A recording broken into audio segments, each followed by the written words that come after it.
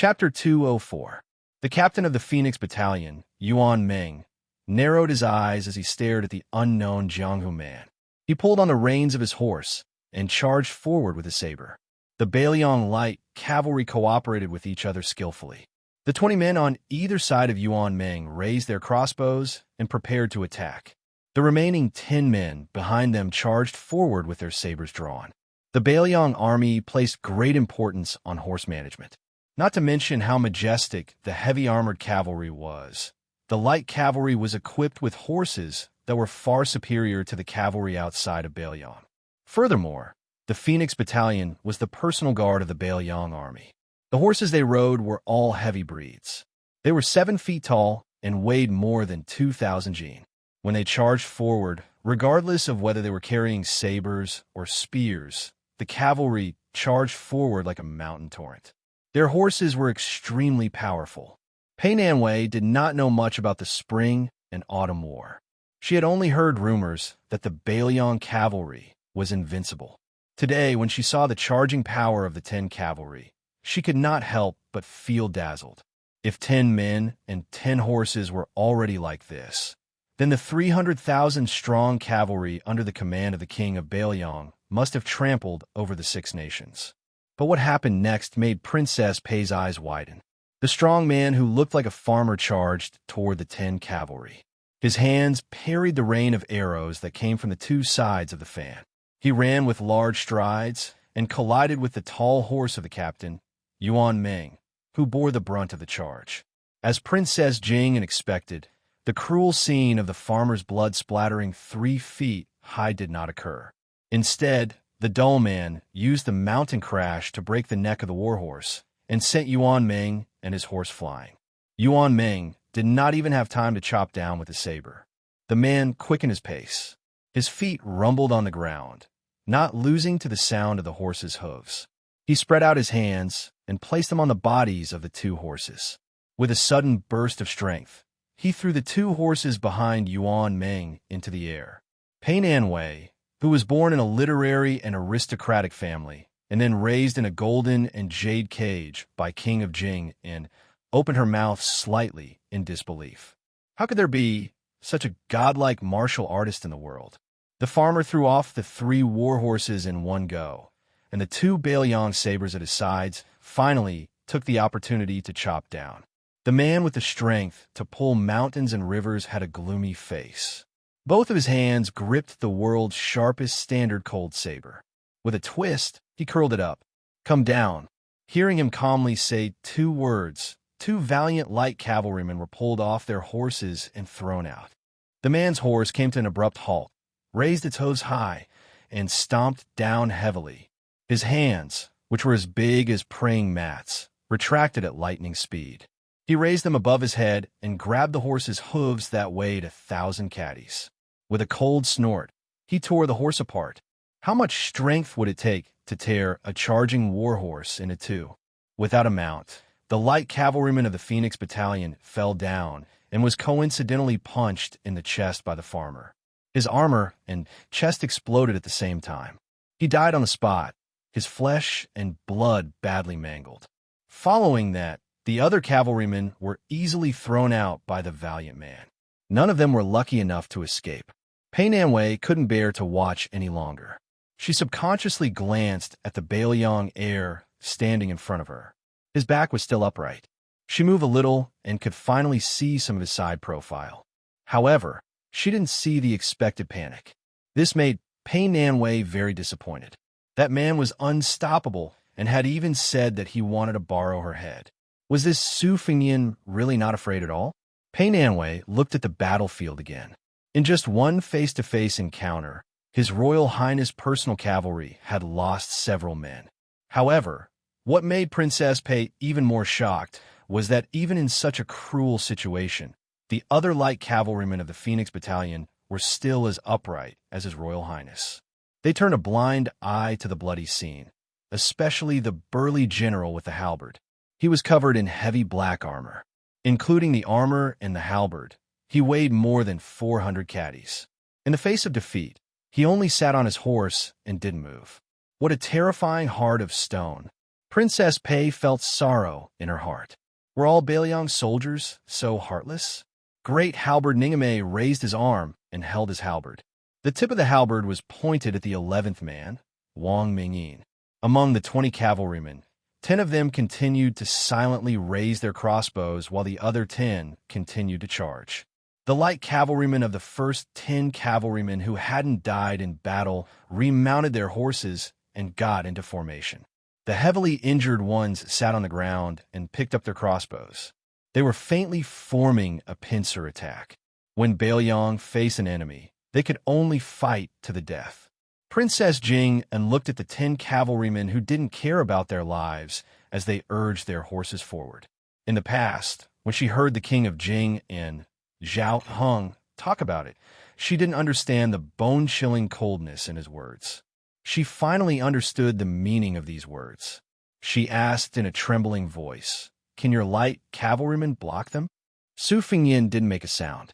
He focused his attention on the battle between Li Chungang and Wu Luding. Beads of sweat had already formed on his forehead. The only thing he could do now was to memorize all the swordsmanship that he could see through. This was 1,000 times more exhausting than memorizing the rules of Go. The old god of swords didn't use the sword gang. Against Wu Luding, he only used swordsmanship to fight swordsmanship. Both sides' swordsmanship had reached the point of perfection and was extremely ingenious. The old man had the intention of letting him watch the battle and benefit from it. He couldn't let this good intention go to waste. The Wu family's sword catacomb took a narrow and winding path. They abandoned the faintly discernible swordsmanship and sought only one sword move that no one could understand. It was rumored that the swordsmen in the sword catacomb were all withered like ghosts. There was no lack of brilliant swordsmanship masters who had been imprisoned by the Wu family. They could only feed and nurture the swords of the younger generation of the Wu family for the rest of their lives. Over time, not only did the sword catacomb contain hundreds of thousands of swords, but also recorded 80 to 90% of the world's sword moves in detail. On the road, although Wu Yoding's bamboo sword was getting shorter and shorter, his moves were becoming more and more overbearing and fierce. As the saying goes, an inch shorter is an inch more dangerous. Even though Wu Luding was at a disadvantage, he was still able to use his bamboo sword to fight the old god of swords, who had the sword gang, for 100 moves without losing. This was something to be proud of. Su Fingyin slowly exhaled a turbid breath and muttered to himself. Behind him, Princess Pei was confused and said, "Skill reward." When Princess Pei saw the second group of light cavalry being destroyed by the man who had trampled all the way here, she couldn't help but ask worriedly, "If even this general can't stop him, what will you do?" Unfortunately, Su Fingyin still ignored her. In a fit of anger, Princess Jing and raised her hand to hit the Bailiang on the back of His Royal Highness. This was originally a subconscious action, but before she could make a move, the embroidered winter scabbard struck her abdomen. Her face immediately turned pale, and she crouched on the ground. Her body curled up in pain, and her eyes were filled with tears. She almost thought she was going to die. Su Fingyin, who didn't show any mercy to the fairer sex, narrowed his eyes and looked at the reeds. He still ignored the great halberd Ningame. Bluebird said softly, "If Ningame is defeated, I ask for a weapon." Su Fingyin asked curiously, "What is it?" Bluebird's expression was complicated. She lowered her head and said, "The spear of Xana." Su Fingyin was stunned. He turned his head and said, "Where did I get this famous weapon that the spear immortal king embroidered?" Bluebird looked at the carriage and said calmly, "It has always been hidden in the axle."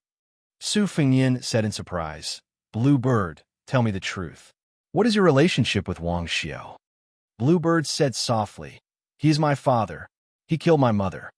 Su Fingyin sighed in his heart. He hesitated and said, "If Ningame is defeated, then so be it. I didn't think that he and 100 light cavalry could exhaust Wang Mingyin to death. When the time comes, when the 11th person in the world is exhausted, then you can make your move." Princess Pei, who was squatting on the ground with her hands on her stomach, raised her head and gritted her teeth. "Su Fingyin, aren't you afraid that the 100 people will die? Su Fingyin turned his head and looked at Princess Jingyin, who could no longer maintain her composure. He said calmly, "What do you know?" Pei Nanwei, who could only talk to Su Fingyin by raising her head, laughed nervously and said, "What do I know? What is the difference between you, the crown prince of the king of Bailiang, and the crown prince of the king of Jing'an, Zhao Sun?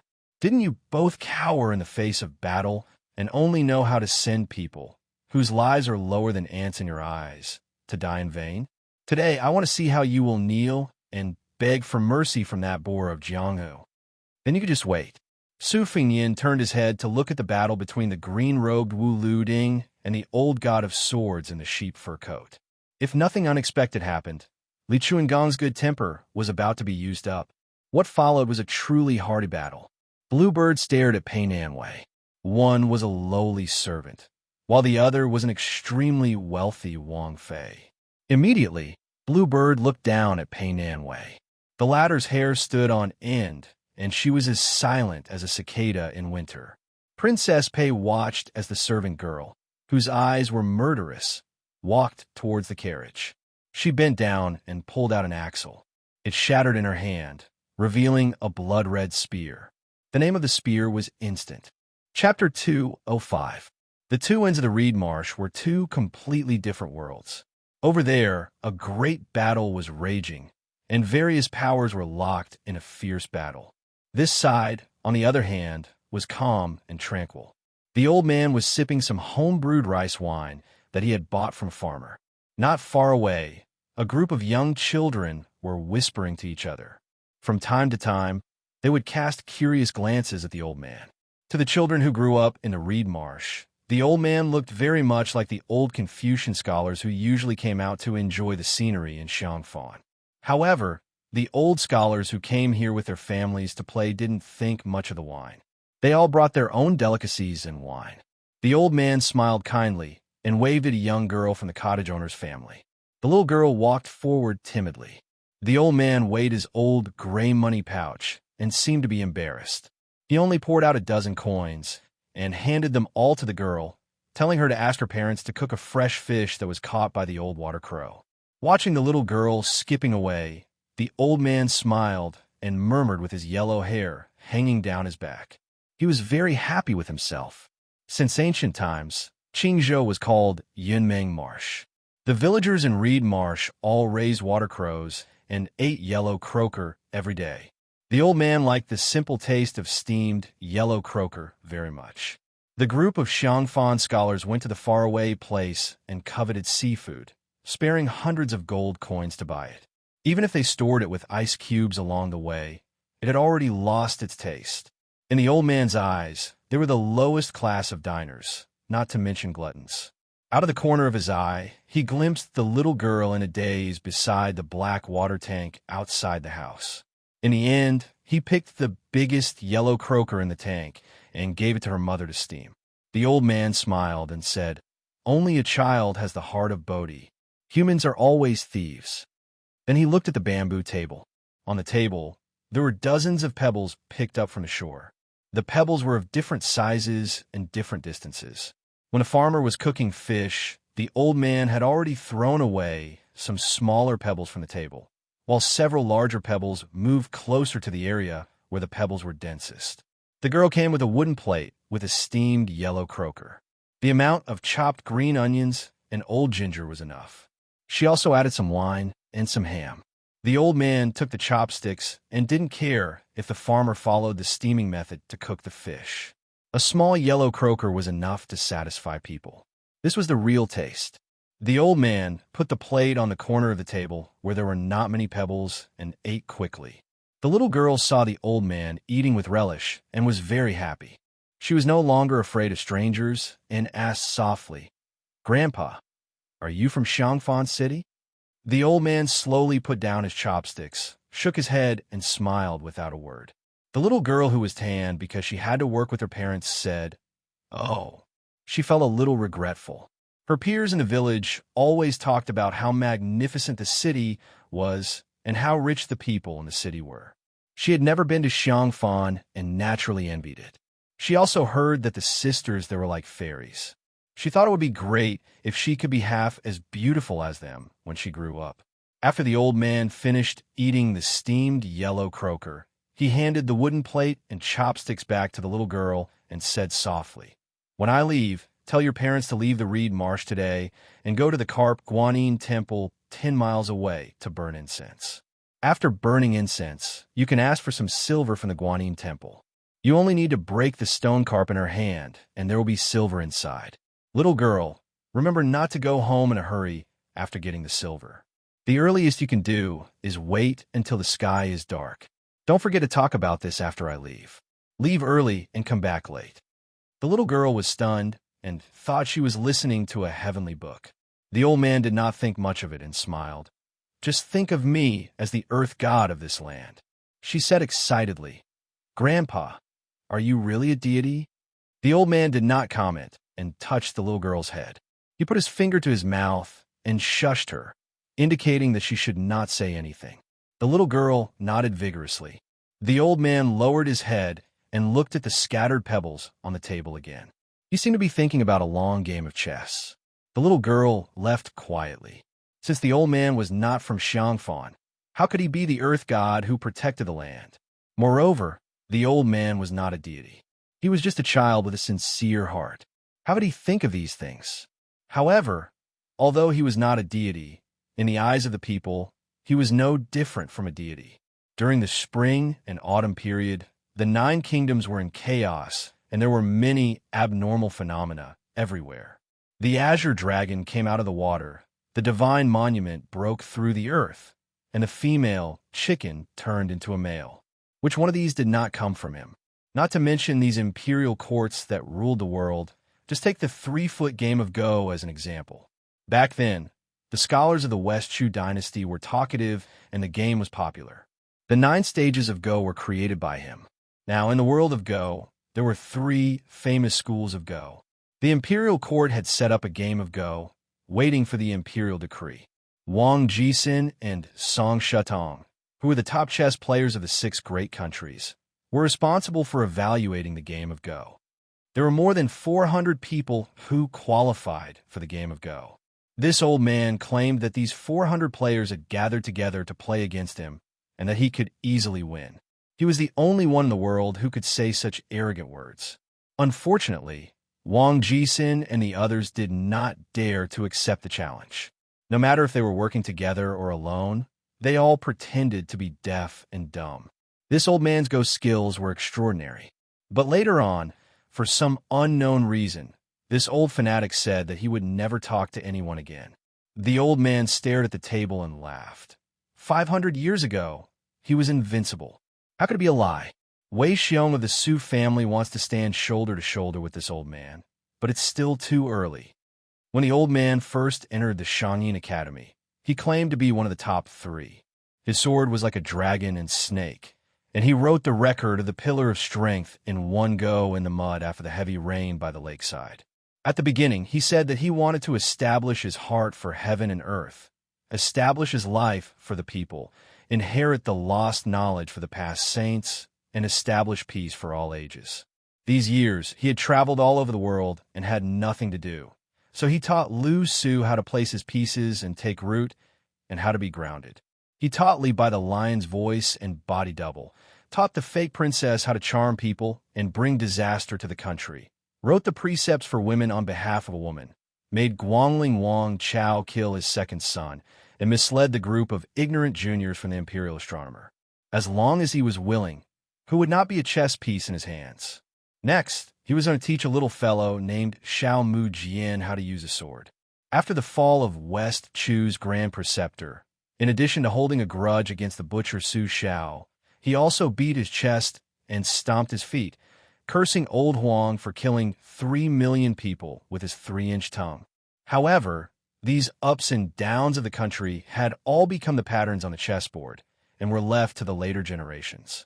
The old man, whose specific age could not be determined, picked up a round cobblestone in the middle of the table. This one, surnamed Zhao, placed his piece in Tianyuan. He doesn't know the immensity of heaven and earth, but his actions are cute. The old man, sitting on a small stool, changed his gaze, and it fell on a large stone that was the densest among the stones. The 11th, Wang Mingyin, will be the first to charge. Will he be able to survive if he is placed in a death trap? Chapter 206. His gaze shifted slightly. There is a girl from the Wang family who is holding an instant. Should she fight to the death or suppress it? The old man kept muttering to himself. When he saw the circling green and white wand, he clicked his tongue and said, "Chaos is everywhere. Chaos, really chaos. There is order in chaos." Finally, the old man stretched out 2 fingers and rubbed his graying temples out of habit. He frowned and said, "Is the Sioux of Gojoseon going up against the great Liang Dragon Sparrow today? Allow this old man to do some calculations." The old man did not look at the chaos on the table. He thought for a while, intending to calculate with his fingers. He did not expect that when he closed his eyes, he would take a nap. He no longer cared about the chess game on the table. He smacked his lips and murmured in his half-awake state, "The fragrance of the fish is really fragrant." Was this gluttonous and mischievous old man really the #1 chess player in the past 500 years whom the Grand Chancellor of the Shangyin Academy half-ridiculed and half-jokingly said, "Transcendent and without vulgarity, truly not human"? The old man, who looked like an ordinary old scholar, was about to fall asleep when a sudden clap of thunder sounded from the ground. Continuous and unending. "Young man of the Wu family, do you really want to die? How long will the Sioux of Gojoseon sword be a decoration?" What did the old god of swords mean that there was a sword aura in his name? The green glow of the sword in Li Chuangong's hand suddenly increased. Even Pei Nanwei could clearly see that the old god of swords' 3-foot cold blade was like a green snake entrenched in the ground. Previously, it was only wisps and could not be seen clearly. Now, it was as thick as an arm and completely covered the sword itself. The sword lifted, and the bamboo pole in Wu Liuding's hand that had been cut like a short dagger was completely crushed in a fine powder. Not only that, Wu Liuding, who was originally at ease, was now in a difficult situation. A corner of his sleeve was cut off by the sharp sword aura. Li Chungang did not seem to want to give Wu Liuding a chance to unsheath the Sioux of Gojoseon. He laughed loudly and did not show any mercy. After a round of swordsmanship competition, this old man clearly chose the unpopular path of the overbearing sword. If you want to be overbearing as a swordsman, this old man had countless enemies in his life. Who could be more overbearing than the 2-sleeved green snake? This old man's sword was neither rising nor falling. To the east, he saw the Guangling Tide and crossed the river. To the north, he saw thousands of wild bulls galloping. He stepped on them as if they were flat ground. To the south, he saw the huge waves of the ocean and exploded the river with one sword. To the west, he went to Mount Lantau and asked Buddha with his sword. He killed Luohan 23. Li Chuangong's sword momentum increased again. Was there no end? Could it be that he wanted to enter the realm of the land sword immortal in one go? Wu Liuding, who did not have a sword in his hand, had already wandered back and forth from the gates of hell several times. The flat road was full of desolation and countless ravines crisscrossed. Behind Wu Liuding, the swordswoman who could be considered as the best swordsman in the sword tomb slowly opened her eyes. The Sioux of Gojoseon on her back trembled and made the sound of cicadas. But she knew that when this famous sword was unsheathed and when it was handed over to Wu Liuding, it was very particular. If she was not careful, she would not save people but harm people. Jiang and I heard the sound of thunder outside the carriage and finally could not hold back. She carefully lifted the curtain. When she saw the unparalleled sword aura of Li Chungang in the distance, she only said softly, very beautiful words. Yu Yue sat in the corner of the carriage, holding the frightened white cat, Wu Meinyang. Because the 2 young Kuei were lying in the carriage, she heard Jiang Ni's words and glanced at the red sandalwood sword case at her feet. The corner of her mouth revealed a bitter smile. Bluebird asked, "Young master, is the sword crown of the Wu family going to be defeated?" Su Fingyin was only focused on watching the battle. He did not turn around. He shook his head and said, "Defeat is inevitable. This Wu Liuding is too arrogant. If he had pulled out the Su of Gojosian from the beginning, it would not be like this. But it's hard to say whether he will die. As a most outstanding genius of a sword tomb, Wu Luding should have a few trump cards. It all depends on whether he can get the Su of Gojosian before all his schemes are exhausted. Back then, Su Xiao said that I was not allowed to hold a blade for 10 years. At that time, I was not sensible and let go of everything in a fit of anger. If not for that, I would have arranged for the experts in the residence to kill each other and steal all their hidden supreme arts. No matter what method I use, I will not stop until I reach the threshold of the Vajra realm. Otherwise, I will not have the face to return to Baelyang. Bluebird smiled gently and said, "It's not difficult." Su Fengyan's mood improved slightly. He chuckled and said, "Thank you for your kind words." Pei Nanwei could not understand the relationship between Baelyang's His Royal Highness and the female servant called Bluebird. How could there be such an intimate master and servant in Jing and Palace? Su Fengyan suddenly turned to Princess Pei and asked, "You heard everything?" Princess Jing and nodded subconsciously and then shook her head. After being hit in the abdomen by the winter-embroidered scabbard, she was really scared. She turned her head to scare Princess Pei, but she inadvertently saw Bluebird and the scarlet spear in her hand. She was a little absent-minded. The ancient spear was the only one among the 9 great divine weapons in the world. Not only was the tip of the spear not sharp, it was abnormally blunt and had a strange curve.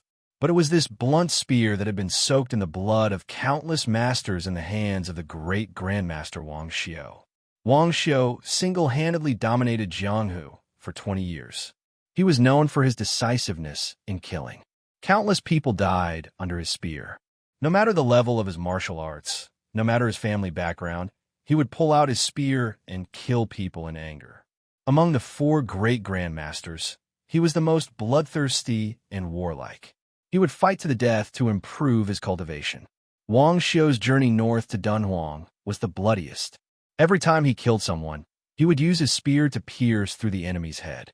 The first martial arts evaluation said that Wang Xiu stood up at 30 years old. His spear technique was both real and fake. He advanced and retreated quickly. When he was motionless, he was like a mountain. When he moved, he was like thunder. His vitality was unparalleled in the world. The second martial arts evaluation list said that Wang Xiu had no doubts at 40 years old. He focused on the origin of martial arts and returned to the natural state. He was extremely refined and eventually established his own school of spear techniques. The third time on the list, Wang Xiu was said to be familiar with all kinds of spear techniques. He was so familiar that he forgot his hands and then forgot his spear. He was already a spear immortal. When he saw Bluebird holding the ancient spear, Su Fengyan felt for the first time in his life that Bluebird was a death warrior. She was as cold as a dead object. Just as Su Fengyan was in a daze when he saw the instant spear, a figure rushed out from the reeds and shouted, "His Royal Highness, be careful of the earth armor under your feet." Almost at the same time that person warned, the earth under Su Fengyan's feet exploded. A huge monster was about to break out of the ground. Bluebird's face turned pale. The instant spear in her hand stabbed at the puppet that was sneakily attacking His Royal Highness. "Can I make it in time?" Her eyes lit up. They were dazzling. For some reason, Su Fengyan, who should have been killed in one blow, pulled out his winter embroidery blade. It was as if he had done it intentionally or unintentionally. It was as if he had done it on purpose. One sword immortal kneels. On the path in the rain, Li Chungang had once used an umbrella as a sword to break the water armor of the Talisman General's red armor. Su Fengyan had tried so hard to learn the essence of that sword move. However, at the moment of life and death, he had finally merged it into his winter embroidery blade. Pei Nanwei only saw the dandy prince's beautiful clothes fluttering in the wind as he stabbed down with one hand. It was a natural move. The assassin was forcefully stabbed back into the ground. Chapter 207. The young master who had left the capital and then returned to Shangyin Academy sat on the Tianbua Kaijing Memorial Arch, swinging his legs and holding a thin reed pipe in his mouth. His surname was Zhao, the imperial surname of the Son of Heaven. His given name, Kai. was given by his mother. It was the Kai of regular script and the Kai of regular tree. At first, he thought that his mother wanted him to behave like a regular script, to behave like a person with a square body, to act like a straight brushstroke, to be a role model. Later, he entered the palace and went with his great master to worship the ancestors alone. Only then did he know that there was a Kai tree in the Zhao family's mausoleum that was personally planted by the ancestors. Its branches were straight and did not bend. The branches and leaves of the tree were luxuriant, just like the royal family of the Zhao family. However, every time Zhao Kai heard his great master look at the tree and earnestly nag about the honor and disgrace of the Zhao family, he did not feel anything. To him, this home was not as comfortable and safe as the hut he had fled to when he was a child. Thus, his great master, who doted on him very much, could not help but helplessly say that his temperament was too loose. Zhao Kai did not care.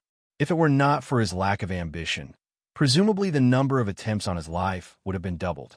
That man who held the power of the world in his hands had 6 sons and 1 daughter. Including him, who did not have a proper title, there were a total of 7 princes. Of those who wanted to kill him and took action, there were 2. The rest who did not make a move mostly harbored ill intentions. The only person Zhao Kai did not dislike was the princess sister who always liked to oppose him. She really was the apple of that man's eye. However, although her temperament was fierce and unreasonable, it was all displayed on the surface. Every time they met, Zhao Kai would always use the fine freckles on the tip of her nose to talk about things. He would always get his way. The number of night pearls that she had thrown and smashed was at least 8. She really was a daughter who did not know how to live her life. Whoever married her would suffer a calamity. He lowered his head to look at the last talisman, General Red Armor, under his feet. It was like a divine general that a Taoist immortal master had invited from the heavenly court to the mortal world. It was 3 meters tall, with both hands pressed on the hilt of Dragon Fault, stabbing straight into the ground. This was the golden armor of the talisman, General Red Armors. Among the 5 armors, it was the most firm and indestructible, and its fighting strength was the most vigorous. Especially the Dragon Fault in its hands. Its sword chi was unbridled and majestic. This sword had never been born before. It was the great master who had begged an old sword forger to spend 5 years of painstaking effort to forge it. Every inch it was forged, the sword chi would grow by 3 parts. When it was halfway forged, that sword forger already did not dare to continue. Later on, Zhao Kai heard that it was the great master who had captured the old sword forger's family members. He killed 1 person every day, and only his grandson was left. Only then did the sword forger continue forging. When Dragon Fault was forged, he pleaded in front of the great master to spare his grandson's life. The great master nodded, and the old sword forger jumped into the sword furnace to commit suicide. However, the old sword forger's grandson was strangled by the great master in the blink of an eye. After hearing this, Zhao Kai did not say anything. He only felt guilty in his heart. His great master was not a Buddhist bodhisattva like his second master. He was secretly called a terrifying figure by the imperial court and had commanded 100,000 eunuchs for more than 20 years. He was Han Diaosi, who was cursed as a human cat. He was also a Grandmaster-level expert who had skinned Red Armor alive. Zhao Kai had once seen a group of assassins being killed by his great master's left hand, which was wrapped in 3,000 red threads. They were all sliced off the top of their heads with a single finger. He killed without batting an eyelid. His great master never forgot to smile at him. Zhao Kai also never felt that his great master's arrogance was sinister. It was just like when his mother was sick beyond cure and was as thin as a matchstick. In Zhao Kai's eyes, she was still the most beautiful woman in the world. Zhao Kai held the reed in his mouth and said softly, "When fighting in the reed marshes, the wooden armor has the advantage. It's a pity that my brother-in-law came early. In autumn, the reeds are easy to burn, and the power of the fire armor is doubled. If the water armor was not destroyed by the old god of swords, those Baelyang retainers would not have been able to return. I don't need to send the earth armor to assassinate them secretly. I can just wear the golden armor and crush them openly. Don't you think so, little gold? The red armor was already a dead man before he put on the armor. Naturally, he did not respond. The corpse in the red armor under Zhao Kai's feet had a particularly sensitive origin. When he was alive, he was one of the few first-grade Vidra realm experts. It was a pity that he met the #1 finger Xian expert, Han Diaosi, and had a miserable end. Zhao Kai had once asked his great master about the strength of the heavenly phenomenon realm. This great master of the great Marden Temple laughed and said that in the future, this old servant would be able to defeat the enemy with both hands. However, it would be more interesting if a finger Xian realm expert could kill a heavenly phenomenon realm expert. Zhao Kai thought that his great master was truly formidable. He gently blew off the reed and stretched his body. His eyes were clear and indifferent as he looked at the wood armor and fire armor that were in a stalemate not far away. Since the Wu Clan Sword Tomb and Wang Mingyin were taking the lead today, Zhao Kai did not want to steal the limelight. In any case, as long as he and the four armors showed their faces, it would be the most practical form of restraint and threat. There was no harm in openly sitting on the most eye-catching archway and acting as bait. Lu Qiantang entered the reed marsh with the resolve to die. The four of them obviously had no chance of winning against the four armors. It was not difficult to understand His Royal Highness' intention. They would stall for as long as they could. Outside the reed marsh, Li Chungang had an 80% chance of winning against the junior swordsman Wu Luding. The halberd Ningamei, the 100 light cavalry, and the unfathomable maid Bluebird had at least a 50-50 chance of winning. As long as they could win in the two battles close to the air, the outcome would be set. So what if the four people in the reed marsh died, fighting to the death?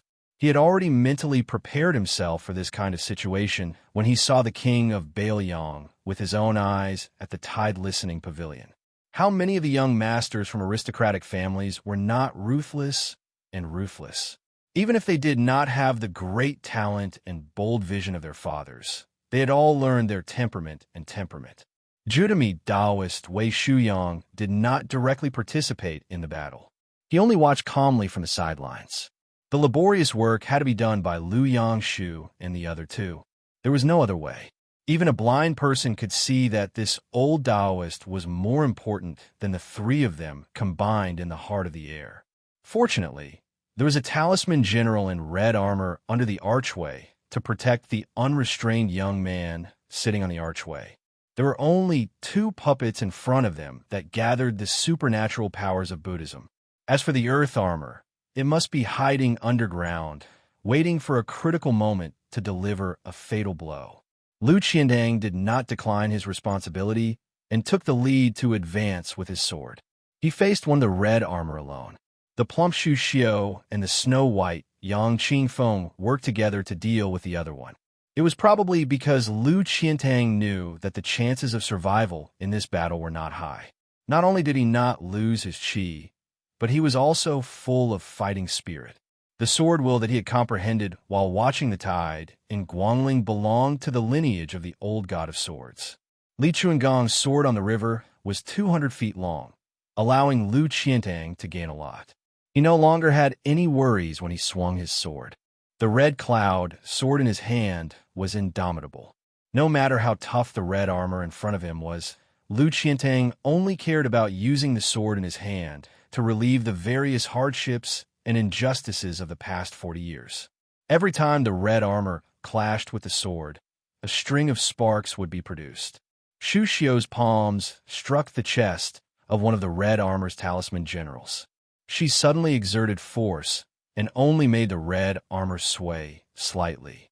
The agile and ghostly Yang Qingfeng swept her leg across the armor's head, but the other party did not move at all. It stretched out its arm to break Yang Qingfeng's calf, but the latter had already retreated with the force of the spring. Shu Xiao took the opportunity to hit the red armor repeatedly. Each hit was more powerful than the last. This kind of fierce attack did not match her figure. Every time there was a dull sound, the red armor was finally forced to retreat, leaving a mark on the ground. The charming woman who had betrayed the southern borders, which sect was furious. She reprimanded, "Yang, you have the nerve to let a woman block in front of you? Which woman did you use all your strength on last night? After Yang Qingfeng fell to the ground like a fallen leaf, she rushed forward like a leopard in an instant and kicked the red armor's waist.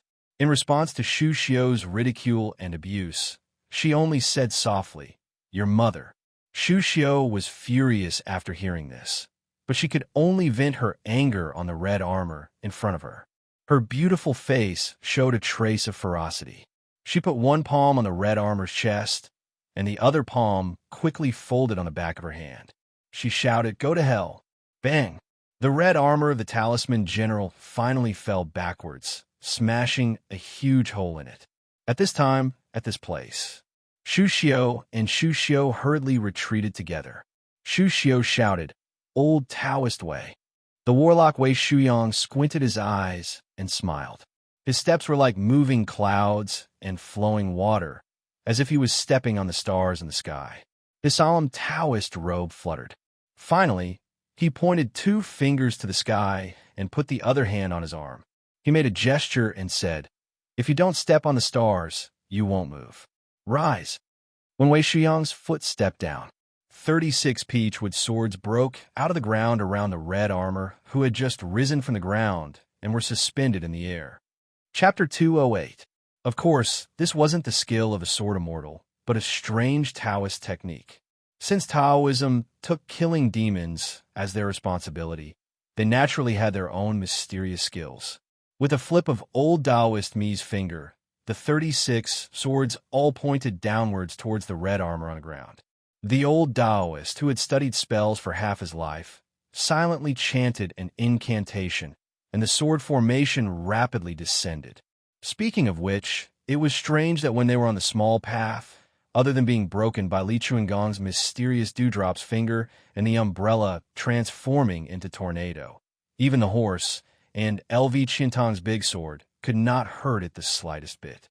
Right now, unexpectedly, the wooden sword made from the peach tree pierced through the armor one after another, no less than 36 swords, turning the red armor into a hedgehog. Wei Shuyang's skills weren't limited to this. Through His Royal Highness's drawing of the cloud patterns on the water armor, he could infer how the red armor operated like qi. The old Taoist bent his finger again and drove the 2 peachwood swords at his waist a few inches deeper into the armor. He said in a deep voice, "Yang Qingfeng, hold these 2 swords and take off the armor." Yang Qingfeng retreated and returned. He grabbed the 2 peachwood sword with both hands and slashed it heavily, directly cutting the red armor in half. The red armor talisman general, that was like an undead, ferocious chief, finally stopped moving. Wei Shuyang felt relieved. Seeing that the strange young master on the archway still didn't react, he thought for a moment and said in shock, "Not good." Yang Qingfeng quickly informed His Highness to be careful of the earth armor. On the archway, Zhao Kai frowned and muttered to himself. He sensed it. He lowered his head and laughed. "Little Jean, I didn't expect that Littlewood would be destroyed by that warlock before it could be of any use. Go, avenge Littlewood." It was a joke to be a general in Bailiang who didn't dare to charge into battle. From the king of Bailiang, Su Shao, to the little butcher, Chun Jibao, to the invincible white bear, Yuan Zuozong, with a silver spear, who wasn't brave enough to take the lead. Facing the incomparably valiant Wang Mingyin, Ningame dragged his halberd and charged forward. His horse was heavily armored, and his halberd was fierce. Under his command, the crossbows behind him continued to shoot without stopping, regardless of whether they would accidentally injure him. Ningame wanted to exhaust this world's best martial artist to death. He urged his horse towards Wang Mingyin, who was striding towards him. Enemies met on a narrow path. Ningame's iron halberd accurately pierced into the man's chest. At the border of Bailiang, countless Beimang enemies were pierced into the air by his halberd. Wang Mingyin's footsteps paused slightly. He stretched out an arm and punched the iron halberd. The halberd trembled. Ningame didn't let go of it, but the tip of the halberd could only stab downwards. Wang Mingyin leapt into the air and kicked Ningame off his horse. Ningame was indeed a fierce general. Wang Mingyin's kick left a huge imprint on his chest armor. However, he didn't fall to the ground after falling from his horse. He He used the heavy halberd to drag the ground to reduce the force brought by the martial artist. When he stood still, Ningame's mouth was clearly oozing thick blood. Wang Mingyin didn't seem to expect this Bailiang martial artist to be able to stand and not fall. There was a strange look in his eyes. He didn't rush to attack and didn't care about the crossbows. Once the arrows got close to him, he easily reached out with his hand. The sharp arrows of the mountain opening crossbows were like soft cotton that didn't hurt or itch to him. Ningame saw that Wang Mingyin wasn't moving. He abruptly stabbed his halberd into the ground and took off his helmet with both hands. He threw away his bag, full of short halberds, and then brazenly took off his armor. Wang Mingyin was expressionless the entire time. He waited until the brave general pulled out his halberd before he stepped forward. Facing Ningame, who was ranked 11th in the world, alone, he also silently charged forward. Indeed, if he wanted to kill someone, then he would kill someone. Why would he have so much nonsense to say? Just fight to your heart's content. Was there a need to flatter or slander each other? The halberd under Ningame's horse still had an astonishing momentum. It cut, pierced, hooked, pecked, and spun as he wished. The halberd, which weighed nearly 100 pounds, was swung in his hand with yin and yang. Wang Mingyin maintained the stiff face of a poor farmer. Faced with the ferocious attack of the halberd, he raised his arm to block. It could be seen that the hard body of the halberd was squeezed into an arc. When it was pressed to the limit, the halberd rebounded at an even faster speed. Ningame used the momentum to turn his body. His feet twisted a circular hole in the ground, and the halberd cleaved a large circle in the air, producing an ear-piercing sound of wind. The bow halberd once again smashed toward Wang Mingyin. The latter, who had been handling it single-handedly all this time, stuck his left palm to the halberd. His right hand went around the halberd and held it with both palms facing each other. In the time it took for a spark to fly off a piece of flint, Ningame was unwilling to let go of the halberd. Even though his palm exploded with blood, even though his tall and sturdy body was pulled into a large arc, the shoes on his feet were immediately tattered and dust flew around him. Wang Mingyin, who had previously said that he wanted to borrow the heir's head, finally spoke a second time. "Let me borrow your halberd." Ningame's halberd immediately left his hand. The thick arm holding the halberd drooped down powerlessly, fresh blood dripping down. Wang Mingyin had obtained the halberd, but he didn't use it. He tossed it out and nailed a crossbow-wielding Bailiang cavalryman to the ground. The halberd's tip was pointed up, and the corpse was on the ground. The halberd's body trembled slightly. Ningame didn't even look at the predictably tragic situation. He drew his Bailiang blade with his left hand. Wang Mingyin asked, "You're not retreating?" Ningame's lips moved slightly, but no sound could be heard. The cold, shiny blade in his hand showed no signs of returning to its sheath. Wang Mingyin sighed softly. He walked toward this Bailiang cavalry general, fully deserving of his reputation. He was determined to kill him. Although this would delay him from taking the Bailiang heir's head, these Bailiang soldiers made it clear that they wouldn't rest until one of them was dead. In front of the carriage, Pei Nanwei was shocked beyond words by the scene in front of her eyes. First, there was an unknown assassin trying to burrow out of the ground to assassinate Su Fengyan. Then, there was this saber-adorned His Royal Highness stabbing down. No matter how ignorant Pei Nanwei was, she could still feel that this blade wasn't just for show. If it was just this, Pei Nanwei would have been more willing to turn her head to watch the confrontation between the two swordsmen at the end of the official road, or to see how the farmer cut through the Bailiang cavalry's formation like a hot knife through butter. However, the assassin underground seemed to be proficient in divination. He didn't always hide underground, but could move about underground. After being stabbed by Su Fengyan, he immediately burst out of the ground nearby. Su Fengyan's embroidered winter blade swept out, chopping directly at the waist of the red-armored seal general, sending countless sparks flying. In one breath, he reached the yellow court. The faint purple mark between Su Fengyan's eyebrows became more and more obvious. Su Fengyan's strike hit its target. In the blink of an eye, the one-handed embroidered winter blade became a two-handed grip. Instead of retreating, he advanced, not 5 steps away from the red-armored seal general. Why should one walk 10 steps to kill someone?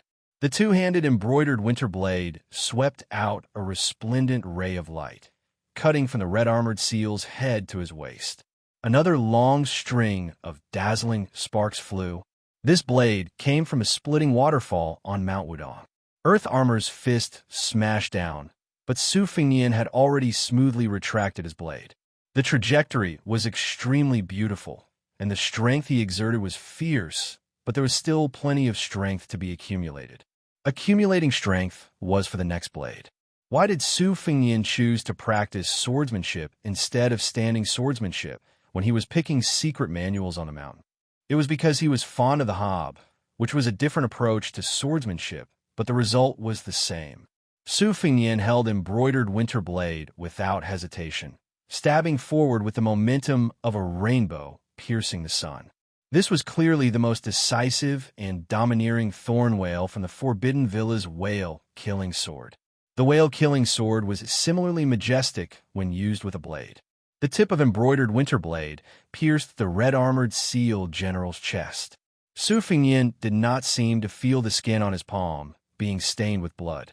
The blade stabbed forward without any hesitation. Earth Armor's heavy feet slid backwards, sliding again and again. The thorn whale succeeded in one strike. The two-handed grip became one-handed. The spring thunder exploded out of the scabbard. Su Fengnian's left hand was simple and unadorned spring thunder. The moment the blade struck, it was the most exquisite sword style from the Greenwater Pavilion Sword Practice Manual. Overlapping thunder. In an instant, 6 claps of thunder sounded. All of them smashed into Earth Armor's waist. After the overlapping thunder and thorn whale, embroidered winterblade used the swordsmanship of the 1,000 Sword Grass Compendium. The spring thunder also did not stop and used the covering armor of the previous generation Wu family's sword tomb, sword attendant Zhao Yute. Earth Armor staggered backwards. Following that, Su Fengnian used a total of 16 blades in one go. Every blade contained the essence of the ancestors' blood and sweat. When Su Fengnian finally retreated, although the red-armored seal general did not show any signs of defeat, he no longer had any arrogance to speak of. Pei Nanwei saw the crown prince of Bailiang standing confidently with long and short blades in his hands. She could only see the side of his face. He was grinning maliciously. Chapter 209. When the red armor was about to break through the ground and assassinate His Royal Highness, Wu Luding clearly felt that Li Chungang was distracted. Although the pressure on him did not decrease, and the green snake sword aura that coiled around the sword was still 10 feet long, he knew that this was the best time to receive the sword. The swordsman who had a telepathic connection with Wu Luding did not hesitate to unsheath the famous sword Su of Gojoseon. Wu Luding rolled up his sleeves and turned the 2 reeds behind him into dozens of swords to block the old god of swords' thick green snake sword aura. He tried to retreat and receive the Su of Gojoseon's sword. Unexpectedly, Li Chungang smiled coldly. His tattered sheepskin coat shrank and expanded, and his abundant qi suddenly spread out, repelling the rain of reeds that were far sharper than ordinary weapons. The meter-long sword in his hand, along with the sword aura, was already as long as a spear. At this moment, it was like the Milky Way was pouring down on Wu Luding. However, the Su of Gojoseon's sword was still some distance away from Wu Luding. Li Chungang had experienced hundreds of battles, not to mention how perfect his swordsmanship and sword aura were. Every time he faced an enemy, his movements were flawless. This seemingly natural absent-mindedness was just a deliberate opening for the Wu family's descendant. Wu Yoding's family skills were not unknown and were unique in the heavenly word. However, the withered sword in the sword tomb was famous outside the tomb. No matter how many moves the old swordsman, who was only a sword slave of the Wu family, used to feed the sword, it was not as simple as it was in a real battle. Facing the sword master in danger, the swordswoman who sent out the Su of Gojoseon was as indifferent as the rumors said. Her cold eyes looked at the bold old god of swords with green snake sleeves. At this point in the battle, Li Chunggang's sword aura was already terrifying, but but she was sure that it was still some distance away from the green snake sleeves. It was obvious that the sword master did not have a sword and could not force the old senior who had made the sword tomb bow its head for 30 years to use his famous ultimate skill. The sword crown of this generation had just appeared in Jianghu and was already withering. Wu Yoding's sleeves. It was unknown whether it was due to the circulation of qi in his body or the suppression of the bone-chilling sword aura. His expression was calm as he pinned his fingers and said softly, "Open. I ride the sword to Kunlun." The Su of Gujuzin's sword formation set by the sorcerer Wei Shuyong's. This was the celestial flying two. This was as head them. Only two. Unfortunately, Li Chungang and Dong Tai. That. And the Wu family. When Wu Luding finally grasped the Su of Gojoseon, the nearby reeds all fell backward. It was unimaginable. Li Chungang squinted his eyes and laughed. "Interesting. Kid, you can barely ride a sword for a few feet. You're not worthy of this old man's money.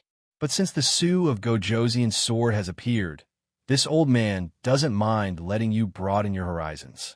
Otherwise, you'll be whipped by Dong Tai's peach blossom branch." Wu Yoding's heart was as calm as still water. He held the sword and raised his arm. One man. Sword formation. Sword formation. Sword attendant Cui Hua closed her eyes and didn't look. She could learn more useful things. When she was 10 years old, she injured her eyes. During that time, she had been practicing the sword with her eyes closed.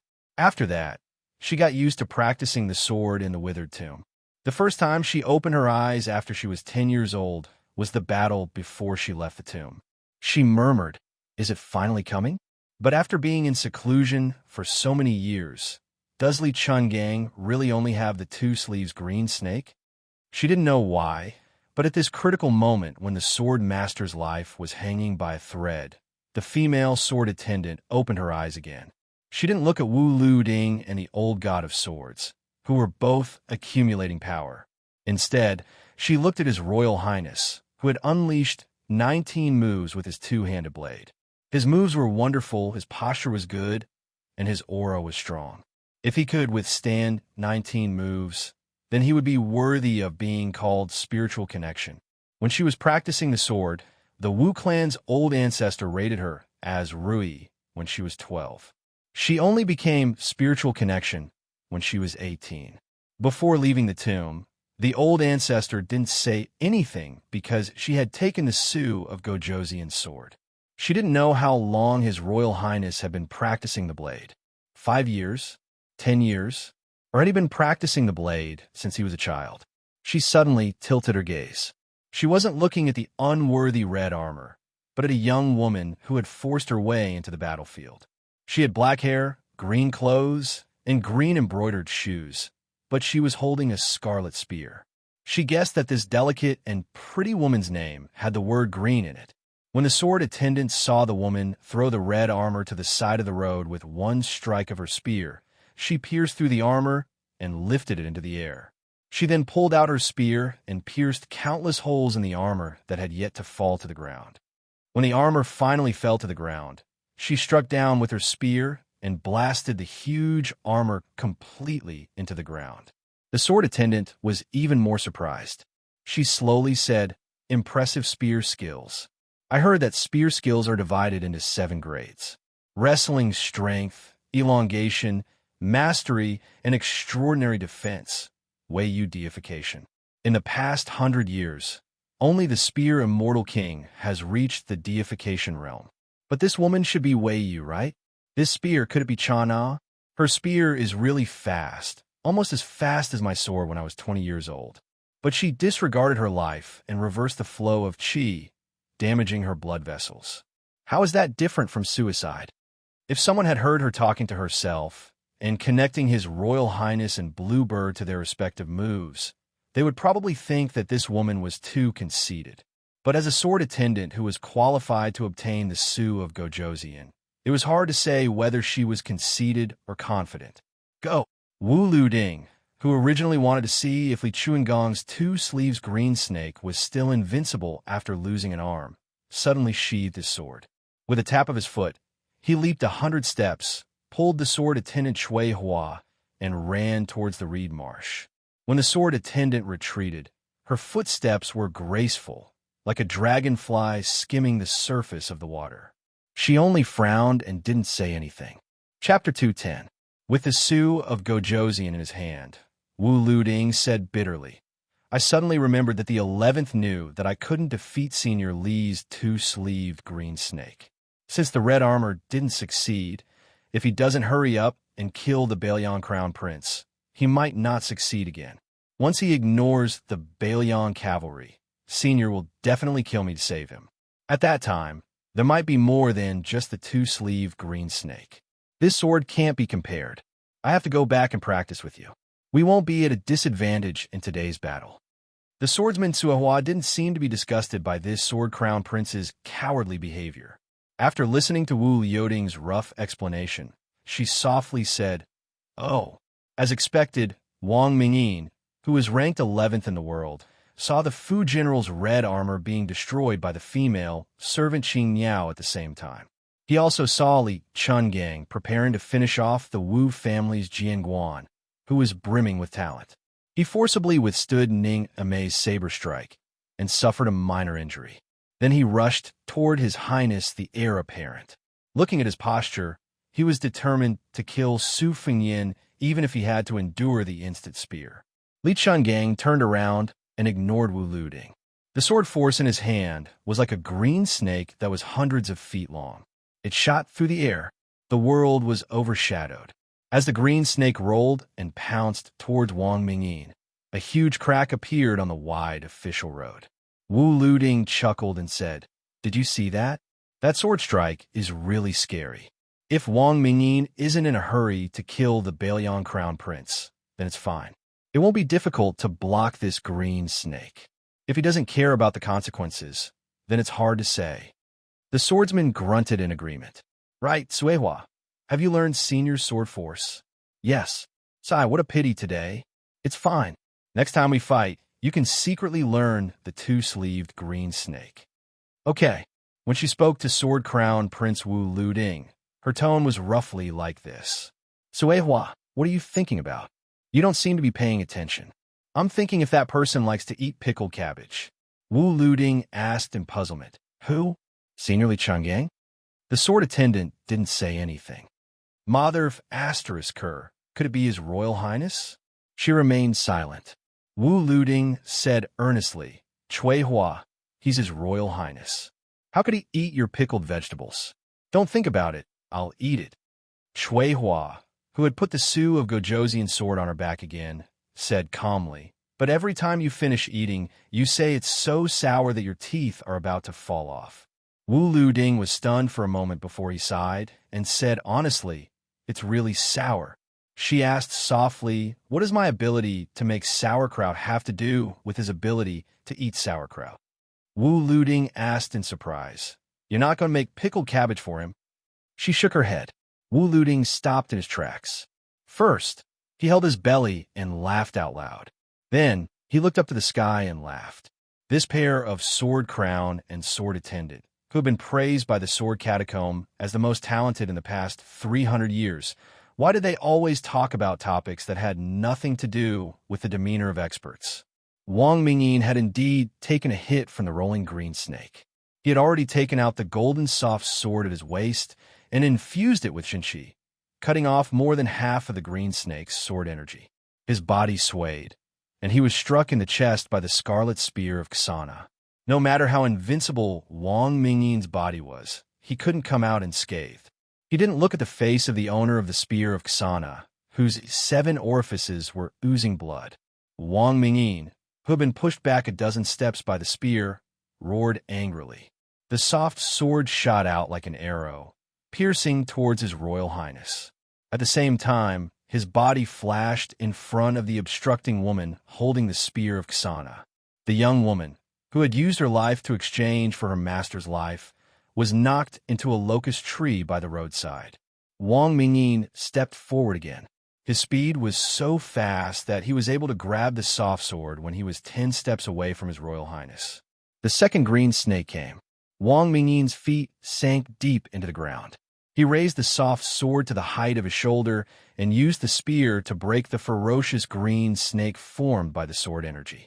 As long as he could withstand this green-sleeved snake, no matter how badly he was injured, he was confident that he could take the head of the descendant of the Su family. In fact, Wang Mingyin did withstand it. The green snake's sword energy, which was rarely seen in the world, exploded in front of this ordinary-looking man. The green snake, which was 100 feet long, was destroyed by this farmer who had his back to the sky and his face to the earth. A 100-feet-long section of the official road was enveloped by the green sword energy, and the 2 rows of locust trees that were affected were broken into countless pieces. This man with terrifying martial arts was not like a farmer, but he was. Everyone in the world laughed at his title of the 11th, saying that he was the expert who should hate Wang Xinji the most, because the city lord of the martial emperor city claimed to be the second in the world. The top 10 experts had been reduced to the 11th place. Wang Mingyin, on the other hand, had been on the list for a long time and steadily occupied the 11th place. But in fact, Wang Mingyin didn't care about this at all. He only cared about that little acre of land with beautiful mountains and limpid waters, where a gentle woman was waiting for him to return. The crops in the field needed a man to take care of them. Since she had met him, she had never seen a soft sword, let alone know who the 11th in the world was. She only knew that he was a good, dull man who was not good with words.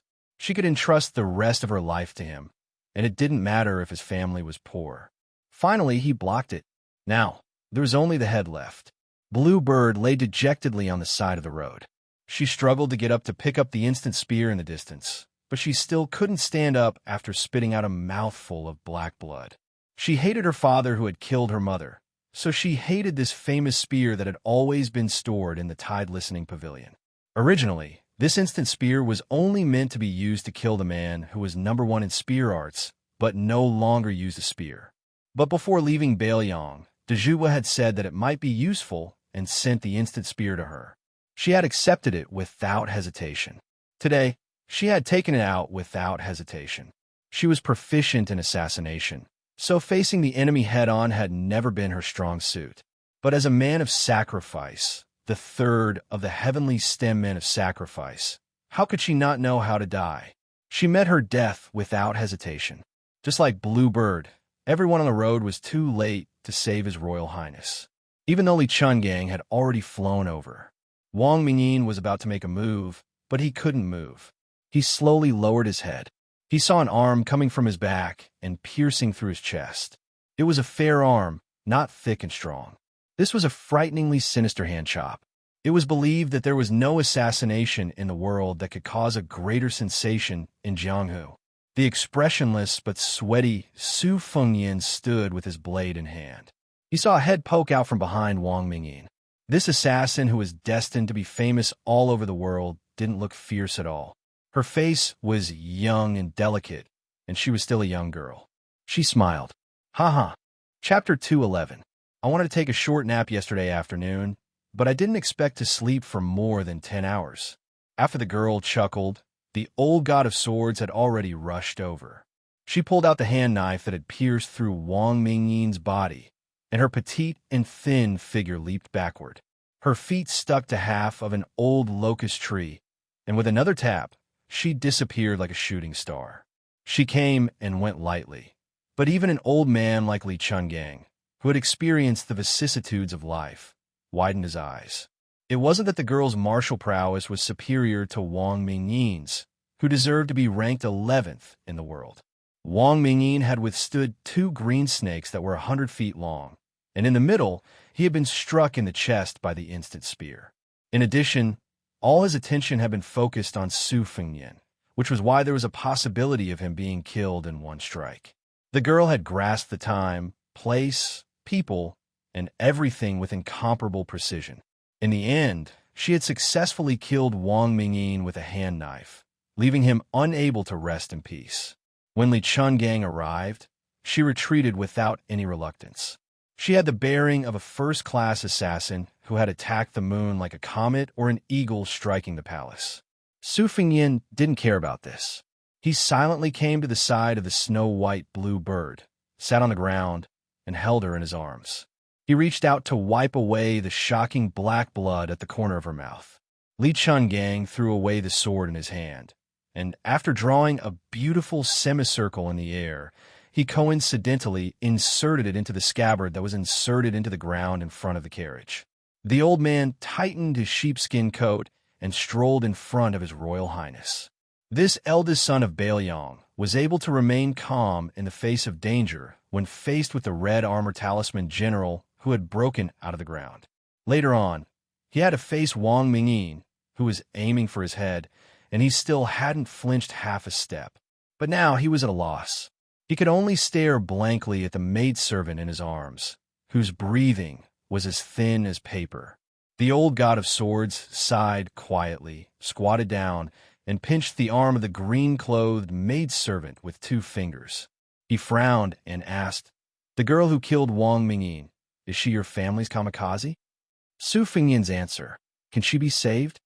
Li Chuangong's expression was solemn as he tapped Bluebird's forehead with his finger, causing her to fall asleep. The old god of swords said slowly, "That depends on fate." This old man first sealed off a reverse flow of qi and blood. He only stopped her on the road to the Yellow Springs. As for whether she would be able to walk back to the world of the living, only heaven knows.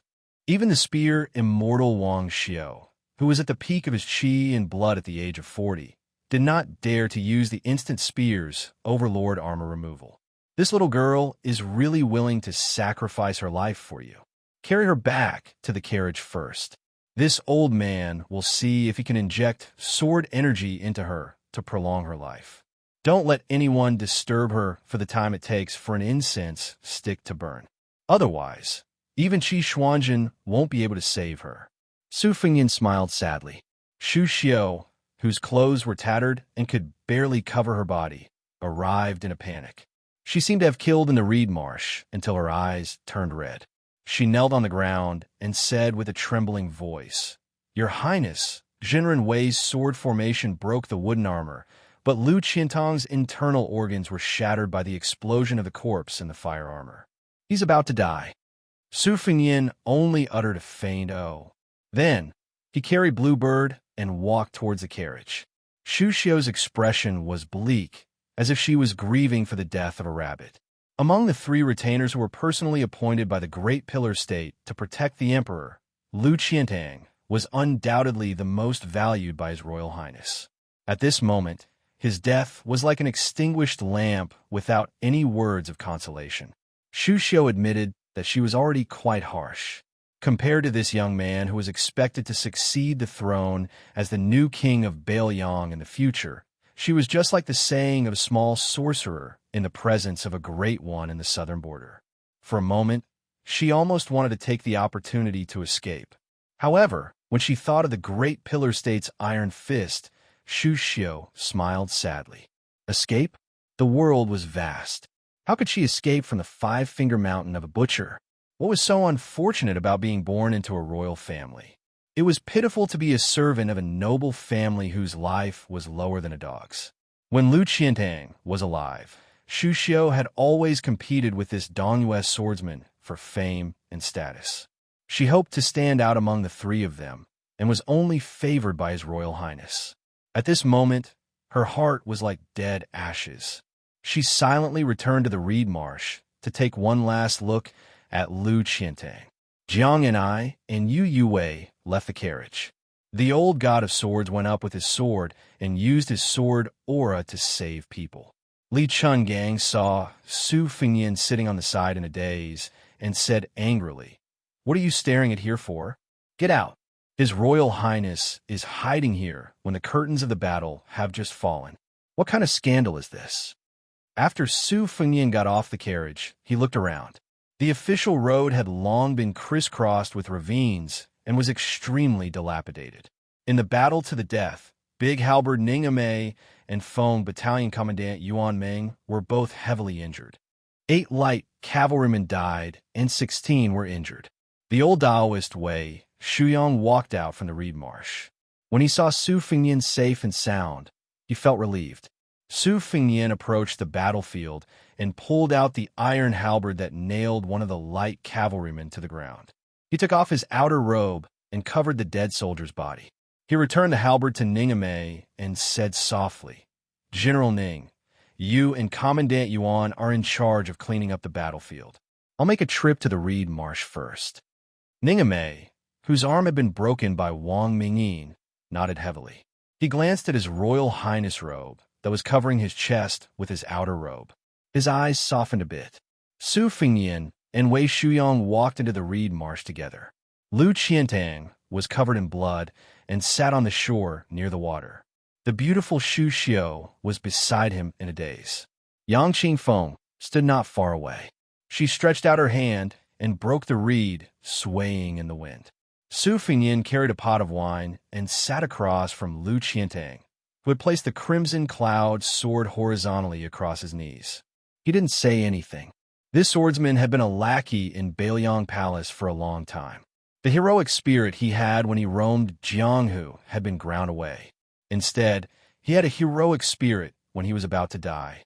He was no longer submissive to his Royal Highness. After coughing blood, he laughed loudly and said, "Your Highness, may I ask if this wine is a farewell wine?" Su Fingyan raised the wine pot and asked, "Can you drink?" Lu Qiantang, who was already in a state of terminal lucidity, had recovered a bit of his qi and blood. His thick and sturdy arms softly rested on his sword. He laughed at himself and said, "Even if I can't drink, I still have to drink. Otherwise, wouldn't I have died in vain? It's a pity that my arms are crippled. I'm afraid I can't hold the wine pot. I'll have to trouble your Highness." Su Fingyan stretched out his hand and poured the wine into Lu Qiantang's mouth. Wei Shuyong, who had lived a carefree life as a cultivator, sighed when he saw this scene. This was especially true for Shu Xiao, who took pleasure in playing with life. No matter how carefree she was, her eyes still became moist. She sat a bit further away and turned her back to him. Su Fingyan retracted his hand and held the wine pot. He asked softly, "Do you have any last wishes?" Lu Qiantang laughed freely and said, "No, I'm a martial artist. My country has long since been destroyed and my home destroyed. All that's left is the sword in my hand. If I really have to say something, I hope that your Highness can scatter Lu Qiantang's ashes into the Guangling River. You can watch the tide and practice your sword for 10 years. Every year on the 15th day of the 8th month, that line of tide is extremely beautiful. If your Highness goes to Guangling, you should go and see that scene. That way, you won't have lived in vain." Su Fingyan laughed and said, "Okay." Lu Qiantang spat out a mouthful of blood and suddenly scolded with a smile, "That dog of his Royal Highness." Su Fingyan laughed it off. Chapter 2:12. Lu Qiantang laughed so hard that a large pool of blood appeared. He said intermittently, "I've been wanting to say this for a long time. Why should I risk my life for a brat like you? You're just relying on the fact that someone killed your father. What's so great about that? If you have the ability, then go and conquer the world yourself. Only then will I be convinced." Shu Xiong turned around in shock, afraid that His Highness the Heir Apparent would do something extreme in his anger. However, it seemed that Su Fingyan did not mind at all. Once again, he gently poured wine for Lu Qiantang, who had a loose mouth. The latter swallowed the wine along with the blood. Looking into the distance, he seemed to have exhausted his energy. He said softly, "Along the way in the rain, I have seen the old god of swords of small Taoist temple with 2 swords, the horse trampling over the Qingyang Palace, and on the river I have seen the sword of mortal breaking the river. Today, in the Battle of the Reeds, Lu Qiantang used the sword in his hand to break the fire armor. Before he died, His Royal Highness personally poured wine for him. That's enough." Lu Qiantang lowered his head to look at the giant sword. He closed his eyes and muttered, "But this scarlet cloud sword, I haven't touched it enough." Big Sword L.V. Qiantang, who had a peaceful face, was now dead. Su Fingyan put the wine pot on the scarlet cloud sword. He stood up and said calmly, "Yang Qingfeng, cremate Lu Qianang and put his ashes in the urn."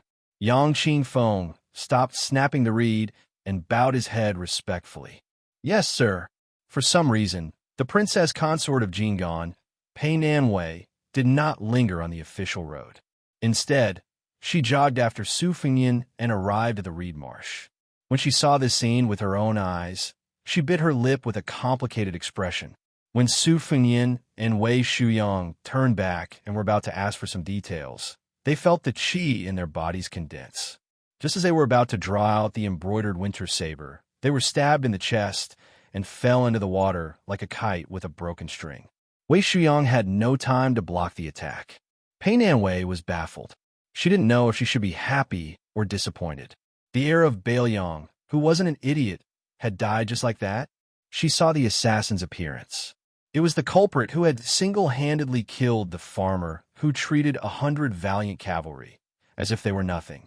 She, who looked as delicate and pretty as a girl next door, did not retreat after her successful attack. Instead, she stood where she was and wrinkled her nose, as if she was very dissatisfied. Xu Xiao and Yang Qingfeng blocked the enemy, while Wei Shuyang went to rescue the others. They were all busy. After Princess Pei came back to her senses, she wondered if this girl was not one of Bailiang's men of sacrifice. Instead, he was here to assassinate His Royal Highness. Then why did she want to kill that incomparably valiant farmer? Before the ripples had even subsided, another ripple appeared. Su Fengyan, who had fallen into the water, came out with 2 swords in his hands. Wei Shuyang's heart, which had been hanging by a thread, relaxed a little. Logically speaking, the assassin's attack was so fierce and terrifying that even he wouldn't be able to block it, let alone Her Highness. Su Fengyan clenched his teeth, but he couldn't stop the blood from gushing out. He looked directly at the assassin who had made a strange move and asked in a low voice, "Since you wanted to kill me, why did you stop Wang Mingyin on the official road?" The girl laughed and rushed forward like a ghost, brushing past Xu Xiao, Yang Qingfeng, and Wei Shuyang. 2 of her fingers tapped on Su Fengyan's embroidered winter-spring thunder, and then she stepped on Su Fengyan's chest, sending him back into the water. Wei Shuyang and the others could clearly see His Royal Highness spit out a mouthful of thick blood.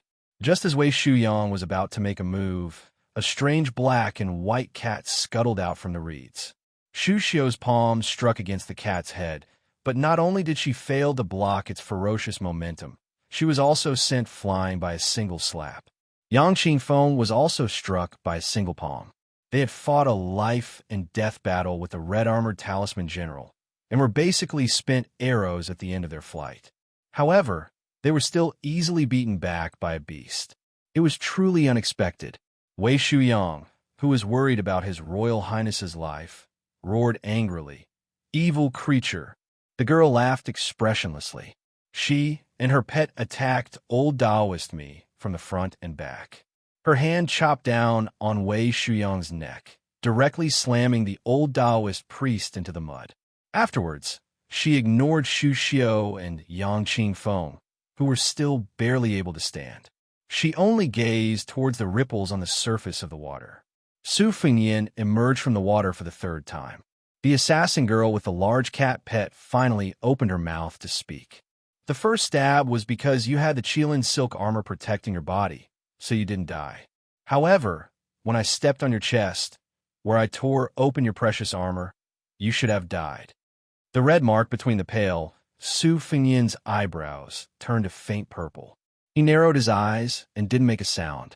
The girl let out an ah sound, and then suddenly said, "Looks like you really did obtain Wang Zhongluo's great yellow hall.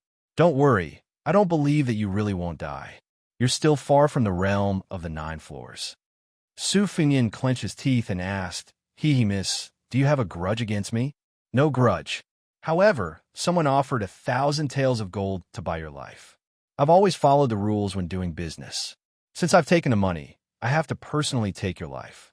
Besides, if you were killed by that Wang Mingyin, I still have to return 500 taels of gold." Since she could appear behind a peerless expert like Wang Mingyin without anyone noticing, she naturally could slap His Royal Highness's temple as she spoke. Poor Su Fengyan's head shook and flew to the side, rolling over a large patch of reeds. Su Fengyan was already bleeding from his 7 orifices, but he still used his saber to support himself and stood up. "Ha, your life is indeed worth 1,000 taels of gold. When I do business, I've always taken half of the deposit first. Whether or not I make a move depends on my mood. If I'm in a good mood, I'll take the other half of the deposit and start killing people. If I'm in a bad mood, I'll kill the person who paid me the deposit. That's why I haven't made many business deals in the past few years. The one in Xiangfan City has quite the guts. Since I'm in a good mood, I promised him that after killing you, I'll kill a woman called Pei Nanwei. Is that her?" No matter what she said, she always put on a delicate and graceful face. Even when she chuckled, it was extremely stiff. By the time she finished speaking, Su Fengyin had already been knocked down by her once again. She did not use any moves and was never sloppy. She always used one move to get the desired effect. Princess Jing, and looked distressed. The girl walked slowly towards His Royal Highness, who was kneeling on one knee. She said softly, "Su Fengyin, are you waiting for the secret death warriors of Bailiang Palace? Let me tell you, there's none left." Su Fengyin wiped the blood from the corner of his mouth with the back of his hand and smiled coldly. "I'm not waiting. It's better to rely on myself than on anyone else." After standing up, Su Fengyin held the winter embroidered saber in his right hand, spring thunder in his left hand. His posture was extremely strange. The girl's expression turned solemn for the first time. Sword 1. A sword moving like a dragon and snake. Sword 2. Two swords resonated with each other. Sword 3. The sword energy on the sword weighed 3 caddies.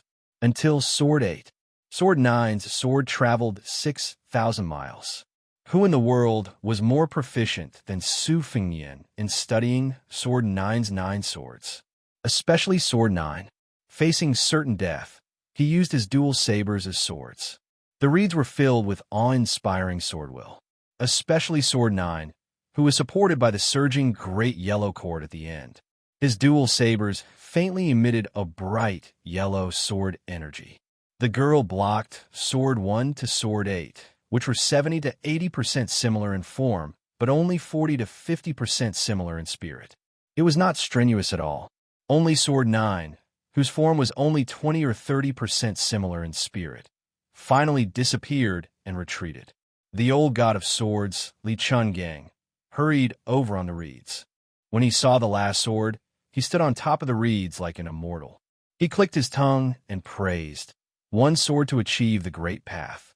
No matter how many techniques you use, they're all useless." Chapter 2:13.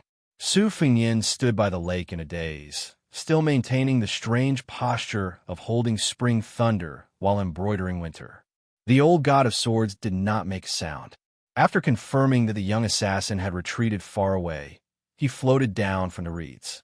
In martial arts cultivation, most people progress step by step, accumulating strength before achieving success. Even if one were to sail against the current, one would fall behind if one did not advance. Li Chungang himself was an example. After reaching the peak of his swordsmanship, he encountered a series of twists and turns, causing his mind to be unstable. Not only did he cross that threshold, but he also fell into the mortal world, becoming further and further away from the realm of earth immortals. However, there were some geniuses who were able to improve by leaps and bounds due to great opportunities. 100 years ago, there was Qi Xianzhu, followed by the new heavenly phenomenon Wudong sect leader and the female Dharma king of Mount Lanta. Most of these prodigies sought an illusory and unparalleled heavenly Tao. If they could grasp it, they would become a dragon. If they could not grasp it, they would remain nameless for the rest of their lives and could not be judged by common sense. Geniuses who were slightly inferior, such as Wu Lu Ding, used battle to nurture battle and nurture their realm. His Royal Highness was generally similar to the sword crown of the Wu family, belonging to the category of breaking and then building. It was just that the realm of instant advancement was like a candle in a dark room. The light of a moment was fleeting and could not last forever. As for how much profound meaning one could comprehend afterwards, that would depend on one's luck and talent. Even someone as talented as Li Chungang could not escape this rut. So what if he occasionally unleashed an immortal sword strike? It was still too early. In the old god of swords' opinion, other than the unlucky Wang Mingyin, who was assassinated. Among the 9 top experts in the world, perhaps only Wang Xinji had reached the realm of Earth Immortals. Dong Tai was probably not much different from his peak when he first came to Mount Longhu, but he was still a hair's breadth away from the realm of Earth Immortals. It seemed like a hair's breadth, but it could be 1,000 li. The path of martial arts truly had no end. Su Fengyin exhaled slowly. After a bloody battle where his life was hanging by a thread, he did not feel the slightest bit tired. The Grand Yellow Court was indeed wonderful beyond words. He turned around to help Wei Shuyang up. Old Taoist Mi's face was filled with guilt. Xu Xiao and Yang Qingfeng each had their own duties. Xu Xiao followed closely behind, while Yang Qingfeng stayed behind to deal with Lu Qiantang's funeral. The old divine swordsman stepped on the reeds and took the lead to leave, free and unfettered. Pei Nanwei was once again dazzled by the twists and turns of the day. Today's twists and turns had almost overturned the 30 years of peaceful life of this Princess Jing'an. The old man wearing the sheepskin coat had an unparalleled swordsmanship. The 100-zhong long green snake was incomparably magnificent. The Phoenix Battalion's light cavalry did not retreat in the face of the peasant man. The 2 generals even more so. The green-clothed maidservant's red spear had reached perfection, risking her life to save her master. The seemingly invincible farmer was killed by a strange girl who used her hand as a knife. On the official road and among the reeds, the absurd Baoyang, His Royal Highness, brazenly attacked twice. How could he be the good-for-nothing foppish son that the rumors said he was? Clearly, he was very familiar with killing and repelling the enemy. Pei Nanwei walked behind Su Fengyin and softly said, "I finally know why Zhao Heng did everything he could to kill you."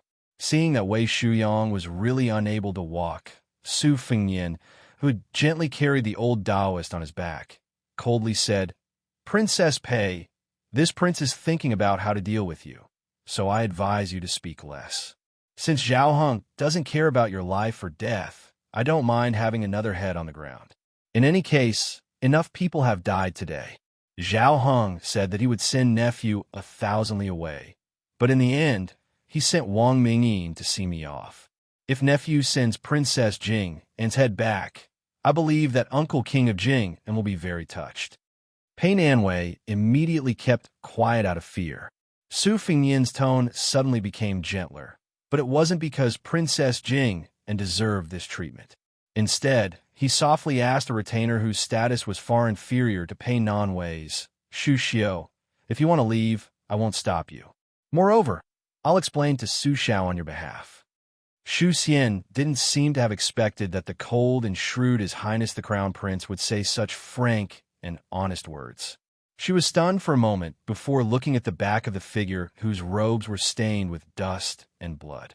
In a soft voice, she said, "Your Highness, will there still be such a situation in the future where you have a slim chance of survival?" Su Fengyin looked up at the sky and nodded, "Not necessarily. If there is, it will most likely be more dangerous than today. If you don't leave today, I won't hesitate to use you as a chess piece that I can discard at will."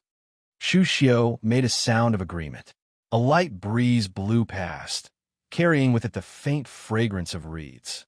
Xu Xiao, who loved to look beautiful, reached out to smooth out the messy hair on her forehead. She looked at the sky with His Royal Highness and smiled. "If I don't leave, will there be any benefits? Your Highness should also know that Xu Xiao is this kind of unscrupulous person." Unexpectedly, Su Fengyin stopped in his tracks and turned his head with a smile. "I already knew that you've been coveting this heir's body for a long time, but this matter, I really can't agree to it right away." Wei Shuyang, who was seriously injured but still conscious, reached out to stroke his beard. He smiled but didn't say anything. Xu Xiao, whose secret had been exposed, blushed when she heard this. Then, she laughed until tears came out. Su Fengyin looked at the charming and flirtatious woman in front of him and smiled. "Xu Xiao, you're actually very beautiful, really." Xu Xiao had the rare courage to tease.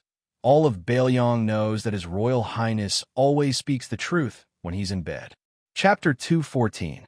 Su Fengyin walked on the lush green path. From time to time, He would stretch out his hand to push aside the messy reeds. "You're really not leaving?" Shu Xiu smiled. "I'm thinking," she replied. Su Fingyan hesitated for a moment, then said, "If you want to leave, I'll give you silver. If you want secret manuals, I'll give you secret manuals. If you don't leave, Shu Xiu, let me ask you, do you want to be a princess consort?" Shu Xiu's heart trembled. She cautiously asked, "Princess consort?" Su Fingyan nodded. Princess Jing and Shu Xiu probed. With princess consort's devastatingly beautiful appearance, it would still be very difficult for her to disguise herself. Su Fingyan grunted in acknowledgement. This had only just aroused Shu Xiu's curiosity, which was as strong as a pond of reeds, but she didn't say anything else. At the same time, he treated Princess Jing and Pei Nanwei as if she was nothing. Wei Shuyang felt that it wasn't proper for him to be carried on His Royal Highness's back.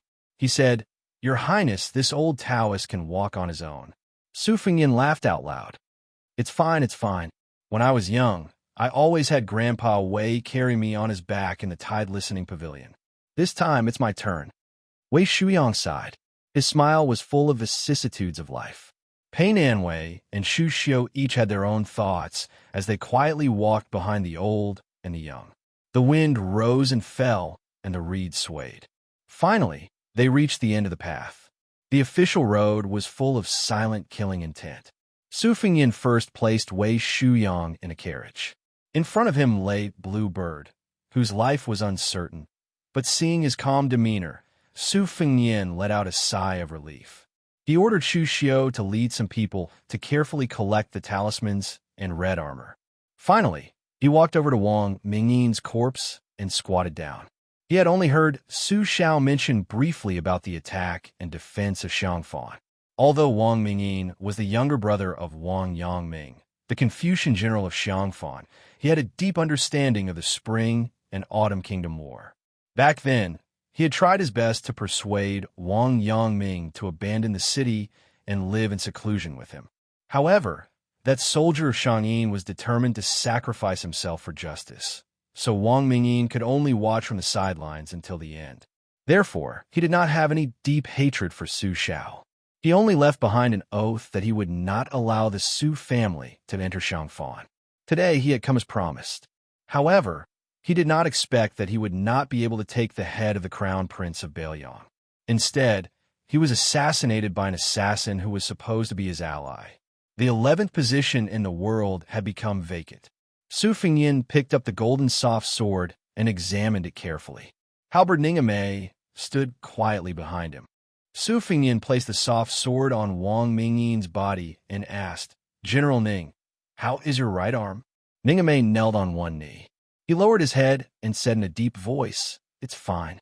It's just that your subordinate is incompetent and almost delayed Your Highness's important matter. Please punish me, Your Highness." Su Fingyan stood up and looked at the dust kicked up by the horse's hooves. He shook his head and said with a smile, "Punishment or not, let's talk about it later. Get someone to bury Wang Mingyin at the reed marshes." He was the 11th expert in the world. If you are worried that the Phoenix Battalion will have a knot in their hearts, you can ask Shu Xiu and Yang Qingfeng to do it later. Ningame shook his head and said, "The Phoenix Battalion will obey Your Highness's orders." Su Fingyan whistled. His mount galloped over and jumped on.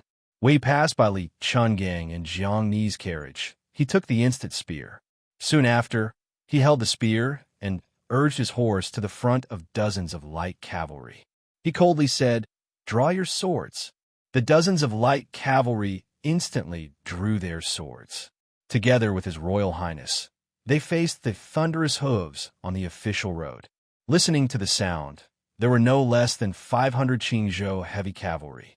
80 Beiliang light cavalry faced off against 600 Qingzhou heavy cavalry. On the opposite side, one could faintly see cold swords and halberds surrounded by jet-black heavy armor. The leader was a man wearing a big yellow embroidered robe. Beside him was a majestic general wearing heavy armor. In his hand was a silver pear blossom spear with red tassels. He looked mighty. The general seemed to have said a few words to the man in the embroidered robe and rode forward alone. Su Fingyin did not say anything and rushed forward with his spear. When they were 100 steps apart, the Qingzhou general seemed to have felt the murderous aura of the approaching person. He suppressed the thought of underestimating the enemy and frowned. He thought that he could knock the well-dressed young master off his horse with one spear strike. If it were not for the king of Jing An's order not to hurt people, he would have helped the Qingzhou soldiers teach this Bailiang a lesson. At 50 steps, the general saw that this guy was coming even faster and had no intention of talking. He was angry for a moment. This guy did not know what was good for him. With a flick of his wrist, he rushed forward with his spear in hand. The red tassels spun and danced beautifully, making the Qingzhou cavalry behind him cheer. The two riders met in an instant. The silvery white pear blossom spear was casually pushed aside by the handsome young master with a single hand. The strange scarlet spear in his hand pierced forward like lightning, instantly breaking through the armor. The spear curved in a stunning arc, forcefully pressing against the chest of the burly military general. When the two riders passed by each other, the general with the broken armor on his chest was sent flying by the spear and fell on the official road. The young master with the white horse and red spear raised his spear again and stabbed the general to death on the spot. His head was split open. The slow white horse leisurely turned in a circle and once again faced the 600 Qingzhou elite cavalry. The young master with the spear in his hand shook slightly and threw a string of eye-catching blood beads on the ground. He looked at the gloomy man in the embroidered robe and said with a smile, "Uncle King of Jing, and looking at this display, are you really going to send me off 1,000 miles?" Chapter 215. The young master was dressed in luxurious clothes, riding a white horse and holding a red spear. After killing someone in front of the formation, he was still talking and laughing, making the 600 Qingzhou heavy cavalry tremble. It had to be known that the general who was stabbed under his horse was one of the top 3 fierce soldiers in Xiangfan. Unexpectedly, he was killed by a single spear strike. Moreover, the person sitting on the horse in front of him was the Grand Prince of Jing'an. Among the 6 vassal kings, he was only ranked behind the Prince of Yin and Prince of Guangling. This northern Liang Shitzi, regardless of his family background, was still a member of the younger generation. He was not in northern Liang's territory, so how could he dare to be so impudent? How dare he defy the king of Jing'an, who was regarded as a god by the people of Xiangfan? For a moment, the 600 direct descendants were enraged. As long as the master in the embroidered robe gave the order, they would rush forward and crush him. Not to mention that he was the heir of Bailiang. Even if the king of Bailiang was here, so what? Did he really think that all the cavalry in the world were embroidered pillows? Bailiang claimed to have 300,000 cavalry, and Qingzhou was the first to disagree. The king of Jing wore a yellow embroidered robe with 5 claws sitting on a dragon. The color was noble and superior to the blue and white ones. The embroidered robe was of the highest quality. Just the embroidered robe alone was half a grade higher than that of the Guangling king. It could be seen that His Majesty the Emperor treated this brother who had participated in the struggle for the throne with him very well. Prince Jing'an's appearance this time was finally free of his prayer beads. Unlike Prince Guangling, who grew fatter as he aged and appeared slightly bloated in an embroidered robe, Zhao Heng's embroidered robe fit him perfectly. He slowly raised his hand and waved it behind him. The 600 heavy cavalry instantly retreated in an orderly manner. There was no stagnation in the formation. It was clear that he was familiar with battle formations. After the heavy cavalry retreated 50 steps, Zhao Heng lightly squeezed the belly of a Fergana horse from the western regions and slowly moved forward. He ignored the corpse and the blood-stained red spear and calmly said, "No matter how brave and good the 80 light cavalry is, they can't stop 600 Qingzhou heavy cavalry. Indeed, they can't stop them, but 80 cavalry in exchange for 200 lives is still doable." Su Fingyin did not care. He narrowed his eyes and stared at his uncle, the king of Jing'an, who was scheming to kill him. In the city of Xiangfan, they could talk and laugh with each other. But here, they had already shed all pretense of cordiality. Su Fingyin was in a desperate situation and was full of hostility. especially after he had suddenly digested a large amount of da huang ting. The hostility that he could originally suppress was amplified countless times. This was why he had the ruthlessness to kill the general of Qingzhou with his spear. However, Su Fengyin was not completely ignorant of military affairs. He was also not so arrogant and ignorant as to think that 80 cavalry would be enough to defeat 600 of Qingzhou's armored soldiers in a battle to the death. It was just that even if he lost in terms of strength, he would not lose in terms of formation. Moreover, in today's battle outside the Reed Marsh, the military armor was just icing on the cake. It was destined that it would not affect the overall situation. Therefore, when the king of Jing and led his troops here, it was tantamount to using him as a gift to win the hearts of the light cavalry. Su Fengyin was happy to accept it. He had already told Yue Wei that if he wanted to win the hearts of the people, giving small favors would not help matters at all. Therefore, even when he was rescued by Wu Luding on the river, Su Fengyin did not really think that he had successfully captured the loyalty of the 100 cavalrymen, including Ming Mei. Beiliang was known to have 300,000 cavalrymen. Naturally, it was not because all of them were mounted soldiers. True cavalrymen only made up 1/3 of the cavalrymen, and elite cavalrymen only made up 1/3 of the cavalrymen. The 800 cavalrymen of the Phoenix Battalion were undoubtedly the best. The more outstanding a soldier's strength was, the harder it was for a mediocre general to tame them. Su Zhao's treacherous decision to send 100 cavalrymen to accompany his son was not only to show off and protect him, but also to test him. If he could not even control these 100 cavalrymen, how could he face the 300,000 new and old soldiers in the future?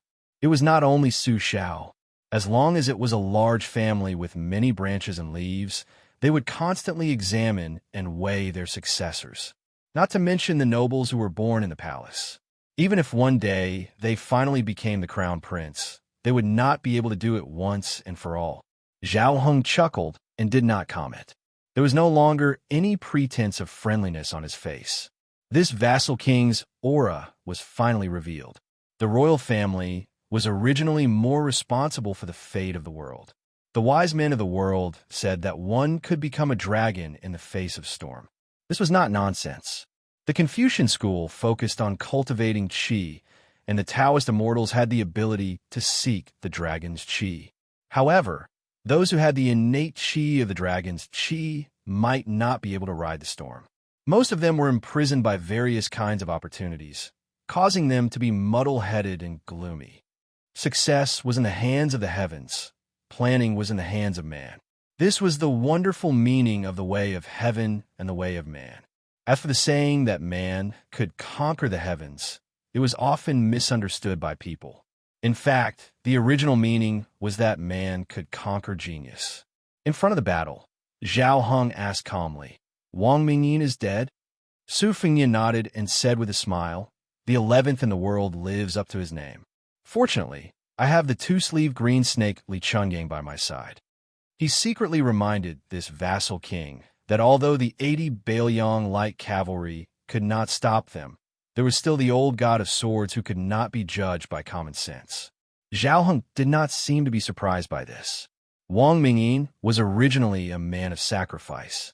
Even if he succeeded in escaping, Zhao Heng would not allow him to escape. From the moment Wang Mingyin agreed to come to Xiangfan, his fate was sealed. This was also the reason why Jianghu masters were usually unwilling to get involved in court battles. In the end, they could not defeat the army's net of swords and halberds. So what if 100 people were against 1,000 people? The royal uncle of Western Shu, who was known as the Sword Sage, was only killed by Beiliang's iron hooves. His sword was broken, and he was killed by countless soldiers and horses. His body was trampled by horses and turned into a pile of meat paste. Even the way he died was so unbearable. Rather than being treated as a lackey who fought for riches and honor, it was better to be a fish in Jianghu and be free. Su Fengyin smiled. It is not strange that Wang Mingyin came to Xiangfan, but it is a little girl riding a big cat. This is a pleasant surprise for me. To meet an old friend in a foreign land, I have to thank Uncle Wang for his 1,000 taels of gold. If it was not for Uncle Wang's extravagant spending, how could I see her true face? Ha! He could not help but imitate the young female assassin and laugh. Zhao Heng heard this and finally sighed quietly. However, there was no haze on his face. Instead, it was as if he was suddenly enlightened. If he, Zhao Heng, was a person who could not afford to lose, how could he live to this day? Besides, this time he lost the battle of the Reed Marsh, but he did not lose the secret battle in the court and instead won. Was this the only person in the world who was allowed to hide? Zhao Heng smiled and said, Feng Yin, do you bear a grudge against Uncle Wang from now on? Su Fengyin did not think that Zhao Heng would ask such a direct question. For a moment, he was silent.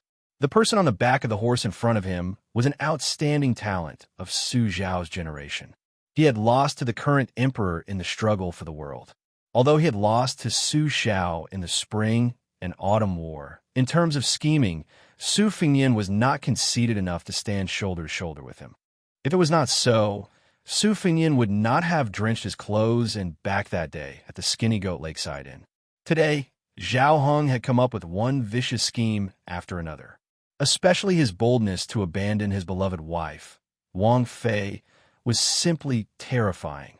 Su Fengyin did not speak, and Zhao Heng did not care.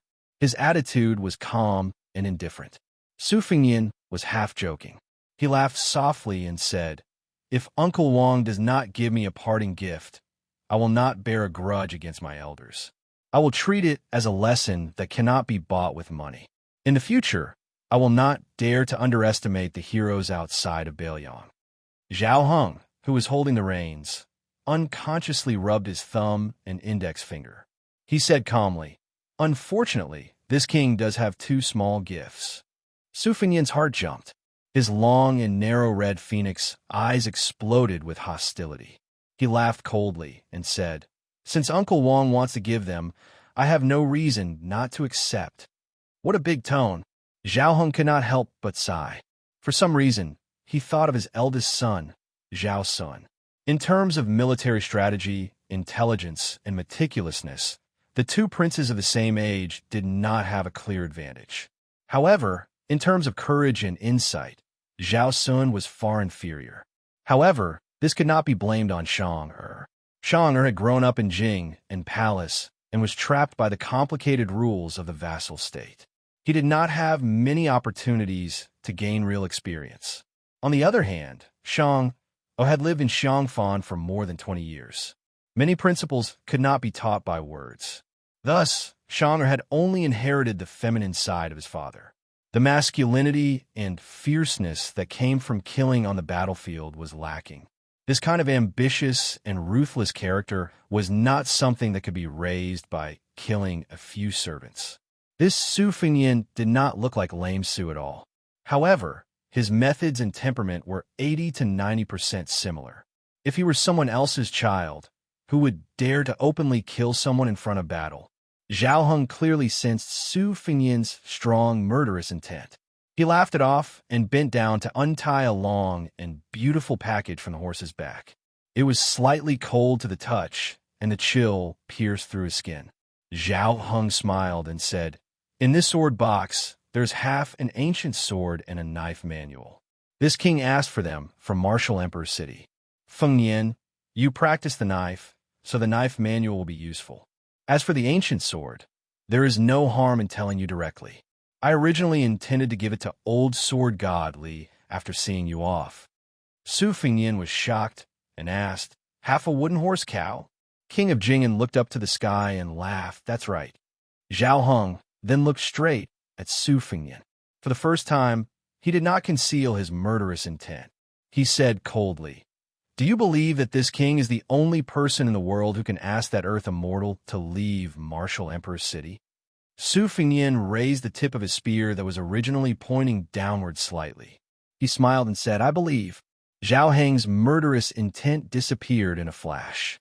His expression returned to calmness and serenity, and there was even a trace of a hero's loneliness. He threw the sword box to Su Fengyin, turned his horse around, and said in a flat tone, The knife manual is the only secret manual that exists in the world. It is nameless, but that person has destroyed countless top swordsmen in his life. You can imagine the importance of this knife manual.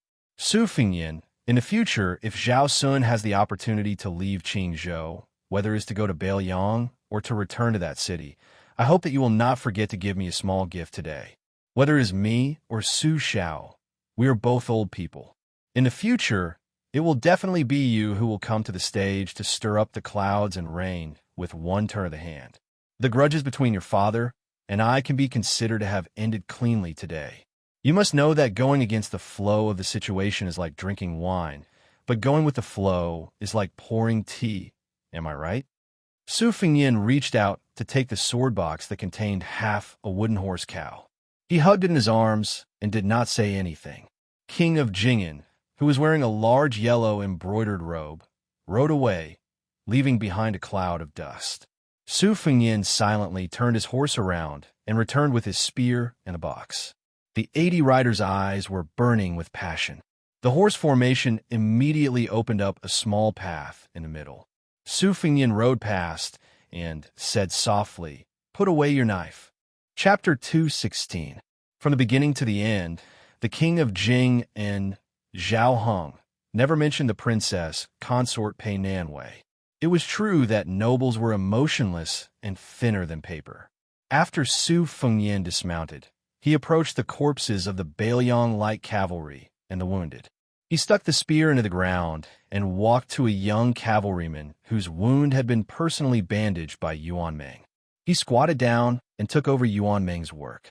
All the light cavalry could clearly see that His Royal Highness's movements were skillful, especially when he lowered his head and bit the knot tightly. Even Great Halberd Ningame was moved. They had some understanding of His Royal Highness's nature on their journey. He had risked his life to save people at the gates of hell, but after that, he had never been courteous to anyone on the ship. Later on, during the battle with the Qingzhou Navy, he had led the charge. Did he shrink back at all and damage the spirit of the Beiliang army? Even the king of Jing and Sun was thrown into the water like a drowning dog. Who would dare to say that if he had been there, he would have hung the deputy commandant of the Eastern Forbidden City from Gu Jiantong's old subordinates on the city wall? Today, not to mention how domineering he was when he used his blade to save himself, the Phoenix Battalion was shocked by his amazing blade skills. Just now, he had personally led 80 cavalrymen to face 600 heavy cavalry and even stabbed the Qingzhou general to death with his spear. Before the battle, he only said that he was going to draw his blade. After the battle, he only said that he was going to withdraw his blade. How similar was this temperament to the king of Beiliang? And now, he was silently bandaging the wounds of a small cavalryman whose status was thousands of miles away. When did he say anything pretentious? Su Fingyin stood up and said softly to the cavalryman whose eyes were red, "I know your name. You are Wang Chong. While I was practicing my blade skills at the bow of the ship on the Spring God Lake, you were on guard duty." Su Fingyin paused for a moment and said, "At that time, the one who was on night duty with you was called Lin Hong. He died in battle, stabbed to death by Wang Mingyin's halberd. I remember when you were quietly arguing with him at the bow of the ship. Lin Hong spoke up for me, saying that I didn't practice the saber for show. It's a pity that he died." Su Fingyin stood up and took out the instant spear. He walked towards the carriage and said calmly, "I hope I won't die again." More than 90 white horses were loyal to him. Regardless of whether they were injured or not, they all knelt down and said in a deep voice, "The Phoenix Battalion is willing to fight to the death for His Royal Highness. Don't retreat." In the distance, Princess Jing and Pei Nanwei's face was pale and her expression was complicated. At the edge of the scattered cottages in the reed marsh, an old man stood up and left. He grabbed a handful of grass that could be found everywhere and used for divination. This was a lost ancient divination method. Grass could be picked anywhere, but not everyone could use divination to see the secrets of heaven. Therefore, among the 8 ancient treasures, including the tortoise shell, divination was the easiest way to get started, but the hardest way to get the Tao. The old man who looked like a scholar seemed to casually tear the grass again and again, throwing it all over the ground. As he walked out of the reed marsh, he coincidentally bumped into a young man who was walking out of the dense reed from another place. Behind him was a talisman general in red armor who looked like a celestial soldier. The young man was neither angry nor happy, only muttering something to himself. When he saw the old man, he was not on guard at first, but he was afraid that the puppet behind him would scare the unrelated people. After carefully sizing him up, he let out a sigh of relief and smiled brilliantly, revealing a mouthful of white teeth. He seemed harmless. He stopped, obviously wanting to let the old man go first. It was hard to say whether he loved the young, but he was full of respect for the old man. The old man did not seem to take it to heart. When they brushed past each other, he said softly, "Zhao Kai, did your mother tell you that before she gave birth to you, she dreamed that the sky opened up and 4 celestial beings arrived with the sun in their hands? Believe it or not, when you were born, this old man saw with his own eyes that the red sun rose in the night and the red light surrounded the room. As for the white snake you killed when you were 6 years old, it was rumored to be the young son of the White Emperor, but it was fake. It was just to prove that the Red Emperor of the Imperial Astronomer killed the White Dragon. This old man deliberately teased that old fool Nan Huayu." Zhao Kai was dumbstruck with his mouth wide open. He then trotted behind the old scholar and asked with a smile, "Old mister, you know my mother?" The old man chuckled and joked, "Don't worry, I'm not your grandfather." Zhao Kai did not know whether to laugh or cry. He waved his hand to hide the red armor that could defeat 4 golden armor. He was not the least bit afraid that the mysterious old man had ulterior motives.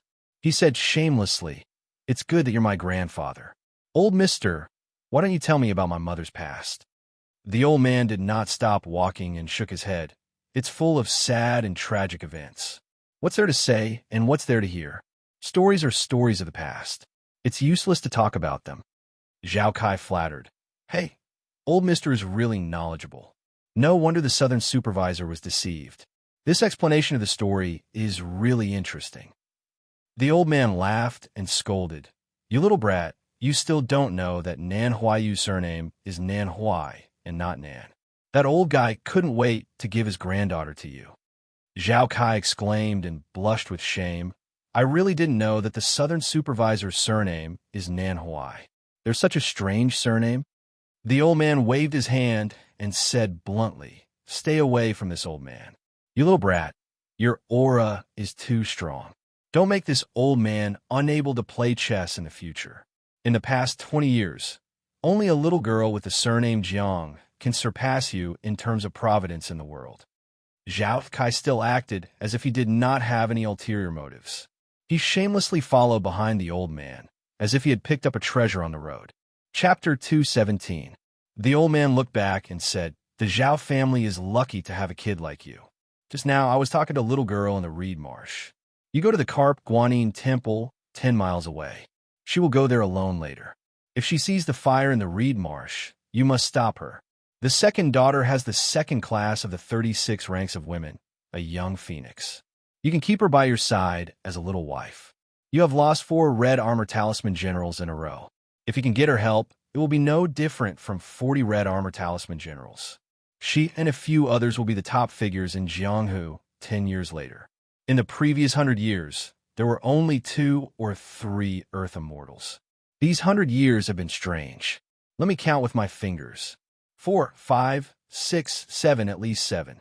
Plus your old enemy, it might be 8. TSK, TSK. It will be a lively scene rarely seen in 1,000 years. All of this is thanks to 2 people. One of them is far away in Beimang, and the other is right in front of us.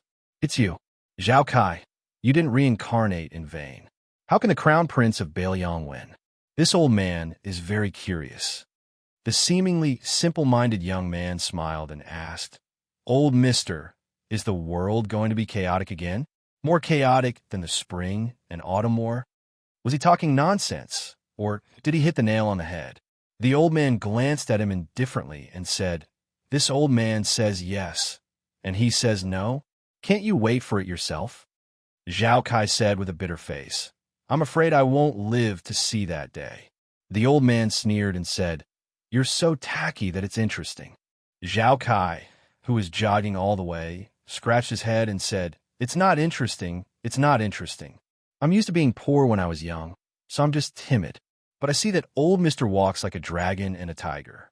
You're really a master." The old man was about to say something when Zhao Kai saw a shocking scene. The old man, who he had just praised for walking like a dragon and a tiger, was sent flying by a girl carrying a sunflower with a powerful whip kick. Fortunately, the old man patted the dust off his body and stood up unscathed. He probably didn't have the face to talk about anything in front of Zhao Kai, so he quickened his pace. An even more absurd scene appeared. A big cat jumped out of the reed marsh, followed behind the girl, and disappeared from sight with the old man.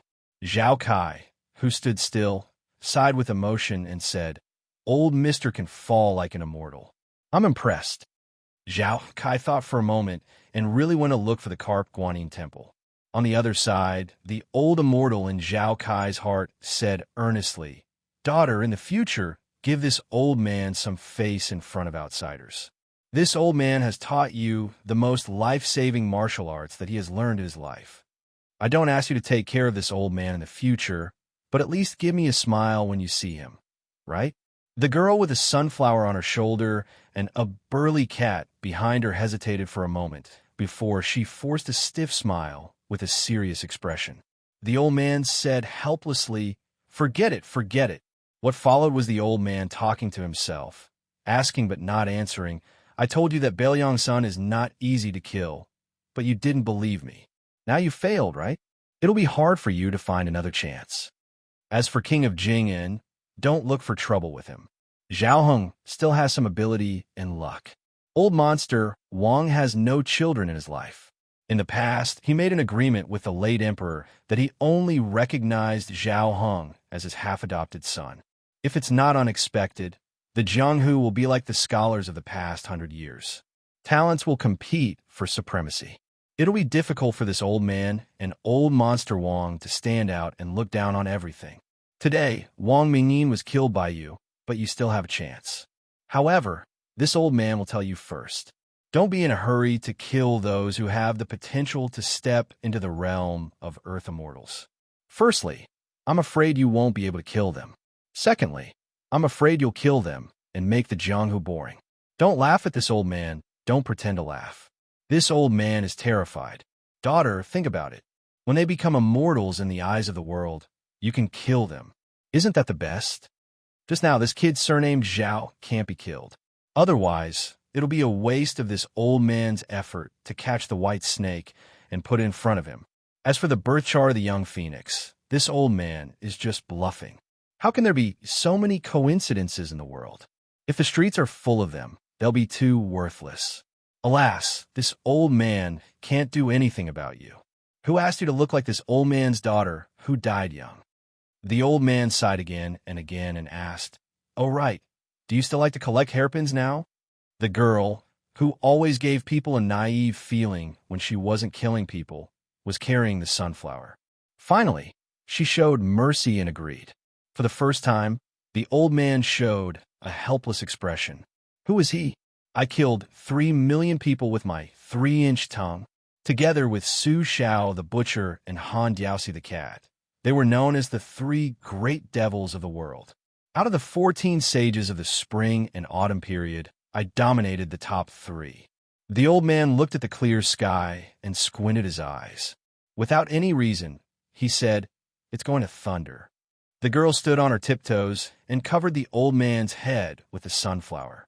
She chuckled. The old man laughed heartily and said, "Rolling heavenly thunder can kill Qi Xuanjin, but it can't kill this old man, daughter. Let me tell you a secret. This old man is really an immortal." The girl, who turned hostile, kicked the old man to the ground. This time, the old man was not in a hurry to get up because there were no outsiders present. He sat on the ground and muttered to himself, "Back then, my father once said that everyone wants their children to be smart. I was misled by my intelligence. I only hoped that my child would be stupid and careless." How could that butcher not understand these words? With his current achievements, if he gave birth to a legitimate eldest son, he could guarantee several generations of wealth and stability. He didn't want such a good thing and insisted on raising a Do Kuei to be a devil in troubled times. He implicated lame Su and had to work hard until he was old. He didn't even have half a day to enjoy happiness. Why bother? However, considering that it was because of your son that this old man was able to meet my daughter, this old man did not cause any trouble for you these past few years. However, since you have already obtained the hereditary title, let your son fend for himself in the future. This old man wants to see how he will fight against the Jianghu, the imperial court, and the entire world. The old man turned to look at the girl and muttered, "For a hairpin, is it worth it?" The girl still made a sound of agreement. The old man shook his head and nodded. In this world, human lives are lighter than hairpins. Yes and no. The old man stood up and slowly said, "Let's go."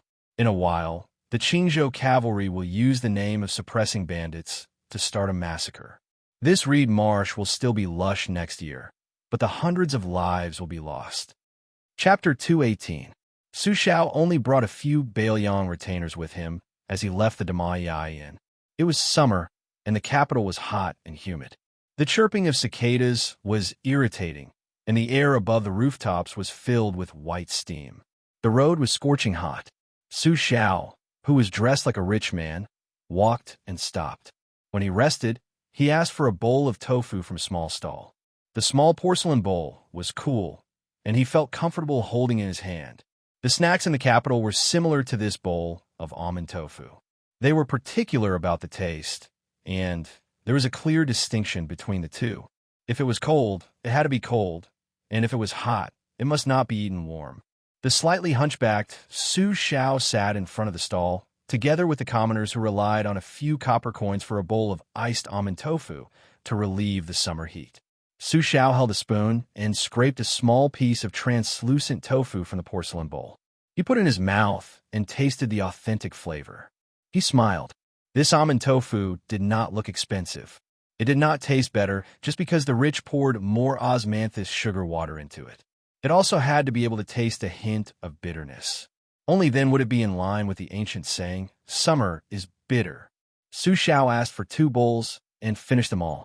He stood up and paid 5 copper coins. 3 copper coins for a bowl and 2 bowls for 5 copper coins. Su Xiao continued walking.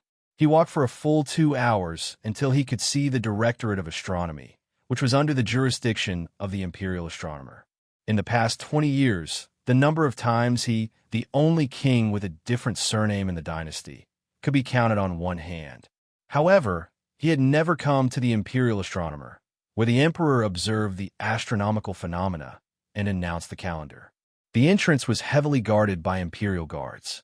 Anyone who approached would be detained and interrogated, not to mention entering. Su Xiao had 3 retainers behind him, including Spear Immortal Wang Xiao.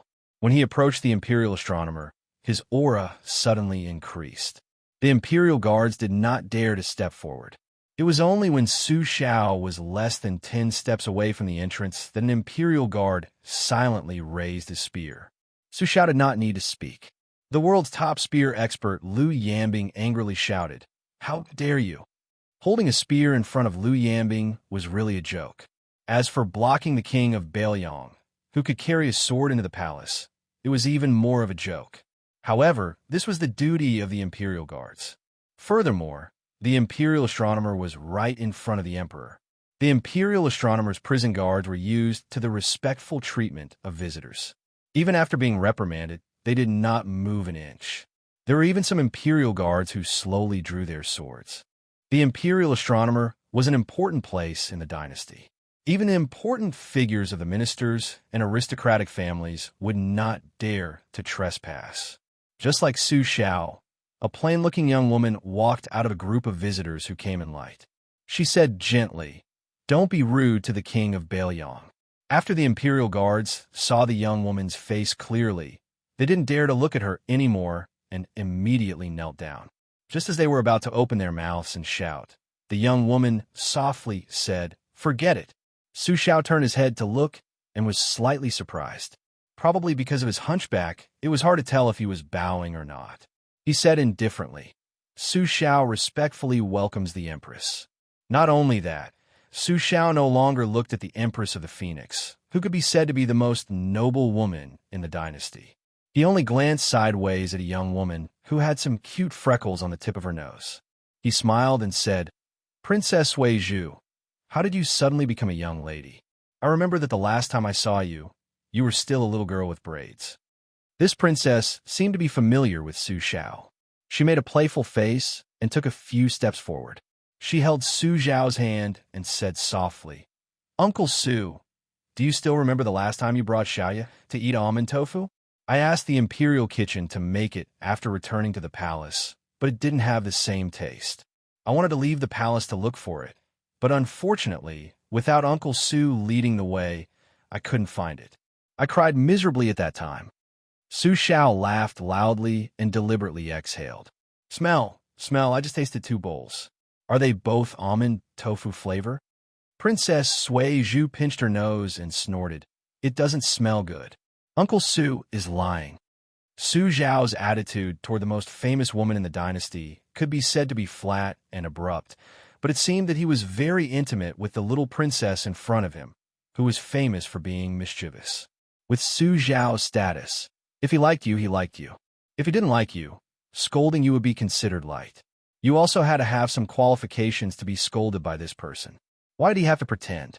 In his life, Su Xiao had scolded the old Grand Secretary, the teacher of the current Grand Secretary Zhang Jiulu, General Gu Jiantang, the Duke of Huainan, and even the King of Jing'an.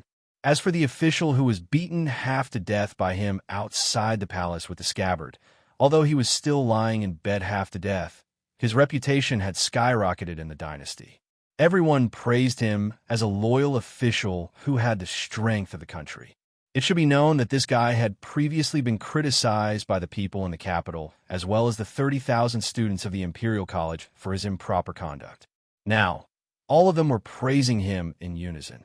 It could be seen that if he could be beaten and scolded by Su Xiao, the king of Bailiang and a pillar of the country, as long as he didn't die, not only could he break even, but he could also make a lot of money. Su Xiao let the Empress enter the imperial astronomer first and pulled Princess Sui Zhu behind him. He raised his head and glanced at the plaque that said Beautiful Land Connecting Way and sneered, Beautiful my ass. The Empress, who was walking in front, frowned faintly, but only smiled slightly. Princess Sui Zhu, who was holding Su Xiao's arm, nodded vigorously and echoed, Beautiful my ass. Chapter 219. Su Xiao smiled and said, Xiaoyu is still to Uncle's liking. These days, you've been facing a bunch of eyesores. In order not to look at them, you don't even know where to put your eyes. Princess Sui Zhu, who only wished for the world to be in chaos, chuckled and made a weird gesture of slitting her throat. It was unknown who she had learned it from, but she said softly, Uncle Su, it would be satisfying to kill them all. Su Xiao sighed and said, What a pity. It will be good to have a daughter-in-law like you. When we get back, Uncle will definitely hang Fingyan up and whip him to vent Xiao Ye's anger. Not only is this kid unlucky, he also angered Xiao Ye on Wudong Mountain. He deserves a beating. The princess said, Since Uncle has said so, whether it's true or not, Xiao Ye won't lower herself to that guy's level. Su Xiao said sincerely, Xiao Ye, don't lower yourself to Fingyan's level. Next time you go to Bailiang to play, don't skip the prince's mansion. You don't lack the strength to kick a few times. At the same time, let Fingyan take you to see the scene of thousands of carps rolling around. It's very beautiful. Xiao Ye, Fingyan has the phoenix in his name, and you have the wind in your name. This fate is not small. Princess Sui Zhu Zhao Fingya giggled. The Empress did not lead Su Xiao to the Tongtian platform where the officials of the Imperial Astronomer gathered. Instead, she went to the crop altar, which was paved with soil of the east green, south red, west white, north black, middle, and yellow.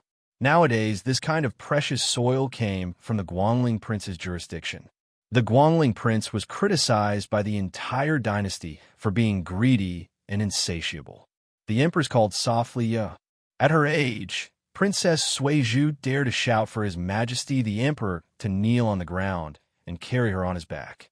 It was said that the emperor could only beg his daughter for mercy with a bitter face. It was only when she came to her biological mother that she appeared obedient. She immediately let go of Su Dajua's arm and quietly left. She said that she was going to the Tongtian platform to learn from Nanhuai Jianzheng. The Empress looked at the crop altar, which was not very tall, and said in a gentle tone, "These years, Yer has always kept the general's advice in mind. She likes to walk barefoot in the room and often eats coarse grains. Her body is indeed much better than when she was young." Su Shao clasped his hands behind his back and said calmly, "All this nonsense about the weather dropping and the Earth's chi rising and the Earth's chi being collected is all made up by the useless Confucian scholars of the Imperial Astronomer. Su Shao only knows that the barefooted are not afraid of those who wear shoes. My family's children have been raised this way since they were young. That's why they are still alive and kicking." The Empress did not take it seriously. It was unknown if she really did not understand the meaning behind his words. She just changed the topic and said softly, "I heard about the Gangnam-do incident. The one who wrote the admonition for women has already been sent to the Changchun Palace by His Majesty." Su Shao did not say anything. The Changchun Palace was called Changchun, but it was actually the cold palace of the current dynasty. For the concubines in the palace, it was the most terrifying prison in the world. This woman who controlled half of the palace still had a cold and cheerless appearance that did not show the slightest emotion. The common people of the dynasty only knew of her gentleness and virtuousness. Only the rich and noble families knew of her power. Su Shao turned to look at the heavenly platform and snorted coldly. "Letting her go there. Is she afraid that I'll make a move on Nan Huayu, who was only a minor 8th rank Qilin back then?" Su Shao did not bring his saber today. The Empress is worrying too much. The Empress did not say anything, as if tacitly agreeing. Su Shao turned around and walked straight to the heavenly platform. She did not turn around, nor did she turn her head. She was still looking at the top of the crop altar, but there was finally a trace of anger in her voice. "Great General!" Su Shao did not stop and sneered.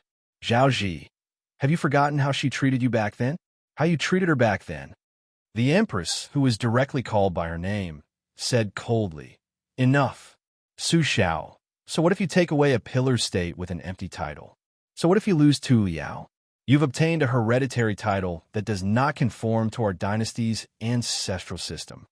The hunchbacked and lame Su Shao said indifferently, "The imperial court wants Tu Liao. Zhang Jilu wants to reform, and he wants to be the mainstay.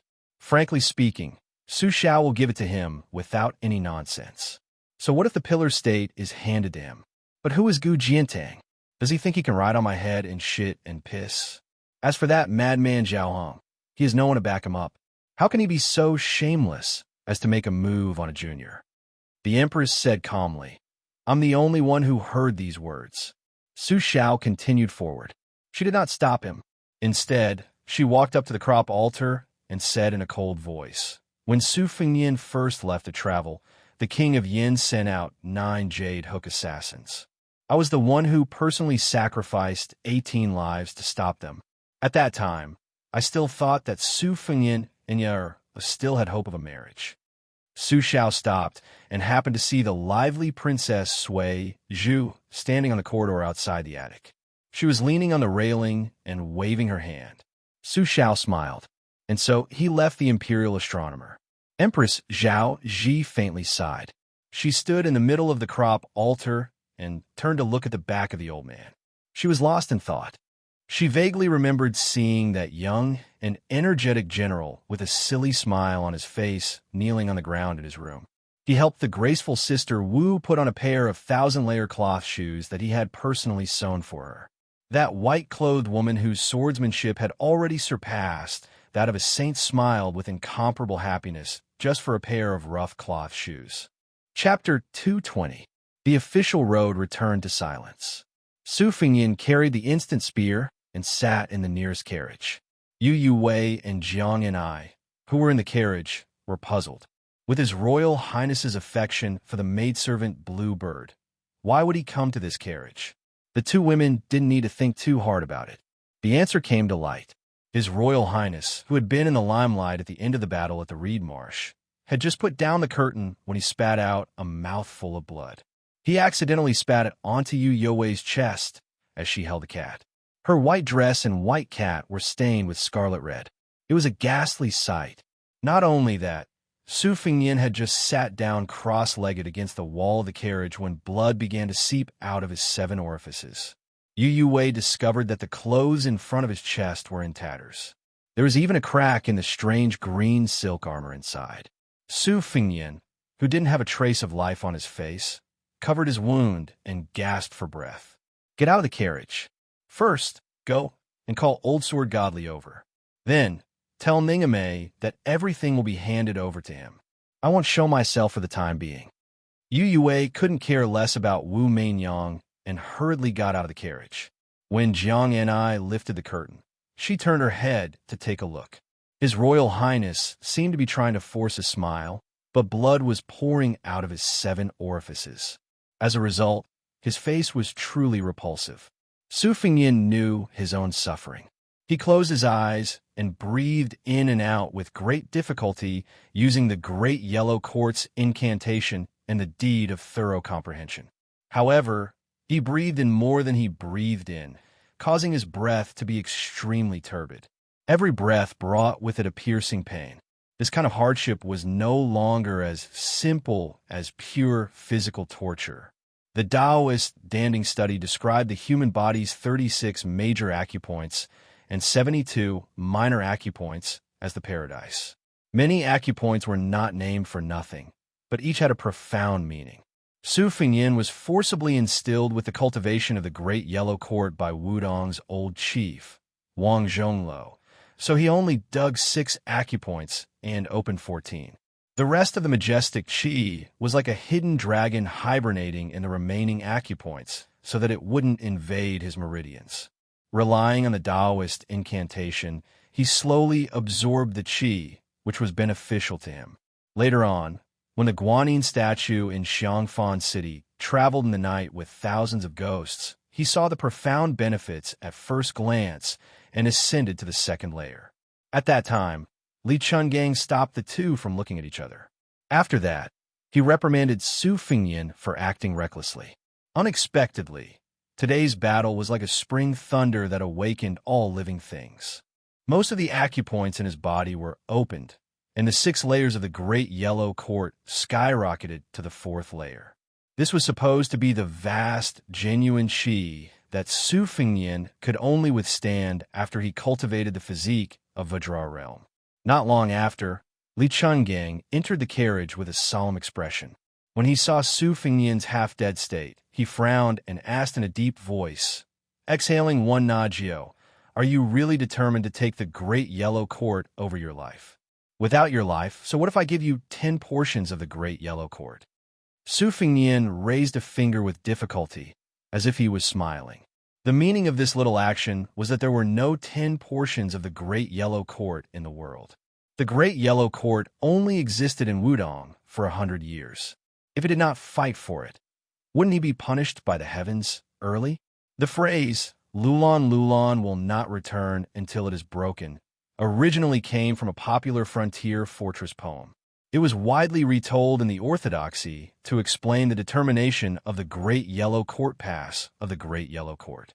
Countless painstaking Taoist masters were blocked outside the Great Yellow Court Pass. There were at least 20 Taoist masters on Mount Longhu who cultivated this pass but could not come out, opening the acupoints to nurture the sea of qi and forming a world of its own. This was the Taoist master recorded in the Orthodoxy's classics, who controlled the world and yin and yang. If he could close the acupoints as he wished, he would be a free and unfettered immortal.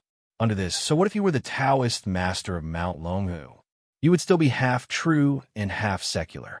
At this moment, Su Fingyin was desperately trying to prevent the genuine qi in his sea of qi from leaking out. Therefore, the old god of swords saw through his intention of spitting out less and taking in more. Why would such a great person like him, the heir to the throne of the king of Baoyang, learn martial arts in such a way? Even Li Chungang could not understand. Although he did not understand, he could not just watch this brat die from his meridians exploding. He reached out and flicked his finger at the space between Su Fingyin's eyebrows, entering the Tao with the sword. This finger was called the Heaven-Striking Bell. All the great Taos in the world led to the same destination. Li Chungang guided Su Fengyan's qi activity. Although he had to expend a lot of energy, he was not completely helpless. The Wu family's top-tier imperial sword technique was to use calm qi to climb Kunlun. Naturally, Li Chungang also had an indescribable supernatural power. For an entire hour, he sat opposite Su Fengyan and flicked his fingers no less than 3,000 times. Even someone as strong as Li Chungang was still drenched in sweat. Seeing the mark between Su Fengyan's eyebrows stabilizing, turning from black to red, and then from red to purple, the old god of swords let out a long sigh and gently left the carriage. He personally drove the carriage slowly. 2 hours later, Li Chungang turned around and lifted the curtain to take a look. The brat's clothes were completely soaked with blood. His body was still trembling violently, and the sound of exploding soybeans could be heard. At noon, the old man took another look. Su Fengyan was finally showing signs of survival. At dusk, Li Chungang stopped the carriage at a place with beautiful mountains and limpid waters. Today, they would probably have to spend the night in the wilderness. Other than Wei Shuyang, Xu Xiu, and Yang Qingfeng, the Phoenix Battalion had more than 60 white horse righteous followers led by Yuan Ming. The rest of the light cavalry were led by Ning Amei. They were dealing with the aftermath and bringing up the rear in order to deal with the Qingzhou heavy cavalry that might launch a pursuit. However, Chu Lushan would be able to arrive very soon. At that time, even the 600 heavy cavalry would not be able to do anything. Chu Lushan, who was known for his ruthlessness, was naturally ruthless. He was even more cautious. Otherwise, with his reputation, he would have died 1,000 times over. This fat ball that provoked the wrath of the heavens and the resentment of men would definitely not dare to leave Bailiang if it did not have the ability to protect his life and intimidate others. Chapter 221. Princess Jingyin, whose future was uncertain, sat in the carriage with Jiang Yan'ai and Yu Wei. The female servant, dressed in a green dress and covered in black blood, took up most of the space in the carriage.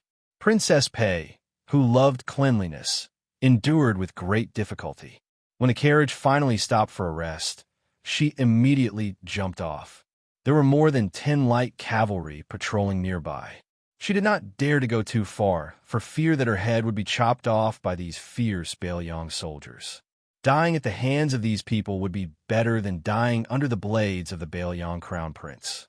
At least his dual blades were extremely beautiful, right? Princess Pei glanced at the enchanting woman whom His Royal Highness called Xu Xiu. Coincidentally, Xu Xiu also looked over. Xu Xiu smiled playfully, looking at Princess Pei as if she was looking at a lamb waiting to be slaughtered. Princess Pei, who heard the secret in the reeds, was frightened. She did not dare to look at Princess Pei again. She turned her head to look at the old immortal's carriage. What was he doing now? No one would have guessed that Su Fengyan was wandering around the gates of hell. If the underworld really had hunter-class Oxhead and Horseface, they would definitely hold a grudge against this half-dead crown prince. The only one who knew the truth was Li Chungang, who closed his eyes and rested. Just like Lu Qiantang, who was born lowly and watched the tide and practiced his sword, he had always disliked and did not understand Su Fengyan. Li Chungang had been invincible for the first 40 years of his life, so he did not really understand the thoughts of the descendants of nobles. To a large extent, he was disdainful. He always felt that these nobles, who relied on the protection of their ancestors, were not worth mentioning. They could not endure hardships and were afraid of death. Therefore, in martial arts, they often lost to ordinary people, not to mention fighting side by side with geniuses like Wu Luding. When he came out of the tide-listening pavilion in Bailiang and found out that this kid was practicing the blade, he almost laughed his head off. The old god of swords softly muttered to himself, "If this kid really went mad, would this old man be willing to give up 20 to 30% of his cultivation to draw out the turbulent yellow courtyard?" Spiritual pills were produced in the Great Void Realm and the 9 transformations heavy cauldrons. No one could see that the deep purple mark between Su Fengyan's eyebrows was shining brightly. Once he comprehended the longevity physique, 8 green lotuses bloomed.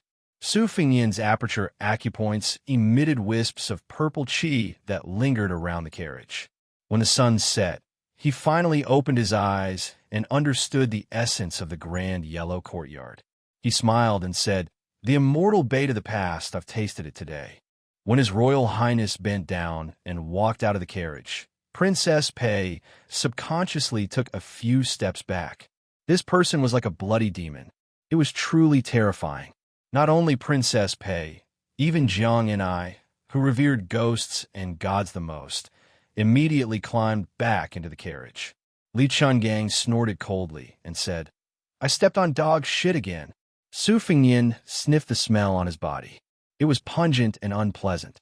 Although his body was dirty, the impurities in his body had all been removed. He looked around and asked casually, "Is there a stream or a mountain spring nearby?" Yuan Meng, who did not remove his armor or saber, rode his horse over. When he saw this strange scene, he suppressed his shock and got down from his horse and respectfully said, "Reporting to your highness, there is a deep pool half a mile away." Su Fingyan nodded and said, "Lead the way." When they arrived at the dark green pool, dozens of white horses had already set up a formation in the distance. They even dared to fight to the death when facing the 11th in the world, Wang Mingyin. When facing the king of Jing and Zhao Hong, they could even draw their sabers. Who else could make them retreat at the last minute? Su Fingyan took off his Spring Thunder embroidered winter sabers and took off all his clothes. Among them was the Qilin silk armor that was claimed to be invulnerable but was broken by the maiden's kick. He slowly walked into the pool. A large amount of blood immediately floated on the surface of the water, like a huge, blooming red lotus. Su Fingyan spread out his hands and leaned on a cold stone with a solemn expression. He had narrowly escaped death this time. Riches and honor were found in danger. He had obtained the 4th stage of the Golden Hall stage, which had opened a total of 68 acupoints. The qi in his body was continuous like a river, and he had mastered it through a comprehensive study. It was too wonderful for words. He was confident that if he fought with his sabers again, not only would he be able to reach the Golden Hall stage in one go, but he would also be able to produce an endless green lotus with 2 qis. As long as his opponent was not Wang Mingyin, who was the strongest in the world and could kill him in one blow, even if it was the Red Armor Talisman General, he would have a 50-50 chance of winning by relying on the exquisite moves he had picked out from the miscellaneous secret manuals. Su Fingyan's body dived down a little, and the surface of the water was level with his chin. He lightly blew, causing ripples to appear. He muttered to himself, "Now that I have obtained 4 Red Armor Talisman Generals, half a wooden horse ox, and a saber manual, it can be considered a great harvest, right?" Su Fingyan's eyes were gloomy. Don't forget that there is still a Princess Jing, and naked, he stood up and walked out of the pool. Yu Yue was holding a brand new set of ivory jade robes. She turned her head and did not dare to look at His Royal Highness directly. Su Fingyan put on his clothes and silently walked back to the carriage. He entered the carriage and stared blankly at the unconscious bluebird. He stretched out his hand and gently stroked the delicate and pretty face that he had forgotten to carefully examine because he was too close to her. Some people were always standing quietly beside or behind you. Only when you were careless and could not see them again did you realize that you did not even remember their appearance clearly. Su Fingyan clenched his teeth and fiercely suppressed the urge to turn Wang Mingyin's corpse into a Red Armor Talisman General. He mocked himself. "I still blame myself for being too useless. Whether it's eldest sister who dotes on me the most, second sister who never seems to need anyone to take care of her, or Huang Manor who was born in the Vajra realm, even if you don't feel the need, I still want to be able to protect you one day. Su Xiao was unable to protect our mother back then. I can't make the same mistake again." Su Fingyan slowly let go of the hilt of his saber. He picked up a leaf that he plucked from the forest and placed it next to his lips to softly play a tune. The ballad of the spring god ended. Su Fingyan muttered with red eyes, "Mother." At this moment, he suddenly heard the extremely rhythmic rumbling of horse hooves, followed by an earth-shattering voice that sounded like a pig being slaughtered, completely destroying the mood. "Your Highness, Lucio." or has committed a capital crime. Lucio deserves to die. If anything happens to your highness, Lucio will risk her life to go and open the backyard of King of Jing and Zhao Hung, that old turtle. Chapter 222. Princess Consort Jing and watched as a fat pig that probably weighed over 300 caddies rolled down from a luxurious carriage. It howled in grief, as if 18 generations of its ancestors had died. Then it rolled to the front of the carriage that His Highness the Heir Apparent was not in. Pitiful Jiang and I helplessly lifted the curtain and timidly said that the fellow was not in this carriage. The fat pig's wailing only paused for a moment before it pierced people's eardrums again. He rolled and crawled to the back of the carriage, not minding that his expensive brocade clothes were stained with mud. He suddenly knelt on the ground with a plop, immediately creating 2 pits under his knees. His eyes were filled with tears, and he did not care about his snot and tears. He only cared about his heart and lungs. Princess Pei could barely accept it if it was a woman's strange behavior. But this big lump of fat wriggling and screaming was really creepy. She was suddenly shocked, and her expression changed drastically. She remembered who this fat man was. It was Bailiang's most notorious and infuriating Lucio.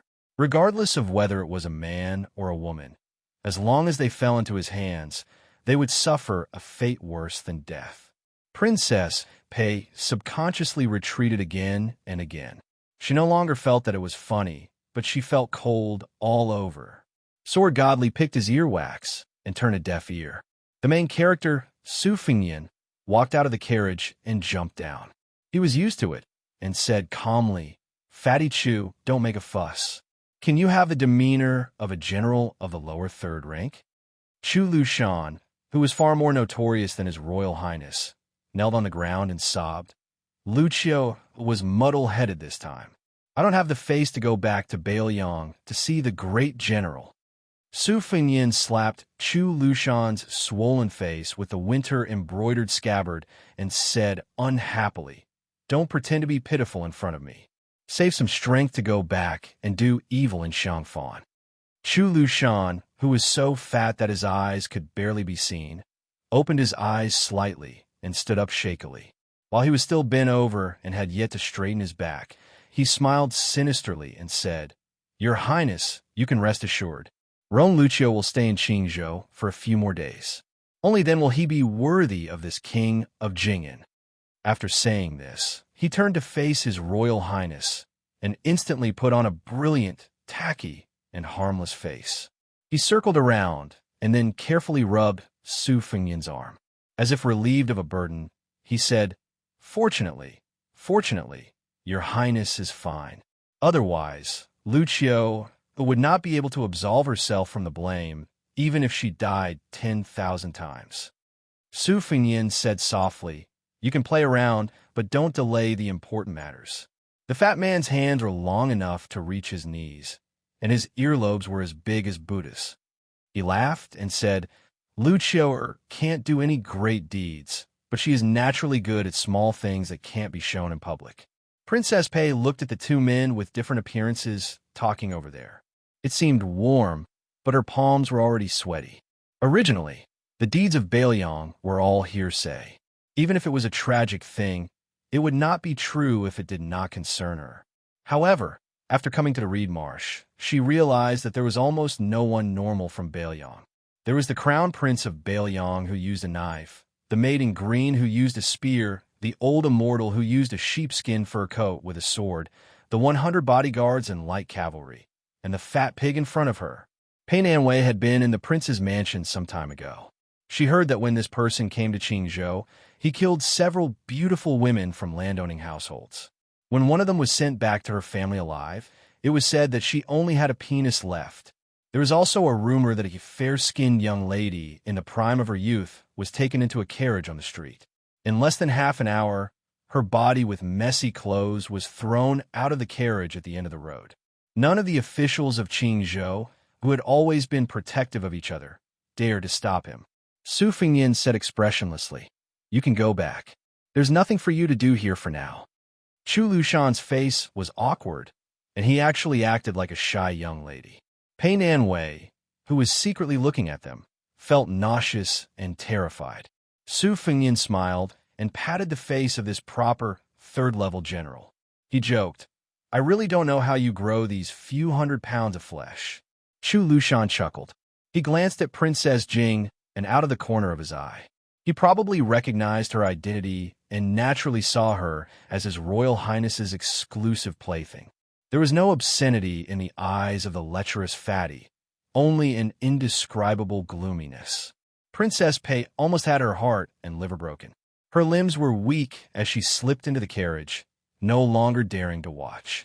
Chu Lushan said with a face full of reluctance, "Your Highness, Lucio is going back now." Su Fengyin gave an indifferent grunt of acknowledgement.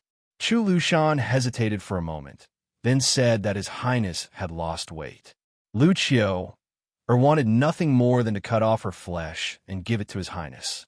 Only then did he return to the carriage and leave with a group of ferocious guards. During this time, he brushed shoulders with the halberd Ningame. He muttered, "Useless thing, and you call yourself a Baoyong? You're Ball." Although Ningame despised the style of this general's adopted son, she was very clear about public and private matters. She did not look down on Chu Lushan's outstanding military exploits that he had accumulated bit by bit in the spring and autumn war. Hearing this cold and gloomy nagging, she could only smile bitterly and did not refute.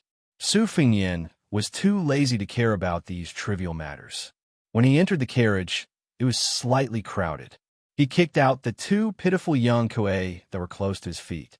The even more pitiful Princess Pei shrank back and leaned against Jiang Enai, who was sitting in the corner. She did not forget to smile apologetically. Jiang Enai never had any hostility towards beautiful women. If they were not on the same side as His Royal Highness, he would be even happier. Thus, he politely smiled in return. Su Fengyin said coldly, "You guys go to the other carriage. Princess Pei, you clean up the stains there. Don't forget to fetch water yourself." Pei Nanwei did not haggle over this matter. Instead, she asked, "Aren't you afraid of retribution for associating with someone like Chu Lushan?" Su Fengyin sat close to Bluebird.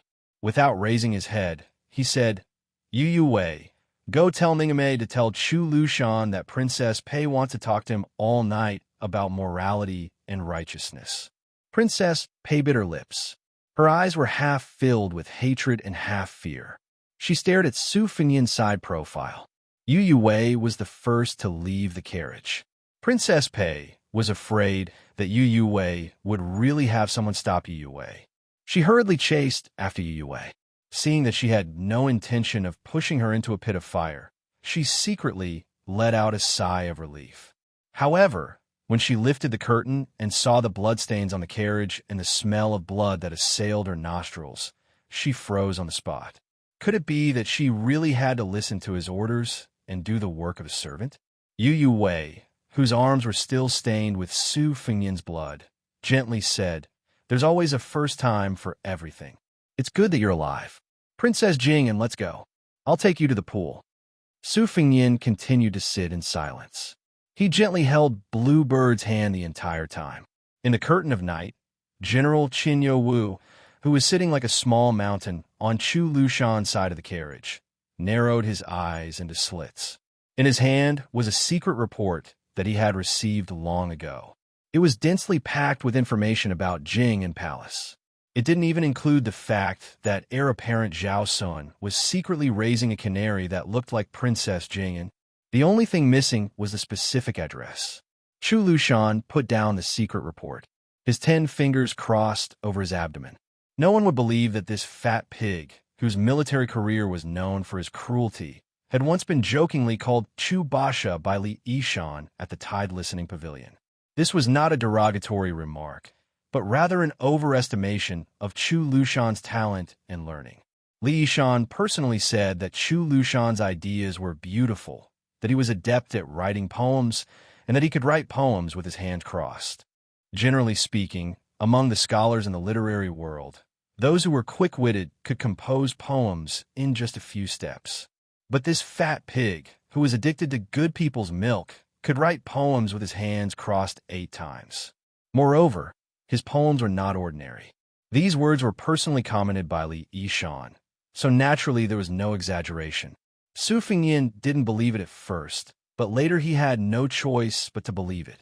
One time he asked Lu Qiu face-to-face why she didn't rely on this to win scholarly honor in the past. He never thought that this fat pig would smile and say that it would be too unfair to the old bird under her. Who would have thought that the number one person in both civil and military affairs in the Bailiang army was Lu Qiu, who only had a fierce reputation? Chu Lushan lightly crossed his 10 fingers a few times. Every time he crossed his fingers, he reported a person's name. There was King of Jing and eldest legitimate son, Zhao Sun, as well as several of his other sons. After the 8 crosses, not a single one was left out. Even a few of Qingzhou's feudal officials who were very close to the Jing palace were not let off. Lu Qiu opened her eyes and laughed like a Mithriya. She said, "Have you guys cleaned your buttocks yet?" Chapter 223. Chu Lushan did not enter Xiangfan City directly. Instead, he boarded the ship and went to the Spring God Lake. In the middle of the night, Chu Lushan, who was sleeping in his room and snoring loudly, slowly woke up. Outside the room, a trusted subordinate who accompanied him out of Bailiang said softly, "General, we have arrived. They are requesting to board the ship." For the first time, Chu Lushan did not put on airs. He said in a low voice, "Go back and tell them that I'm going to meet them." When Chu Lushan got up, the sturdy bed creaked. He went to the window and saw a large ship from Qingzhou approaching carefully. There was no flag on it. If he did not receive news that His Royal Highness was assassinated and had no choice but to rush over, he would have met with the ship outside during the day. The person on the boat was a local tyrant in Qingzhou. The reason why the Green faction was able to bully others in the imperial court was because of their ability to act on the whims of the wind and to form an alliance with the aristocratic families through marriage. The person they were about to meet was a roly-poly in the Green faction, one of the few old consecrators. Since Chu Lushan was able to put up a good show, he was naturally very meticulous. However, during the Spring and Autumn Kingdom War, he was completely devoid of conscience and thus covered it up. After tidying up his clothes, Chu Lushan walked out of the room. Because his body size was too rare, the deck that connected the 2 ships was widened. There were 3 more boards than usual. Presumably, they were afraid that the board would not be able to bear the weight and cause the infamous general of Bailiang, Qin Wu, to fall into the water. Chu Lushan strode forward. Even though the deck was stacked with 2 layers, it was still bent by his terrifying weight. The elegant middle-aged Confucian scholar opposite him was sweating. When the adopted son of the king of Bailiang boarded the ship, he immediately bowed and said respectfully, "Lu Dongjiang welcomes General Chu." Lu Dongjiang's rank is the same as mine. It is not appropriate, Chu Lushan said with a smile. Although he was polite, he did not help Lu Dongjiang up. If this scene was seen by the officials of Qingzhou, it would cause a huge commotion. Lu Dongjiang was the governor of Taishi County in Qingzhou. His father was the previous governor of Qingzhou. Most importantly, the ancestor of the Lu family, who was still alive, was one of the 14 pillars of the dynasty. Together with the other 2 old consecrators, they were the leaders of the Green Party. Lu Dongjiang's family's knowledge was profound. He was especially good at writing big regular script, which was his strength, but it did not lose its charm. Hence, he was called Lu Dongjiang. In the palace examination in the early years, even the late emperor was full of praise after seeing Lu Dongjiang's writing. Lu Dongjiang's grandfather, Lu Feiqi, was an important official of 2 dynasties. He had moved through the 3 ministries of military and civil affairs. He had once formed a cabinet with the old Grand Secretary. His experience and popularity were first class in the Liang dynasty. Even though he retired a few years ago due to health reasons, he was still greatly favored by the emperor and retained the title of Pillar of the State. Last year, this Pillar of the State caught a cold. The current emperor personally sent an imperial envoy to Qingzhou to greet him. It could be said that in Qingzhou, whether it was Lu Dongjiang's talent or his family background, perhaps only the king of Jing and Zhao Heng was worthy of his careful treatment. There was not a single idle person on the ship.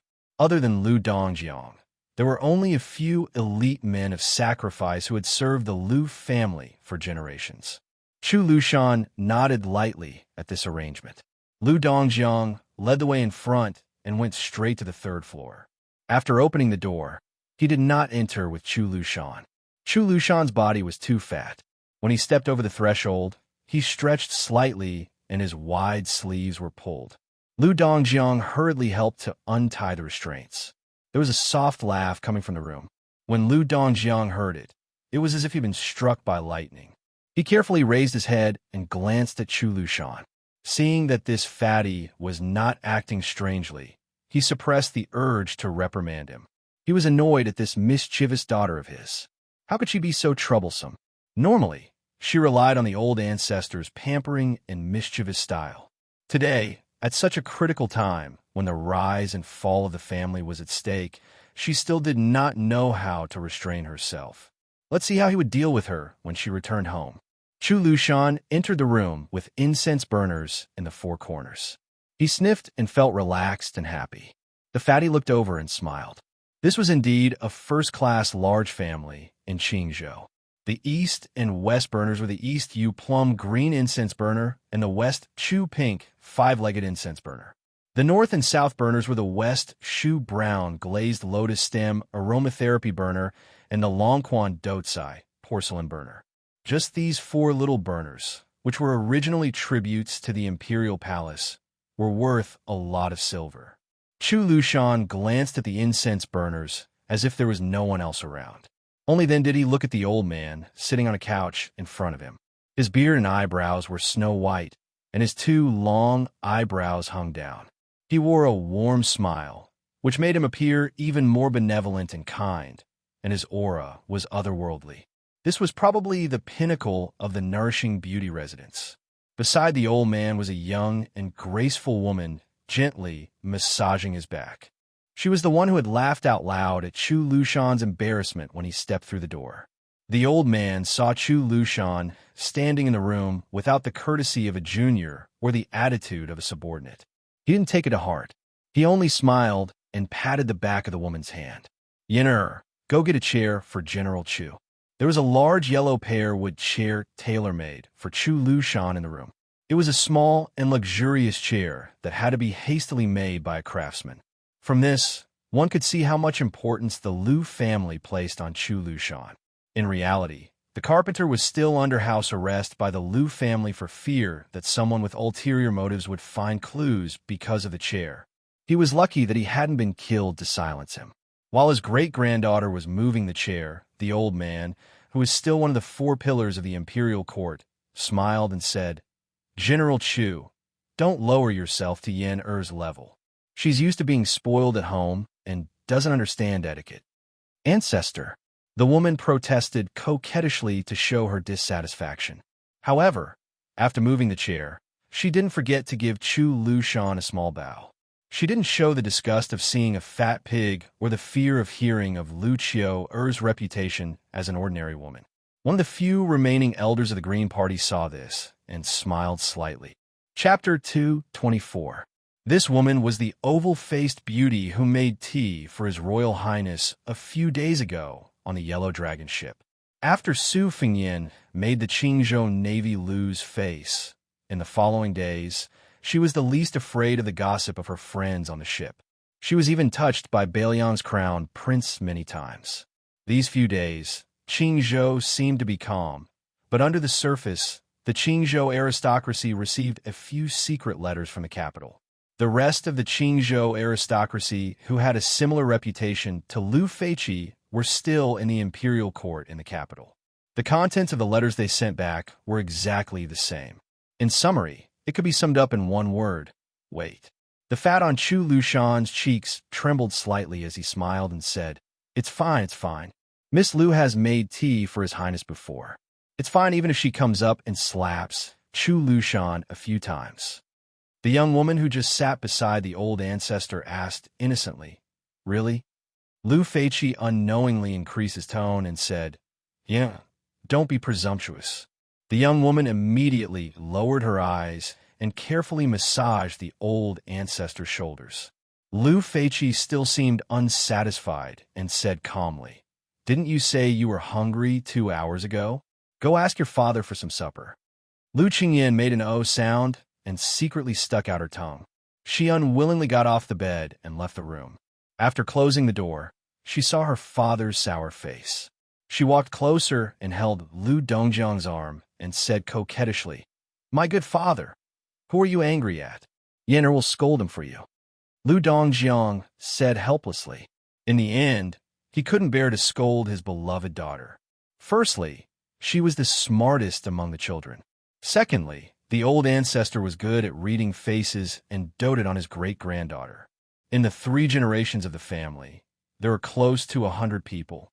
Even Lu Dongjiang himself didn't have the qualifications to be personally taught by the old ancestor. However, had followed the old ancestor and learned to read since she was young. Lu Dongjiang walked to the bow of the boat and stood against the wind. He was really handsome. At that time, there were many women in Qingzhou who adored him. But in the end, Lu Dongjiang only married a woman from an ordinary family in Qingzhou under the arrangement of the old ancestor. Therefore, Lu Qingyan's birth mother could only be considered virtuous, but not knowledgeable. These years, she had been teased by her peers and friends. Lu Dongjiang also liked to travel with prostitutes. He also had some friendship with Li Baishe, who was both beautiful in Xiangfan City. Therefore, there were some common poems in the scholarly circle. Lu Dongjiang's second daughter was personally married off to Bailiang by the old ancestor. However, this son-in-law of an aristocratic family had no deep connection with a prince with a different surname. His family was at the bottom of the second class in Bailiang and was far from being worthy of the Lu family. It was no wonder that his second daughter complained every time she returned to her parents' home. This time, Wei Wei arbitrarily used the yellow dragon warship to provoke them. Lu Dongjiang was the first to receive the news and immediately wanted to stop his daughter, who wanted to join in the fun. However, the old ancestor, who had not paid attention to worldly affairs for many years, unexpectedly acted out of character and refuted his actions. As for today's private meeting with Chu Lushan on the Spring God Lake, it didn't seem to be an impromptu idea. Lu Dongjiang was undoubtedly kept in the dark about all of this. He didn't even know as much as his daughter. This made Governor Lu, who had a smooth career, a little discouraged. Lu Qingyan skipped over to the bow of the ship to tease a young man who had been brought back by the old ancestor when he was young. This man of sacrifice, who could kill several martial artists raised by the Lu family at the age of 10, followed the Lu family surname and was named Do. The most extraordinary thing was that this person had double pupils, which was rare even in the vast history of the Qing dynasty. That was, one eye contained 2 pupils. Lu Dongjiang didn't have any good feelings about this young man, and even somewhat didn't dare to look him in the eye. If Lu Do wasn't a servant that the old ancestor especially valued, and if Yen wasn't saved from the claws of a wild bear when she was young, Lu Dongjiang really wouldn't be willing to get close to him. For some reason, Yen was very close to this person of the same age as her, and he only smiled at Yen. Lu Qingyan patted the Lu family's trusted man of sacrifice who was clad in heavy armor and asked with a smile, "Lu Do, can you beat that Lu Qiu? It's that fatty." The young man nodded without hesitation. Lu Dongjiang panicked and whispered, "Yen, don't talk nonsense." There was a touch of disdain in the young man's eyes that did not match his identity, but it was hidden very deeply and disappeared in a flash. However, when he turned to face Lu Qingyan, his determined face was still sincere and kind. After an hour, Lu Qiu walked out of the room. Lu Dongjiang and Lu Qingyan naturally had to send her off personally. Lu Qiu intentionally or unintentionally glanced at the man of sacrifice Lu Do standing at the bow of the ship with a strange smile in the corner of her mouth. Lu Dongjiang waited for the ship to leave before he pulled Lu Qingyan back to the old ancestor's room. Seeing that the old ancestor showed signs of fatigue that was difficult to hide, Lu Qingyan hurriedly went forward to massage his shoulders and back. Lu Feiqi of the Pillar Kingdom, whose hair was as white as snow, glanced sideways at his grandson, who was considered the most accomplished in the family. He stretched out his hand to signal the uneasy Lu Dongjiang to pick a chair and sit down. After the latter sat down meticulously, he quietly murmured with emotion, "The people of Qingzhou are not lacking in intelligence, but they can't get rid of this craftsmanship. Gu Jintan's ability has never been weak. It's just that when compared to Su Xiao, he has this deadly old-fashioned craftiness." Looking again at his great-granddaughter Lu Qingyan, Lu Feiqi smiled and the fatigue on his face dissipated a little. He once again faced his grandson Lu Dongjiang and said earnestly, "When Tai, Hongling Shu, and the other old fellows must be watching this time. Their secret letters to their descendants are nothing more than waiting for Su Xiao in the imperial court to suffer another setback, and waiting for the king of Jing and to teach the domineering heir of Bailiang a lesson. Only then will they be willing to state their position. But they don't know that there is no such thing as a stable and good thing in the world. In the end, they are unwilling to let go of the little knot that Su Xiao suffered a lot in the past. They have forgotten that living to our age, in the end, is just to seek good fortune for our descendants." Seeing that Lu Dongjiang only nodded in agreement, Lu Feiqi sighed and waved his hand. "You can leave first. Let Yin accompany me for a chat." Lu Dongjiang was still polite and left the room without leaving a trace. The old man retracted his gaze. The Pillar Kingdom slowly closed his eyes and shook his head. "Tell me the truth. Do you like that man with double pupils?" Lu Qingyan smiled. "I quite like him. If I don't like him, how would little Do be willing to work for him?" The old man squinted his eyes and smiled. "That's right. It's a pity that your father doesn't know the weight of the word affection." Chapter 225. Affection? Lu Qingyan was at a loss. Of course, she understood the importance of affection. There were thousands of ways to control people in the rich and powerful families. To put it bluntly, it was a combination of kindness and power. Since kindness was first followed by power, it naturally meant that affection was important. However, when it came from the old ancestor's mouth, the weight seemed to be much heavier than she had imagined. The old consecrator of the Green Party, who had seen the vicissitudes of life, turned his head to look at the plum-green incense burner. Its shape was like a spiral mountain range, engraved with the three celestial mountains of Penglai, Bo, and Yingzhou. 3 wisps of purple smoke curled up from the hollow mountain, creating a mysterious scene. Lu Qingyan had been with the old ancestor for many years. When she realized that the aroma had faded, she immediately ran to add more charcoal. The incense in the burner was made from ambergris imported from the South Sea. It was sandwiched with the unique watergrass of Qingzhou and made into a fragrant cake. Therefore, the aroma was moderately rich and lingered for a long time. The smoke was not heavy and did not choke the nose. Lu Feiqi retracted his gaze and said softly, "Accompanying the emperor is like accompanying a tiger. The smart people around the emperor can be divided into 3 levels of intelligence. The great talents help the people and are the best people who help the country. The blue-eyed Zhangjilu is undoubtedly this type of person. The middle ones can guard a province and control several counties. If they are used too much, they will cause chaos and bring disaster to the country. If they are used too little, it will be a waste of talent. Our Qingzhous when Tai and Hongling Shu are all in this category. If your father, Lu Dongjiang, can train himself in the future, he can also barely be considered. The lowest are those who only know how to flatter the emperor. Their talents are average, but they are born to be observant. Yenner, do you know why the great talents who have assisted the emperor in the past have not ended up as good as the little talents?" Lu Qingyan whispered. "Great merits intimidate the emperor?" Lu Feiqi did not comment and said indifferently, "Isn't it true that the king of Bailiang, Su Xiao, has great merits intimidated the emperor?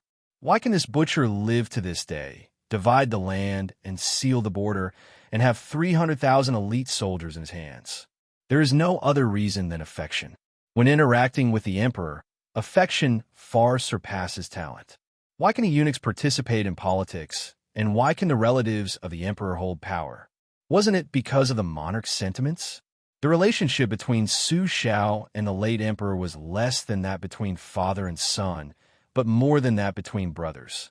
It was not easy. Therefore, even after the late emperor passed away, this friendship was more or less passed down to the current emperor. When they fought for the throne, Su Xiao just looked on coldly from the sidelines. This was not a merit, but a friendship that ordinary people did not know. Later, when Emperor Zhao Ji wanted to recruit the crown prince of Beiliang as her son-in-law, when Tai and the others felt that the relationship between the emperor and Su Xiao was over. They were anxious to hit Su Xiao when he was down, so they joined Sun Shiji and the other old thieves in the court.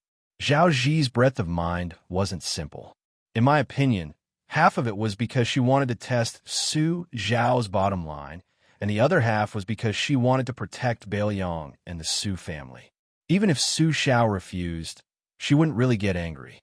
This time, Su Xiao came to the capital. How was it?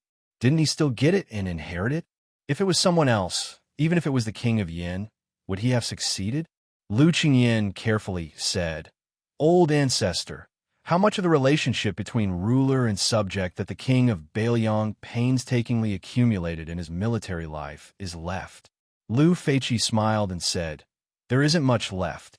No matter how much affection there is, it can't withstand Su Zhao's repeated torment. It's just that the king of Yin, the king of Guangling, and the other vassals are still alive." The late emperor didn't let Gu Jiantang rush to Beiliang to become the king of a different surname. Gu Jiantang was too slick and didn't want to make enemies. How could the late emperor be at ease to let him go thousands of li away to become a king? Su Xiao, this cripple, is clumsy in his sharpness. Gu Jiantang's maturity can't compare. In the past, there were people in the dynasty who said that if Su Zhao's troops were handed over to Gu Jiantang, he could still destroy the 6 states. These words weren't false. It's just that in the end, he couldn't escape being cooked after the cunning rabbit has been caught. This old consecrator who had lived in Qingzhou for a long time smiled slightly and said, "I'll tell you some more things. The reason why we took the risk to come to Spring God Lake was because the qi that our green faction had gathered for 2 generations with great difficulty had dissipated. That Bai Yin was amazing.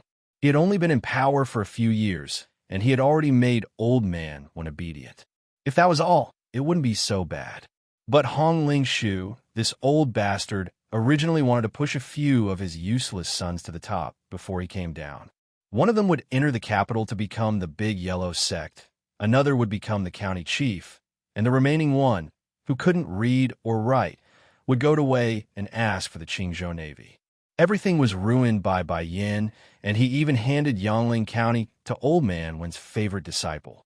Hong Lingshu was good at everything, but he was too narrow-minded. Although he could see that this was Bai Yan's overt scheme, he still couldn't help but be angry. After a while, he completely distanced himself from Old Man Wen. The remaining few old fellows in Qingzhou who could speak in the imperial court also refused to stop. They were either secretly roped in by Gu Jiantang or flirting with people like the Grand Preceptor of West Chu, Sun Shiji. Actually, anyone could see the future of the Green faction, but when it came to themselves, they couldn't care about the big picture. Our Qingzhou has long been condemned by the ancients as forgetting righteousness for the sake of profit. Lu Qian giggled. If the old ancestor was still in the capital, he wouldn't have allowed them to act so recklessly. Lu Feiqi rubbed his great-granddaughter's head, squinted his eyes, and smiled. "You little bootlicker." The old man sighed. "How am I not a person who forgets righteousness for the sake of profit? I can only laugh at these old farts in front of you, little girl. Who knows, it might be their turn to silently criticize me tomorrow." Lu Qingyin snorted. "How dare they? Yin, we'll let Lu Do kill their whole family tomorrow."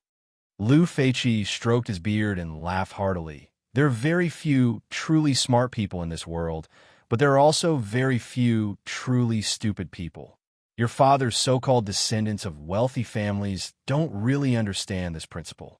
It's just that the world is peaceful now, and they can't bear to see the tragic people's hearts stirred during troubled times. The Lu family's aides and officials who wish they could dig out their hearts and organs to call themselves loyal are not that important in my opinion.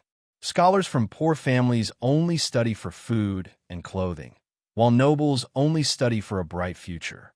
Those who study for righteousness and wisdom are few and far between. It's a pity that so many history books that recorded the bloody lessons of our ancestors have been lost. Lu Qingyan nodded. Of course, scholars who study for nothing are useless. Only those who study for a living can be considered inferior in all aspects. Only by studying for a living can one be considered superior. Chapter 2:26. The old man laughed and praised. You have to let your father hear this. Lu Qingyan made a naughty face. That won't do. Father will definitely nag at Yen'er about this and that. Lu Feiqi restrained his smile and slowly got up with Lu Qingyan's help. He walked to the window and sighed softly. It's not strange that Crown Prince Zhao Sun lost His Highness Bailiang, but it's interesting that even King of Jing, who was determined to cut off all means of retreat, couldn't keep him. This is interesting. Just now, Chu Lushan said that he wouldn't fight back even if you slapped him. Yen'er, don't think that it was a joke. This smiling Lu Qiu is very serious. Lu Qingyan exclaimed in surprise. It's the truth? Yen'er thought it was a joke to warm up the atmosphere. Lu Feiqi smiled faintly. That's why I'm prepared to let you enter Bailiang Palace. I don't expect to be the official wife, but I'm going to ask for a concubine for you. In terms of courage, those two old fellows, Wan and Hong, have never been able to match me in their entire lives. Lu Qingyan, who had been praised by her ancestor as having telepathy since she was young, had some guesses. But after hearing it with her own ears, she was still shocked and didn't dare to speak for a while. Lu Feiqi patted the back of her hand and said kindly, Go, watch the incense burner. This thing can't be careless.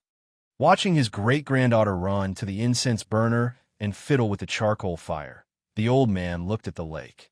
The breeze brushed his face and his white beard fluttered in the wind. It was truly an extraordinary style. After thinking for a while, he said softly, Yen'er, give Lu Do to Chu Lushan tomorrow. This Xiang Fan City's fire is right. Lu Qingyan obediently said, Oh. Lu Feiqi turned around and picked up a piece of old ginger from the food box on the shelf. He put it in his mouth and suddenly asked, I heard that His Royal Highness is very handsome. Lu Qingyan was startled and raised her head with a smile. He's very good-looking. Lu Feiqi slowly chewed on the slightly spicy ginger and stroked his beard with squinted eyes. It seems that he's half as handsome as our ancestor back then. Lu Qingyan stretched out a finger and drew a line on her cheek. Ancestor, you're shameless. The old man was not angry. He walked over and bent down to wipe away the black charcoal on his great-granddaughter's face. He said dotingly, Married daughters are like spilled water. You're not even married, and you're already siding with an outsider. I've doted on you for all these years in vain. Lu Qingyan's eyes suddenly turned red. She sobbed and shouted, I won't get married. I won't get married. Lu Feiqi chuckled and said, Silly girl. The old ancestor's final words to Yen'er were, Marry and follow your husband. If you really want our Lu family to prosper when the old ancestor enters the coffin in the future, regardless of what your parents say or how the family begs you, you must remember to think of your husband first. This is the foundation for the Lu family to stand out from the chaos in Qingzhou. Your handsome future husband was able to make the king of Jing and take such a risk. Half of it is his ability, and the other half is his lack of maturity. However, he's still young. As long as he has the spirit, it's not impossible for him to be a king of Bailiang who won't lose to Lame Su. The old man looked at the starry sky and whispered a sentence that made Lu Qingyan confused. Occupying the north and looking south, a python swallowing a dragon. Su Fengyin did not go near the bonfire where Ningame was. Instead, he lay on the grass at the top of the hill and stared at the bright Milky Way in a daze. Not long ago, he had fed Blue Bird the Dragon Tiger Golden Elixir, which was extremely precious in the Taoist master's residence. There were only 2 in a box. It was said that it could prolong one's life and was no different from prolonging one's life. It was only slightly inferior to the elixir refined by Qi Xianzhu. Back then, when the old god of swords Li Chungang went to the demon-slaying platform of Dragon Tiger Mountain, he asked for the elixir that was rumored to be able to bring the dead back to life. Therefore, when he saw the two dragon tiger golden elixirs after the box was opened, the knowledgeable Li Chungang asked if he was willing to give it to the maiden green. The old god of swords' original intention was that the maid's injuries were no longer serious and that her survival was certain. This priceless golden elixir was not necessary and seemed to be a waste. Unexpectedly, His Royal Highness calmly said that he was willing and then directly asked when the second golden elixir was suitable to be consumed. The old man wearing the sheepskin coat came to His Royal Highness' side and sat down. He pulled out a piece of licorice and held it in his mouth. He lamented, "The sky is like a dome that covers the wilderness. Who isn't a frog in the well?" Su Fingyan laughed. "Old senior, this doesn't sound like something you would say." The old god of swords curled his lips and said self-deprecatingly, "In front of the little mud man, of course I have to put on the airs of an expert. Otherwise, how can I trick her into practicing swordplay with this old man?" Su Fingyan rolled his eyes and imitated the old god of swords to pull out a piece of licorice. He flicked away the dirt and put it in his mouth to chew. He said vaguely, "It's sweet. In the past, I used to sleep in this kind of desolate place with old Huang. There was no bed or blanket. I would curse when I had nothing to do. When I was really out of energy, old Huang would pass me this kind of licorice."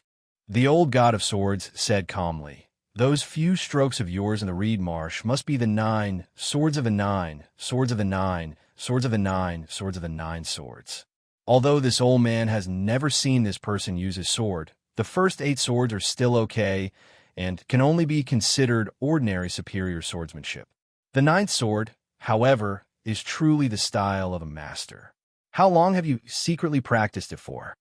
Su Fingyan shook his head and said, "I only read the sword manual and have never really practiced it. I don't know why I was able to use it during the day." Old man Li's face was full of doubt. Su Fingyan sat up and turned his head to ask, "Old senior, why didn't you accept the sword case?" The old god of swords laughed and said, "Then why didn't you eagerly flip through that peerless sword manual?" Su Fingyan lay down again and crossed his legs. The old god of swords laughed loudly and said, "If the heavens didn't give birth to me, Li Chungang, the path of the sword would be as long as the night." Su Fingyan said helplessly, "You can boast about this to Gingermud." The old god of swords stood up and kicked off the little rascal's crossed legs. He said angrily, "Get up. This old man will let you know if these words are boasting or not."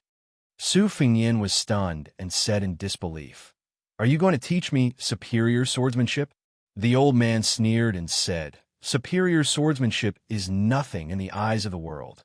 This old man will teach you the green snake in 2 sleeves tonight." Chapter 227. The Heavenly Platform of the Imperial Astronomer. In addition to numerous complicated observation instruments, the top floor was also used to store books. The 3 walls of books were several feet high. So many ladders were needed to hold the books. It was already late at night. Only an old man and his errand boy were there. The old man had read too much that his eyes were hurt.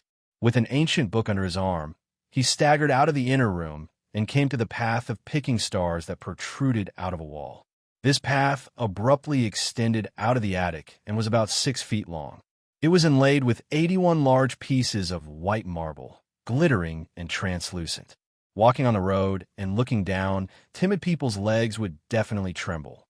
Standing here, one could have a panoramic view of the imperial palace, which was against the rules. Therefore, there was no record of the heavenly platform in any map or document of the current dynasty. The old man walked to the end of the Jade Road and looked up. The little attendant hurried to put on a coat for Jianzhong. The little attendant with red lips and white teeth was not afraid of heights. He sat down on the side and dangled his feet in the air. He accompanied the old man to look at the vast starry sky, lost in thought. The little attendant asked softly, "Grandpa Jianzhong, can you really see anything?" "I heard from Lord Xie that he saw with his own eyes 8 great pillars of qi rising into the sky from the territories of the 8 kingdoms, and then they collapsed one by one. Now only our Liang dynasty is left, and it reaches the heaven."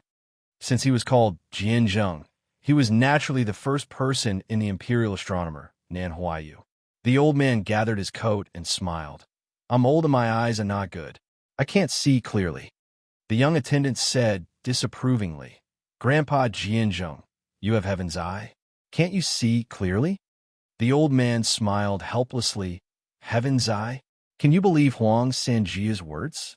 That little bookcase, that old bastard wants to use the position under but to lay out the layout for him. You can't take it seriously. If we talk about heaven's eye, he has it. My Qigong is far inferior. The attendant said, no, didn't Grandpa Jianzheng play 2 games of chess with that Huang Sanjia? You lost first and then won. How can you be worse than him? Next, he can only call himself Huang Liangjia. The old eunuch shook his head and said, no, it's just that halfway through the game, Huang Sanjia didn't want to continue. Although I had the upper hand on the chessboard, he would be defeated if he played another 10 moves. Back then, I thought it would be a draw. 10 years ago, I thought that I would lose in 20 moves. Now that I thought about it, there were only 10 moves left. God knows if in a few days I would think that I would lose in 5 moves. Maybe before I died, I would find out that Huang Sanjia only needed 1 move to turn the tables.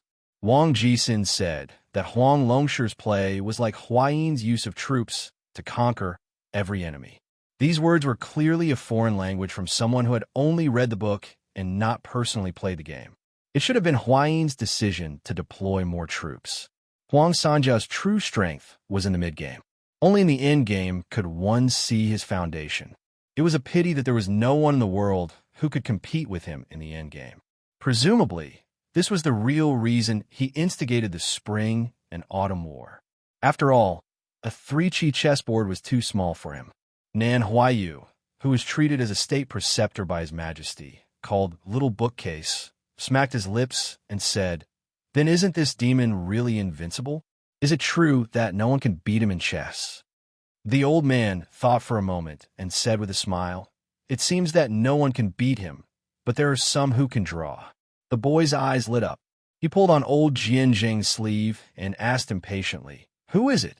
The old man was afraid that little bookcase beside him would catch a cold. He first had the boy sit up and then put a book under the boy's butt. Then he said slowly, back then, the late emperor personally came out to welcome him. Hundreds of thousands of Great Peace City's citizens lined the streets to welcome him. Little bookcase, who do you think it is? The boy exclaimed, I know. The white-robed monk, the immortal who proposed enlightenment in the 2 Zen temples. Grandpa Jianzheng, can you really become a Buddha? Does that mean that I'll become a Buddha just by standing there? If that's true, then I also want to become a monk. Old Jianzheng said with a heavy tone, I don't know if enlightenment is real or fake. I'm not a Buddhist after all. Even if I've read some Buddhist scriptures, I can't speak nonsense. But it's true that cultivating means spending money, practicing Zen, and spreading luck. If the ruler of a country is obsessed with Buddhism, it's definitely not a good thing. It's fine if you worship old Huang's purity. It's a waste of the country's wealth. It can be taken from the people and used by the people. But if you worship Buddha, it's hard to say. Once luck is scattered, gathering it again is as difficult as ascending to the heavens. When Buddhism first entered the Central Lands, it was criticized. It's not just the superficial ambiguity between Confucianism, Buddhism, and Taoism. In reality, it's because Confucianism and Taoism, who value Qi the most, are worried that Buddhism will ruin the momentum of the Central Lands. The boy said with a bitter expression, then I'd better not be a monk. The old man smiled and rubbed the boy's head. The boy raised his head and asked, Grandpa Jianzheng, that king of Bailiang, came to our imperial astronomer during the day. Why is everyone so afraid? I'm not afraid. Old Jianzheng stood and said, it's good that you're not afraid. All right, we slacked off enough. We should go back to work. After we finish editing this new calendar, I should close my eyes. If that white-robed monk gets there first, it'll be another immeasurable disaster. Fortunately, this old man who's about to die has the help of you, little bookcase. I reckon that I won't be able to be a human in my next life. This is the fate of revealing the secrets of heaven. The little attendant looked sorrowful. Nan Huayu squinted his eyes with some difficulty and turned to look at Bailiang. He pointed and said softly, little bookcase, after I die, I'll rely on you to suppress that giant python." There were two big bunches of bonfires, old Taoist way and a few other unusual retainers, as well as a Yu Wei and Jiang and I, these womenfolk, occupied one bundle. The Phoenix Battalion surrounded the other bundle. The two bunches were far apart, which was a very well-behaved way of avoiding suspicion. Even though Pei Nanwei was a fallen phoenix, she still tried to maintain the dignified posture of Princess Jingyin. She had nothing to do, so she paid attention to the movements of the Phoenix Battalion. She could see the light cavalry who took turns to be on night duty, coming and going in an orderly manner. After the battle, the two generals were seriously injured, but no matter if it was the generals or the soldiers, there was no dejection on their faces. Looking at their lips, it seemed that they were all talking about His Royal Highness. They were all in high spirits. The more united the Phoenix barracks became, the more uncomfortable Princess Consort Pei felt. Her original desire to escape from her prison gradually faded. How could a lowly prisoner who had fallen so low that she had to clean the carriages compare to the one and only Princess Consort Jingan in Qingzhou? Pei Nanwei was disheartened. She reached out to the bonfire and warmed up a little. She looked to the left side and saw a plump, beautiful woman holding a white cat accompanying her to find a pool. They chatted a little on the way, and she knew that their conversation was not ordinary. The young woman with a strange identity on the right side was really smart. Pei Nanwei, as a peerless beauty, still didn't dare to say that in a few years she would be able to win over this plainly dressed woman. It didn't look like she was a maid. How could there be a maid who could fight with the heir of Bailiang? But it also wasn't right to say that she was a daughter of a noble family. That pair of rough little hands that couldn't be described as white jade and creamy were obviously a child from a poor family. This Bailiang was indeed full of strange people. She couldn't figure them out. Pei Nanwei couldn't help but look in the direction where His Royal Highness disappeared. What was this shameless bastard doing? Bailiang Palace, Tide Listening Pavilion. That night, White Fox's face, with the peerless saber at her waist, climbed to the third floor. Chapter 228. The moon was bright and the stars were sparse. In the small hut at the foot of the mountain in the shade of the two Zen temples, there was a loud, snoring sound. It was an unattractive young woman. She spread her arms and legs and took up most of the bed. She turned around aggressively and accidentally kicked the bald middle-aged monk off the bed. The poor monk sat on the ground in a daze for a while. He got up and put on a white kasaya and walked out of the hut. There were two small rooms next door, separated by wooden boards. The white-robed monk tiptoed to his daughter's room and covered her with a blanket. This girl's sleeping posture was exactly the same as her mother's, restless. When he came to his disciple's room, he saw that this little idiot was most likely having a good dream. She probably dreamt that she wanted to play with something and only cared about laughing. The shabbily decorated narrow room was neat and tidy. The shoes and socks of the two women in the house were always scattered all over the place. This stupid north and south were not the same. Everything was meticulously arranged, just like when he preached the sutras to the monks of the Hui generation in the temple. The white-robed monk walked out of the hut alone and came to the Thousand Buddha Hall. The walls were painted with the Vajra Luohan fist technique, vivid and lifelike. The ground was uneven, with a total of 108 small footprints. It was rumored in Jianghu that this was the most powerful demon-subduing skill of the two Zen temples. Whoever could face the wall and observe the fist technique and walk 108 steps correctly would be ranked among the top 3 martial artists in the world. The reason why this hall was called the Thousand Buddha Hall was because the two Zen temples carved a Buddha here every year. There were more than 1,000 Buddha statues here. The white-robed monk was this generation's tablet keeper and also this generation's Thousand Buddha Hall statue monk.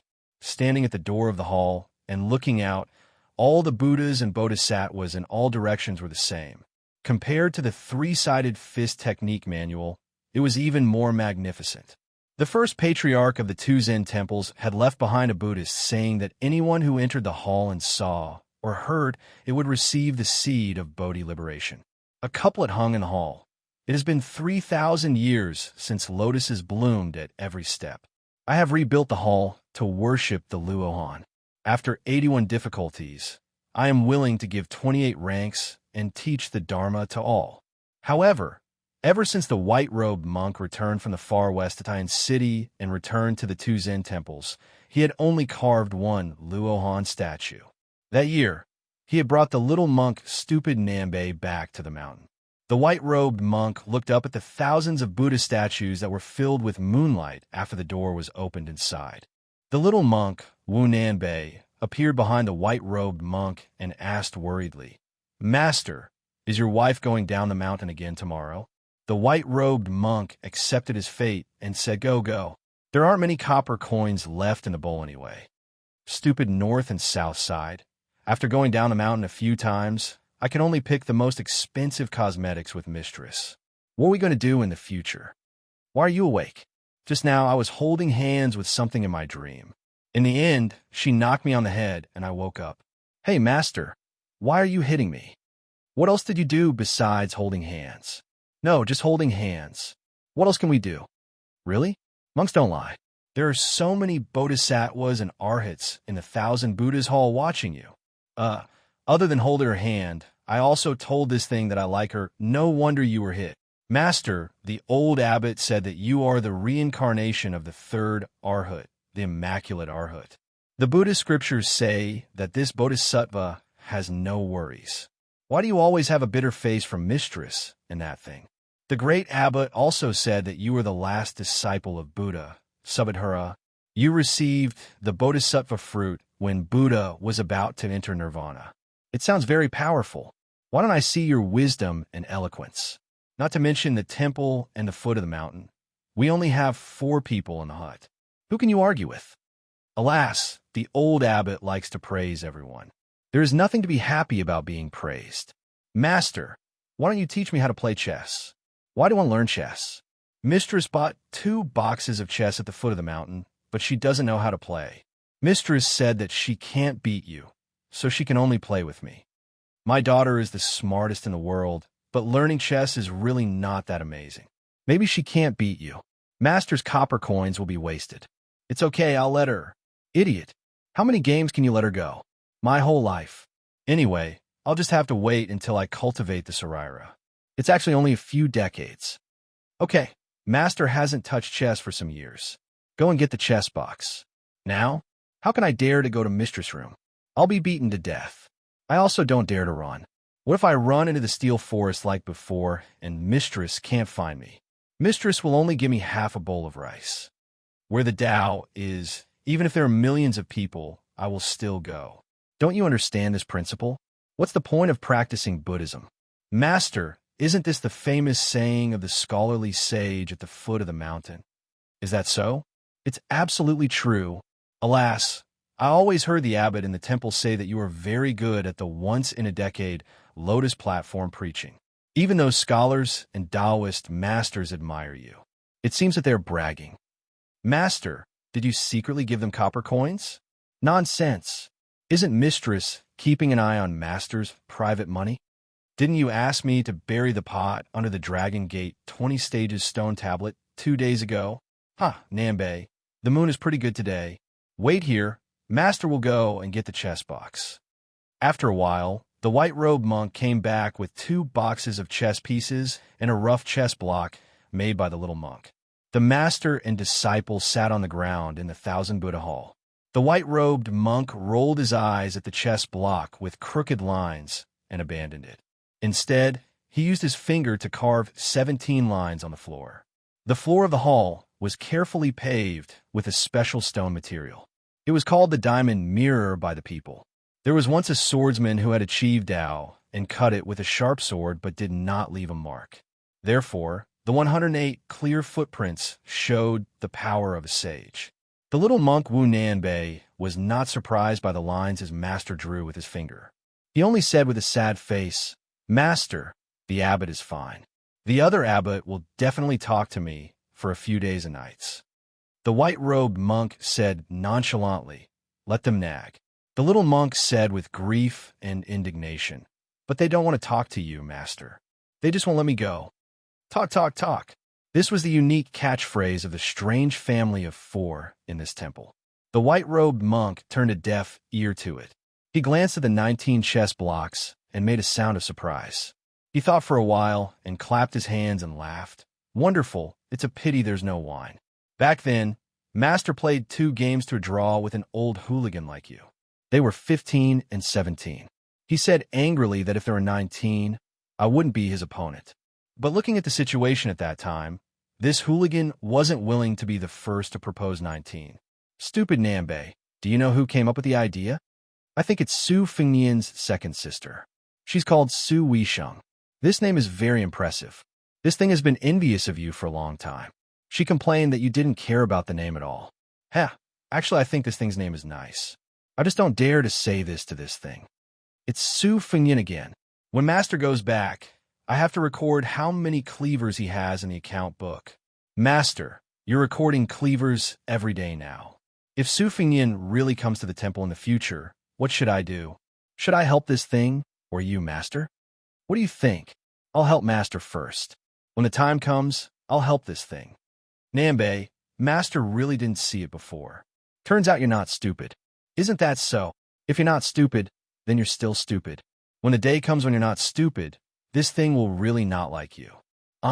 Master, don't scare me. I won't be able to sleep at night. I won't have the energy to cook for you tomorrow. If that's the case, just pretend that Master didn't say that. Master, I don't want to learn chess anymore. I want to go outside and chant scriptures. Stupid Nambe, Master told you that chanting scriptures is useless. The scriptures and the 1,000 Buddhas in this 1,000 Buddha hall are all dead things. If chanting scriptures could produce relics, the abbot would have burned tens of thousands of them. Let's not talk about this anymore. I'll teach you how to play chess. The white-robed monk only roughly explained the rules of chess. In the first round, he allowed 6 stones. Both the master and disciple placed their stones very quickly. The stupid Nambe naturally lost. In the second round, he allowed 5 stones. The little monk still lost. In the third round, he allowed 4 stones. The little monk lost 3 rounds in a row. The white-robed monk frowned and said, Nambe, this won't do. How are you going to give this thing a handicap tomorrow and not let her see that you're giving her a handicap? The little monk, who had a serious expression once he did something seriously, nodded and said, Master, I'll play more seriously. In the fourth round, he only allowed 3 stones. According to common sense, the white-robed monk allowed fewer stones. Moreover, he didn't deliberately give the little monk a handicap. Naturally, the little monk's game should be getting worse and worse. In fact, after 4 rounds, the little monk's situation gradually improved. In the 5th round, the white-robed monk looked at the sky and said, I won't give you any stones in this round. If you can last until the 160th round, you win. You can go play with this thing tomorrow. Chapter 229. The stupid north-south nodded vigorously. Just as he was about to start with the white piece, he accidentally saw an ant scurrying around in his cassock. The little monk smiled innocently and gently stretched out his 2 fingers that were still holding the chess piece. He let the little ant climb onto his hand and then placed it on the ground. After it was far away, he placed the chess piece on the Vajram mirror. In the end, the little monk had made more than 170 moves in this game. The monk in white did not continue. He smiled and said, Are you asleep now? The little monk touched his bald head and said happily, Okay. The monk in white waved his hand and said, Go, leave the chess set in the chess box.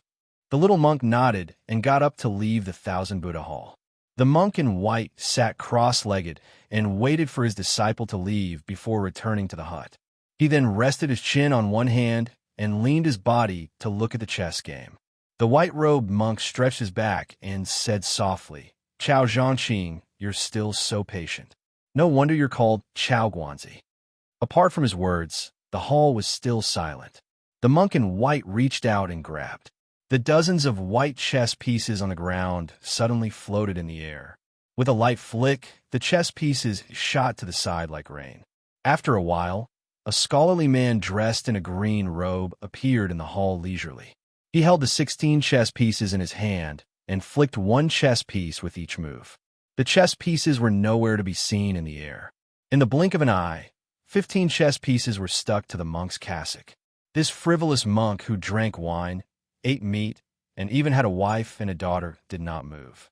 However, the 1,000 Buddha statues in the hall were shaking together as if they were being invaded by demons. Especially the few Vajra Bodhisattva statues. When they swayed back and forth, they were particularly intimidating. It must have been the 15 chess pieces that hit the monk's cassock. Each chess piece brought about a violent surge of chi activity and caused such a phenomenon. The handsome middle-aged scholar only had one chess piece left in his hand. He smiled and said, "Sure enough, no one in the world can break your Vajra realm." Without any movement from the monk in white, 15 white chess pieces fell from the cassock and quickly rolled back to their original positions on the Vajra mirror, as if they were endowed with intelligence. The white-robed monk calmly replied, "It's just Chao Guanzi's 15 mysterious fingers. Why don't you take out a celestial phenomenon cultivator and try?" The slender scholar smiled and gently tossed the chess piece in his hand onto the ground. It bounced forward a few times and obediently returned to its original position, just like the 15th chess piece. He shook his head and said, "I won't try anymore." Back then, the number one person in Beimang who was said to be able to fight with Qi Xianzhu came from the south. When you arrived at the two Zen temples, you still couldn't harm a hair on your body. However, in your anger, you left 108 Vajra prints on the ground. But I'm very curious. You always end up in a draw when you fight, but why do you still like to end up in a draw when you play chess? In the past, Huang Longshu used the lives of more than 300 monks to play against you, each playing one piece. In this game, 43 people died. Fortunately, you were able to draw. Later, after the Spring and Autumn War, Huang Longshu forced you to play again. However, he used the hundreds of Buddhist temples in the hundreds of counties in the world as chess pieces. If he lost, he would destroy one. If he won, he would let the Liang dynasty build one more. Why did you still end up in a draw? After I read the chess record, the chances of you winning the first game were indeed not high. However, in the second game, you clearly had a chance to beat Huang Longshu. The white-robed monk raised his head and looked at the world-famous Chao Guanzi. Similar to himself, this guy had also played chess with Huang Longshu. It was said that the two of them were close to the level of chess. Chao Guanzi was, of course, much better than those national chess players in the palace. However, in the face of this immortal in the eyes of the world, the white-robed monk was still as calm as an ancient well. He said calmly, "If I say that I'm in a hurry to go home and cook for my wife, would you believe me?" When Chao Guanzi heard this rare joke, he actually didn't laugh. He sighed and said regretfully, "Now that you even have a daughter, you don't have the patience to play chess with me until the end. It seems that I won't have the chance to play chess with you." The white-robed monk sneered and said, "Who wants to play chess with you? A game of chess can last for months or years." Chao Guanzi, whose real name was Chao Chongqing, was sitting opposite the white-robed monk. He looked at the chess game that he had already memorized by heart and said with a smile, "Your disciple is really amazing. No wonder he is regarded as the hope of the Dharma ending tribulation by Buddhism." The white-robed monk said calmly, "Chao Chongqing, my temper is actually not as good as you think. You're willing to play chess with me, but I am also not willing to fight with you. Here, I found some good wine for you in the palace." Chao Guanzi took the wine pot from his waist and threw it to the white-robed monk. Then he picked up a white chess piece with his left hand and gently placed it down. He seemed to know that the white-robed monk wouldn't play chess with him. His right hand picked up a black chess piece and placed it on the ground, creating a scene of self-entertainment. He said, "Don't worry, I would rather compete with Dong Tai's peach blossom branch than have anything to do with you. The world only knows that you are invincible, but I know the terror of your angry eyes." The white-robed monk drank a mouthful of wine and frowned. He asked, "That Korean cat didn't make you stay?" Chao Guanzi played chess on his left and right. He shook his head and said, "It was a coincidence that we didn't meet this time." The white-robed monk wiped his mouth and asked, "You are a scholar from West Chu who is in dire straits. Are you still thinking about finding the little princess who is blessed with destiny and reviving the country?" Chao Guanzi looked lonely and said, "Why wouldn't I? Everyone said that she died with the emperor, but I still don't believe that the little princess is dead. West Chu's dragon aura still exists, but the imperial astronomer doesn't dare to admit it." The white-robed monk raised his head and drank a mouthful of wine. "Chao Changqing, are you here for my new calendar?" The Liang dynasty follows the old calendar and was originally following the will of the heavens.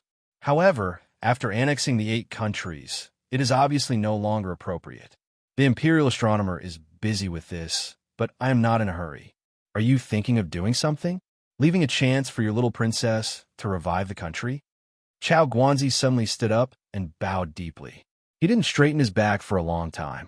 The white-robed monk sighed and said, "Chao Changqing, do you really not know that this is a shady business against the will of the heavens? Don't you know what happened to Heavenly Master Ren on Mount Longhu?"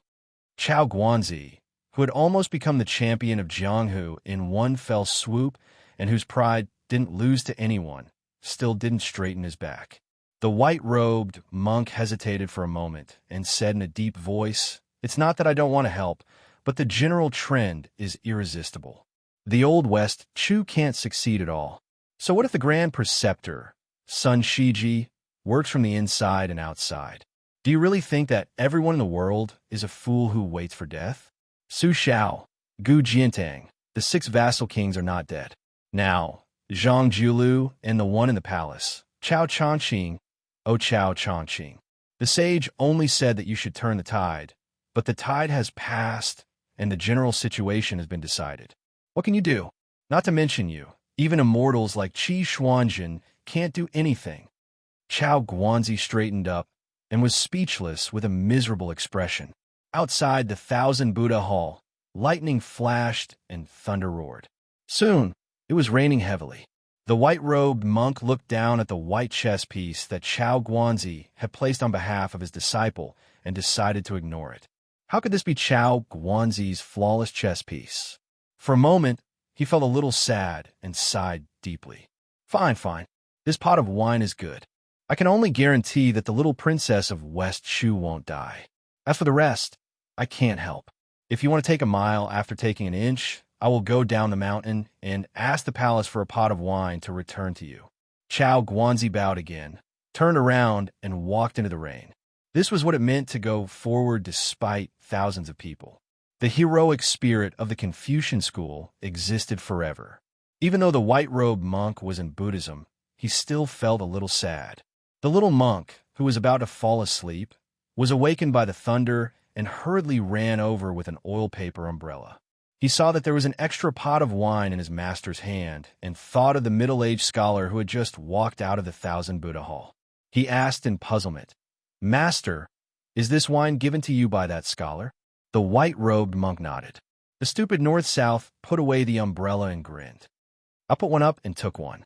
I met this scholar just now, so I borrowed one from him." The white-robed monk glared at him. "Why did you borrow it from him? It will take years to return it to you. An umbrella costs a lot of copper coins."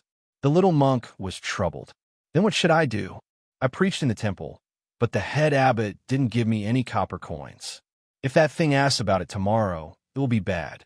The white-robed monk said helplessly, "Forget it. Just say that I bought the wine." The little monk shouted gratefully, "Master!" The white-robed monk rolled his eyes. "Master needs to go to the sutra depository in the temple to hide from your master's wife. Go to sleep." The little monk said nervously, "Master, why don't I tell the truth to master's wife?" The white-robed monk stood up and knocked on his stupid disciple's head. "Idiot!" The little monk smiled brightly. The white-robed monk said earnestly, "North-south, if master's wife gets angry tomorrow, at most you will have to eat less and work more. But when your master's wife is in a bad mood, she likes to go down the mountain to buy clothes that she can't wear more than a few times a year. This is all master's hard-earned money." The little monk suddenly understood. The white-robed monk smiled. Go to sleep." The little monk said, "That thing is afraid of thunder. I will go outside and recite scriptures for her." The white-robed monk touched his bald head. This disciple, standing at the entrance of the 1,000 Buddha Hall and looking at the stupid North-South who was running in the mud without caring about the rain. The white-robed monk murmured, "Stupid North-South, you have a Zen that doesn't let down Buddha and Qing." Chapter 230. In the night, White Fox stood in the outer corridor of the third floor of the Tide Listening Pavilion. It was hard to believe that this Baoyang Palace, which occupied an area second only to the king of Yanqi among the seven kings, did not have a single master. Not to mention the early death of the princess, Su Xiao, who had taken the title of Pillar of the State, was far away in the capital. Even His Royal Highness had run out of Baoyang. The eldest daughter, Su Weisheng, was still fine, as she was not judged by her appearance but by her talent. She was still studying in the Shangyin Academy, while the youngest son of the king of Baoyang, Huang Manor, Su Longxiang, was practicing in the Dragon Tiger Mountain. This made White Fox laugh at himself when he occasionally took a break. When he met Su Longxiang, who was no different from a refugee or a beggar, he had never thought that he would be able to climb to the third floor of the arsenal today.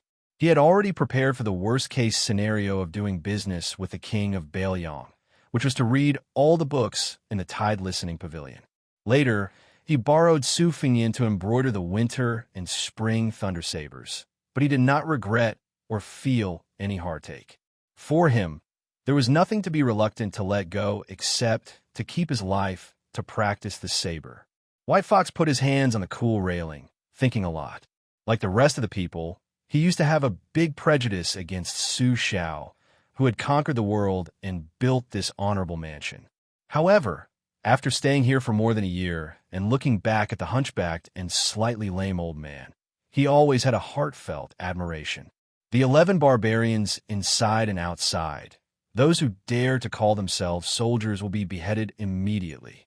The world's territory, the sun and the moon, the mountains and rivers, all are the subjects of the Liang dynasty. These two bold words were not the armchair strategists of those poets and writers, but the words of the ignorant man Su Xiao, who had been criticized by scholars for many years because of his lack of knowledge. What was more commendable was that Su Xiao almost did it. This was simply inconceivable. "Mr. Nangong, it's rare to see you slacking off." A cold voice came from behind White Fox, with a slight smile. Baihu turned around and looked at the man in front of her. She shook her head and said, "I don't dare to be called Mr. by military advisor Li. Congratulations on reaching the third floor. You're 1 year faster than I expected." The one who came was none other than the state scholar Li Shan. In the spring and autumn war, where talents emerged in large numbers and strategists resplendent, he was still the most outstanding. Back then, this person and Western Shu's Zhao Guangling were known as Su Rintu's left and right arms, left Zhao and right Li Yishan. Generally speaking, one person was the strategist, the other the decisive. Among them, Zhao Guangling was proficient in Chanyang stratagems, while Li Yishan focused on scheming. Many of the schemes that harmed the virtue of the underworld came from his hands. The two worked together. Their coordination was flawless. Zhao Guangling vomited blood and died in the territory of Western Shu. His merits and demerits could not escape the eyes of everyone. Li Yishan stayed at the Tide Listening Pavilion to advise the king of Baoyang on the strategy. However, looking at his complexion, he was also terminally ill and did not look like someone who would live a long life. Indeed, when Western Shu was defeated, it was Li Yishan who proposed to kill anyone above the wheel, regardless of whether they were women or children. Until now, when Li Yishan was mentioned in Shu Prefecture, children would stop crying. How could such a person, who did not care about the virtues of the underworld, live a long life? Baihu asked, "There's something I don't understand. I'd like to ask military advisor Li." Li Yishan nodded and smiled. "Please speak. I'll tell you everything I know." Baihu was not a polite person to begin with. She asked directly, "The king of Baoyang is recognized as a talented general who can only lead an army, not a talented general who can lead a general. During the spring and autumn war, the other three famous generals were rarely like the king of Baoyang, who always led the troops in every battle. The Battle of the Western Fortress was undoubtedly the most magnificent war in history. However, he still boldly handed over the command to you and Qin Jibao and personally led the elite cavalry to attack the enemy's den. Why can the Bailiang army only have the surname Su and not others? Li Yishan looked at the tide-listening lake, which was always quiet without any bait. He smiled gently and said, Zhao, Guangling and I had argued about this before. Neither of us could convince the other. The answer does not lie with me. It lies with Su Xiao and Su Fengyan. Mr. Nangong can continue to look on coldly from the sidelines. It's a pity that Zhao Guangling was born in a chaotic era. Otherwise, he would have been a capable minister who could govern the world. He wouldn't be worse than Zhang Jilu. At that time, the biggest disagreement between us was who would be in charge of the Bailiang army in the future. Would it be a descendant of the Su family or someone else? That's why I told Su Xiao that it was fortunate that Zhao Guangling died early. With his unyielding character and his hatred of evil, regardless of whether his Royal Highness was a real hedonist or a real foppish son, he was still an eyesore. As for me, I'm probably not as good as him when it comes to strategizing, but my temper is much better. That's why I've been able to live longer than him. Why else do you think Su Fengyan would send me wine every 2 to 3 days? That kid is very shrewd. Zhao Guangling doesn't like this kind of petty cleverness. On the contrary, I admire it. Furthermore, when he was a military counselor, he would personally attend to everything in the military tent. I'm more lazy, so I can see many things and know more about the Crown Prince's temperament. I watched that kid grow up. That time, because of the armored maidservant Zhao Yute, he angered the princess consort. She punished him by raising his arms and holding 2 books to reflect on his mistakes. How old is he? How long can he hold that? He insisted on not admitting his mistake, but he also didn't want to be lazy. He held 1 book on top of his head and the other in his mouth. His temperament is exactly the same as the princess consort's. Of course, this small matter doesn't mean anything. It's hard to say whether His Royal Highness will be able to inherit the position and take over the 300,000 steel cavalry. Baihu'er hesitated for a moment before asking, Aren't you worried about that little butcher? Li Yishan was afraid of the cold. Even during the summer, the cool breeze still blew in the tide-listening pavilion on Mount Qingliang. He hurriedly picked up the wine gourd and drank a mouthful to warm his stomach. Then he sighed and said, Su Xiao doesn't seem to be afraid, but I'm very afraid. Even an outsider like Mr. Nangong can see it. How can His Royal Highness and Chen Jibao, who are in confrontation with the authorities, not know? When I think of how Chen Jibao dragged Wu Shengyi, Baikui's wife and daughter, to death in front of the Western Wall, I can't help but be afraid. Perhaps you don't know, Chen Jibao's swordsmanship isn't bad. His most outstanding skill is his spear. Compared to spear immortal Wang Xiu, his master, he's on par with him. Chen Jibao's art of war has always been to succeed in 1 strike. Presumably, it's nothing more than this. Many things in the world are beyond one's control. Back then, didn't Zhao Guangling and I hint to our confidants that Su Xiao might as well rebel? Although Su Xiao can endure it, only God knows if Chen Jibao can. That person in the capital has spent a lot of time and effort on this for the past 10 years. To be honest, Mr. Nangong, it's not that Li Yuanying cherishes his life. It's just that I'm afraid the building will collapse. I'm sorry for the princess in white who plays the drum. Baihu'er's face seemed to be affected by Li Yishan's invisible murderous aura. Her mood was somewhat heavy. Li Yishan exhaled deeply. He raised his head and drank a mouthful of wine. He laughed and said, Today, I came downstairs to tell Mr. Nangong these words from the bottom of my heart. I hope that Mr. Nangong will remember this faint friendship when you come out of the tide-listening pavilion. Fengyan's cleverness was carefully taught by me, a dying man. Mr. Nangong, please don't be angry at this guy's slyness. Since Fengyan's temperament is similar to that of the princess, he is naturally not bad. Baihu'er's face only nodded. Li Yishan, however, knew that it was enough. The man who had seen countless battles with his own eyes said in a trance, It's a time of peace now, not to mention the common people. Even some young generals can't imagine the magnificence of hundreds of thousands of soldiers fighting a fierce battle. Such a scene, although covered in bones, can still inspire countless men to advance dauntlessly. Bailiang is a good place. Horses galloping from the north are arrogant, and songs from the south are all dead. Although they are worried about the fall of the country, they're not mourning.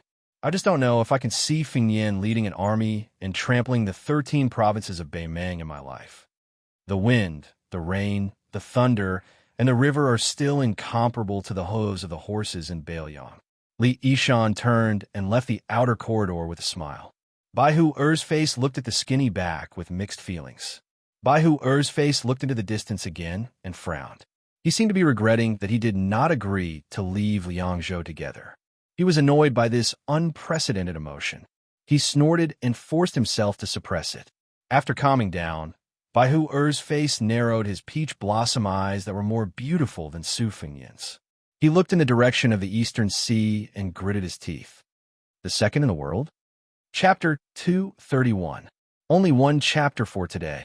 Hearing that the old god of swords was going to impart the two-sleeved green snake, Su Fengyin was shocked beyond words. Without waiting for him to react, Li Chungang coldly snorted and said, "Lend me the sword." The spring thunder at Su Fengyin's waist trembled incessantly. He subconsciously wanted to press down on the simple and unadorned short knife to prevent it from leaving its scabbard. The old man wearing the sheepskin fur coat sneered and said, "I'll let you experience the Wu family sword mound's imperial sword ascending Mount Kunlun." How could Su Fengyin defeat the old god of swords who had been in seclusion under the tide-listening pavilion for so many years? The spring thunder was still guided by the old god of swords' finger and leaped into the air. Li Chungang pressed down with his finger, and the spring thunder descended. With a twist of his finger, the spring thunder spun rapidly in front of him and finally formed a circle of bright knife shadows without a blade. The old god of swords allowed the spring thunder to spin in circles in the air. He reached out and grabbed the handle of the knife. Two streaks of green gang instantly exploded from the simple spring thunderblade like two mysterious green snakes. The old god of swords did not remind Su Fengyin to be careful. Using the knife as a sword, the sword aura was imposing, and he chopped down at Su Fengyin, who was pondering the Imperial Sword School. The sword aura roamed and instantly shot towards Su Fengyin's face. Last time on Mount Wudong, Su Fengyin fought against an imperial bodyguard of the Dongyue imperial family. That bladesman used a pair of wild brocade knives. What Su Fengyin valued and envied the most was that person's unique drawing knife technique. Seeing the green snakes surging toward him, Su Fengyin did not know how to understand that mysterious meaning. Since the green snake sword aura was unavoidable, Su Fengyin drew his knife out of its scabbard in a flash. With one breath, he raised his knife to block the cold sword aura.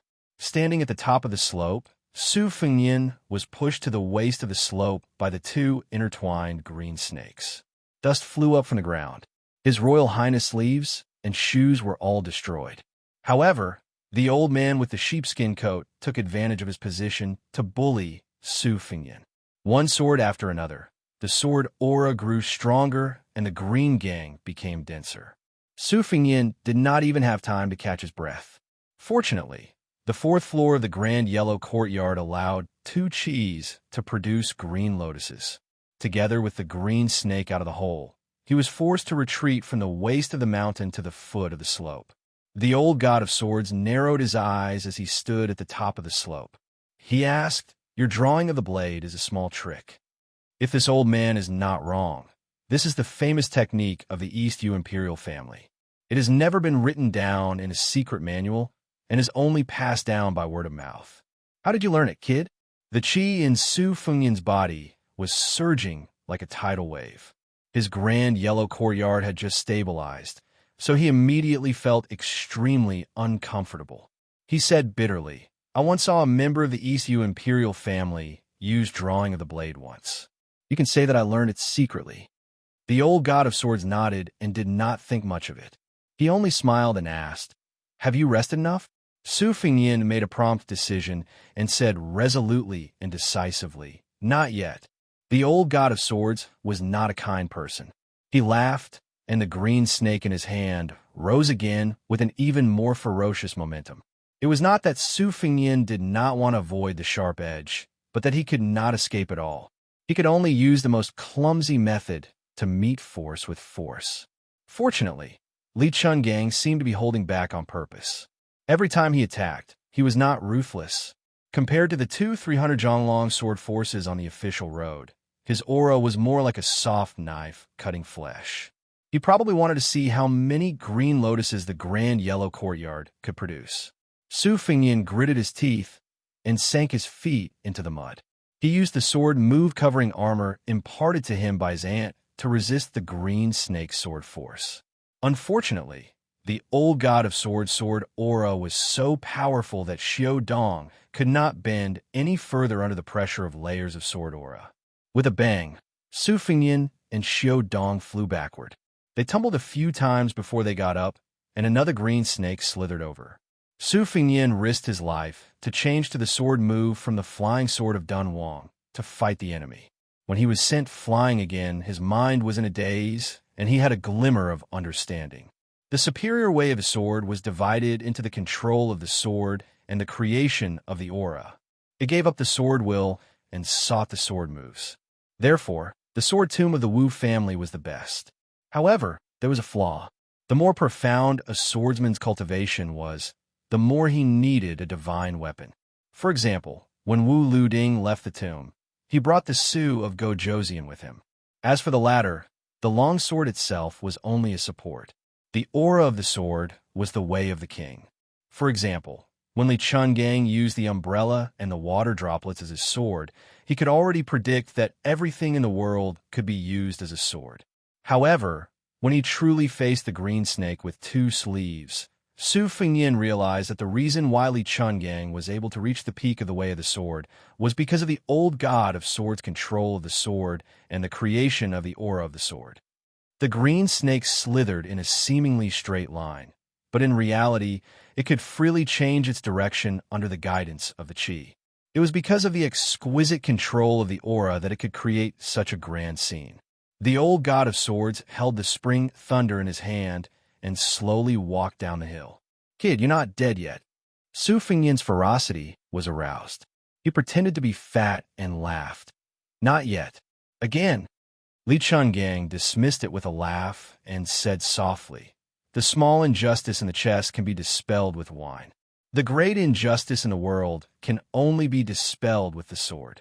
Kid Su, be it this old man's wooden horse ox, or the Su of Gojoseon that is now in Wu Liuding's hands, or the great Liang dragon sparrow that your mother used in the past, if you don't dare to think about leveling the world with one sword, how can you reach the realm of earth immortals if you don't even dare to think about it?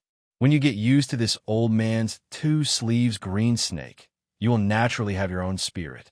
Only then will the great yellow court be your great yellow court. When facing an enemy, you can't retreat before the battle. This principle that this old man taught you tonight is not inferior to the two sleeves green snake." Over at the two bonfires, only sword aura could be seen soaring into the sky near the hillside. Ningame was a little worried and wanted to lead a pair of white horses to keep an eye on it. However, he was stopped by the old Taoist priest Wei Shuyang with a smile. Ningame, who was slightly further away from the bonfire, asked Elderme in a low voice, "Zhenren, is that old senior the old god of Swordsley?"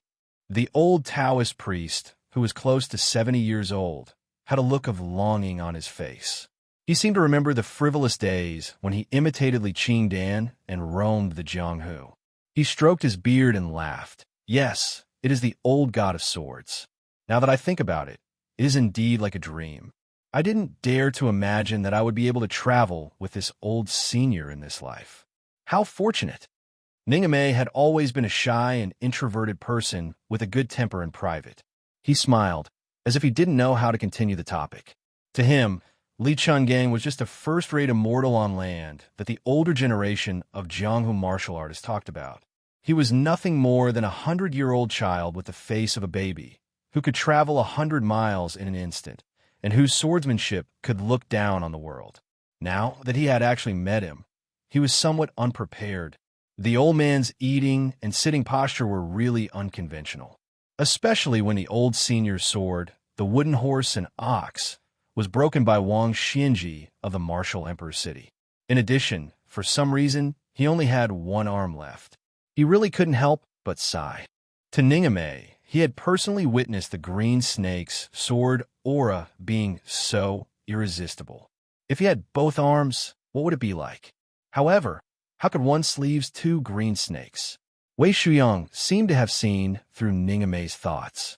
He shook his head and said, "General Ning, it's not that simple." Ningame didn't say anything. He then turned his head and saw His Royal Highness, who had changed into a new set of clothes at dusk, walking over in ragged clothes. The old god of swords was leisurely following behind with a faint smile on his face. Su Fingyin saw that there was still some distance between them and the bonfire. He smiled bitterly and said, "Old senior, you said you were going to teach me the green snake with two sleeves, but how could you teach me the way? From the beginning to the end, I was beaten up and couldn't even escape." Old Manly blew his beard and glared at him. He said, "Idiot, what's the point of telling you all those principles? This old man's famous unique skill isn't that easy to learn." Su Fingyin muttered, "I'm just lazy and don't feel like talking." The old god of swords laughed instead of getting angry. He chuckled and said, "That's true.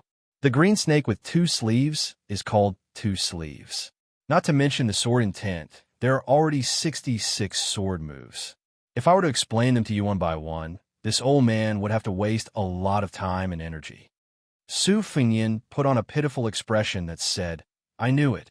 The old man laughed coldly and said, "Kid, don't complain that you're fat or thin after taking advantage of a lady. Take your time. When you can really break the green snake with one slash, you'll be considered to have reached a higher level in martial arts." Su Fingyin asked with a bitter face, "Old senior, do you mean to say that I'm going to be beaten up every day?" Li Chungang glanced at him and said, "Or else." Su Fingyin immediately smiled flatteringly and said, "This is my great fortune. People in the world can't get this even if they burn incense and pray to Buddha." Li Chungang stared at His Royal Highness's face with a strange expression. Then he kicked Su Fingyin's buttocks and looked at his staggering back. He laughed and said, "Kid, you really look like a dog. How are your skills in bed? Why don't you get lost and practice with that Princess Jing'an?" Chapter 232. Su Fingyin, who had just been kicked, asked in confusion, "Practice?" The old god of swords sneered. "Otherwise, do you think you can use real swords and spears to train that Princess Jing'an? Are you willing to part with the Great Yellow Court?" Even someone as thick-skinned as Su Fingyin was still somewhat embarrassed, so he didn't continue to harp on this topic. He walked closer to the bonfire and sat down beside Yue. Ningame walked over with one hand carrying some golden roasted meat, which dripped with oil. He handed one to His Royal Highness and one to the old god of swords. The famished Su Fingyin tore into the meat and joked, "General Ning, let's sit down together. Let's bask in the old god of swords' immortal aura." Ningame, who had removed his armor but was still carrying the short halberd on his back, sat down with a bashful smile on his face. This general of martial arts had a fierce appearance, but his voice and personality were the complete opposite. Su Fingyin looked at General Ning, who was eating elegantly, and laughed out loud for no reason. Everyone around the bonfire looked at each other. Su Fingyin asked Ningame in a soft voice, "When fighting on the battlefield, some great generals and fierce men like to shout things like 'Give me your life, thief,' or 'I'll take your dog's head.' General Ning, what should we do with your soft voice?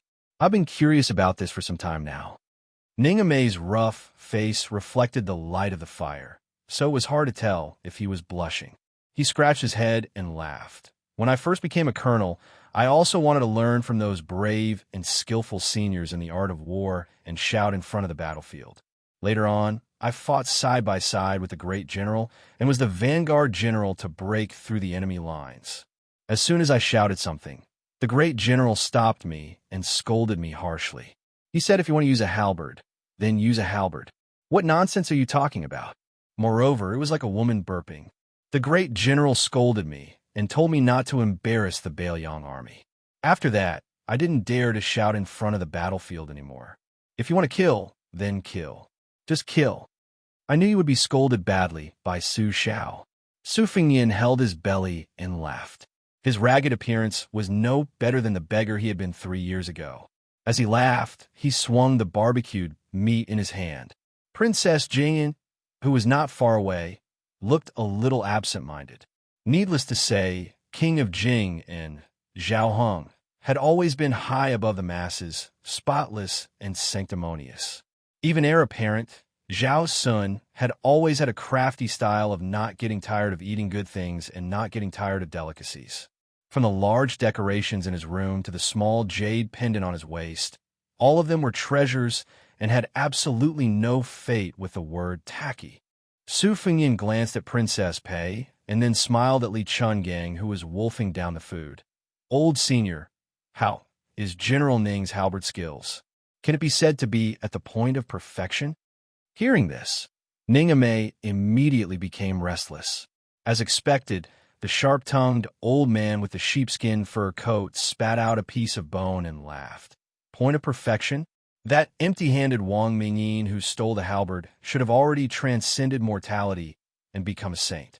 Why is he only ranked 11th in the world? You rascal, if you want this old man to teach this fellow halberd skills, just say it. Don't try to trick me. Su Fingyin smiled and said, Old senior, please do not hesitate to teach me. The old god of swords said impatiently, We'll talk about it when you're in the mood. Su Fingyin saw that Ning Amei, the big halberd, was only immersed in shock and surprise. He quietly stretched out his leg and kicked him. The latter's body trembled, and he cupped his fists and said, Ning Amei thanks the old god of swords. Old Manly glared and said, What old god of swords? Did you recognize Dong Tai as the new god of swords? As long as I haven't fought with this junior, this old man is still the god of swords of the Jianghu for the past 100 years. Ning Amei was terrified. How could he understand Li Chuangong's temperament? He could only look at his Royal Highness for help. Su Fingyin waved his hand and signaled Ning Amei to leave first. Just as he was about to smooth things over, he inadvertently saw the little mud man holding a book and wiping her tears. Her slender shoulders trembled. He stretched his head and vaguely saw the title of the book. He laughed involuntarily.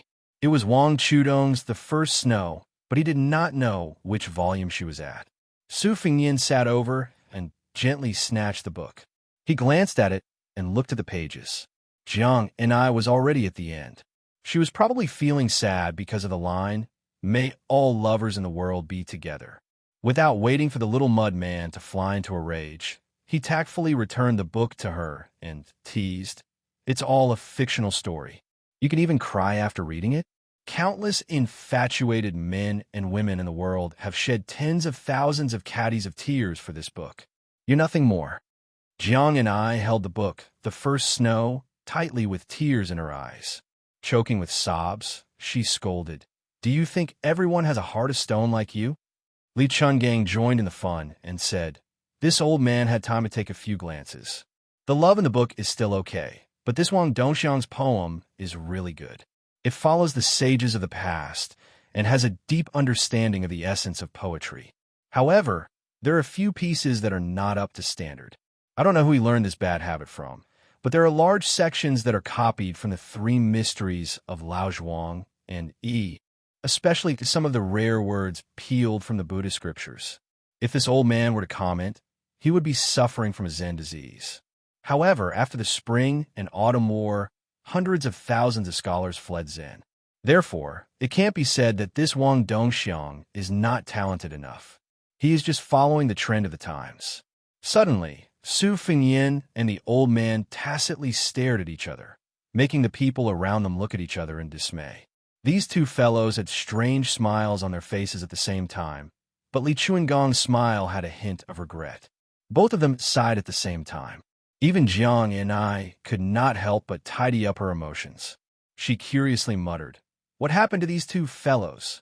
Naturally, she did not know that the old god of swords' nickname, Li Qingdan, came from a poem that was gifted to him by a lady from a noble family.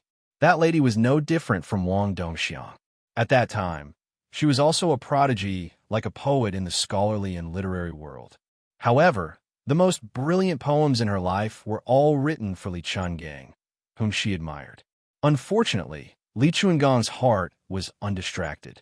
He was deeply in love with the way of the sword. When he was young, he did not care about love at all. Many women were sad because of this and could not rest in peace until they died. In this matter, how similar were Su Fengnian and Li Chungang?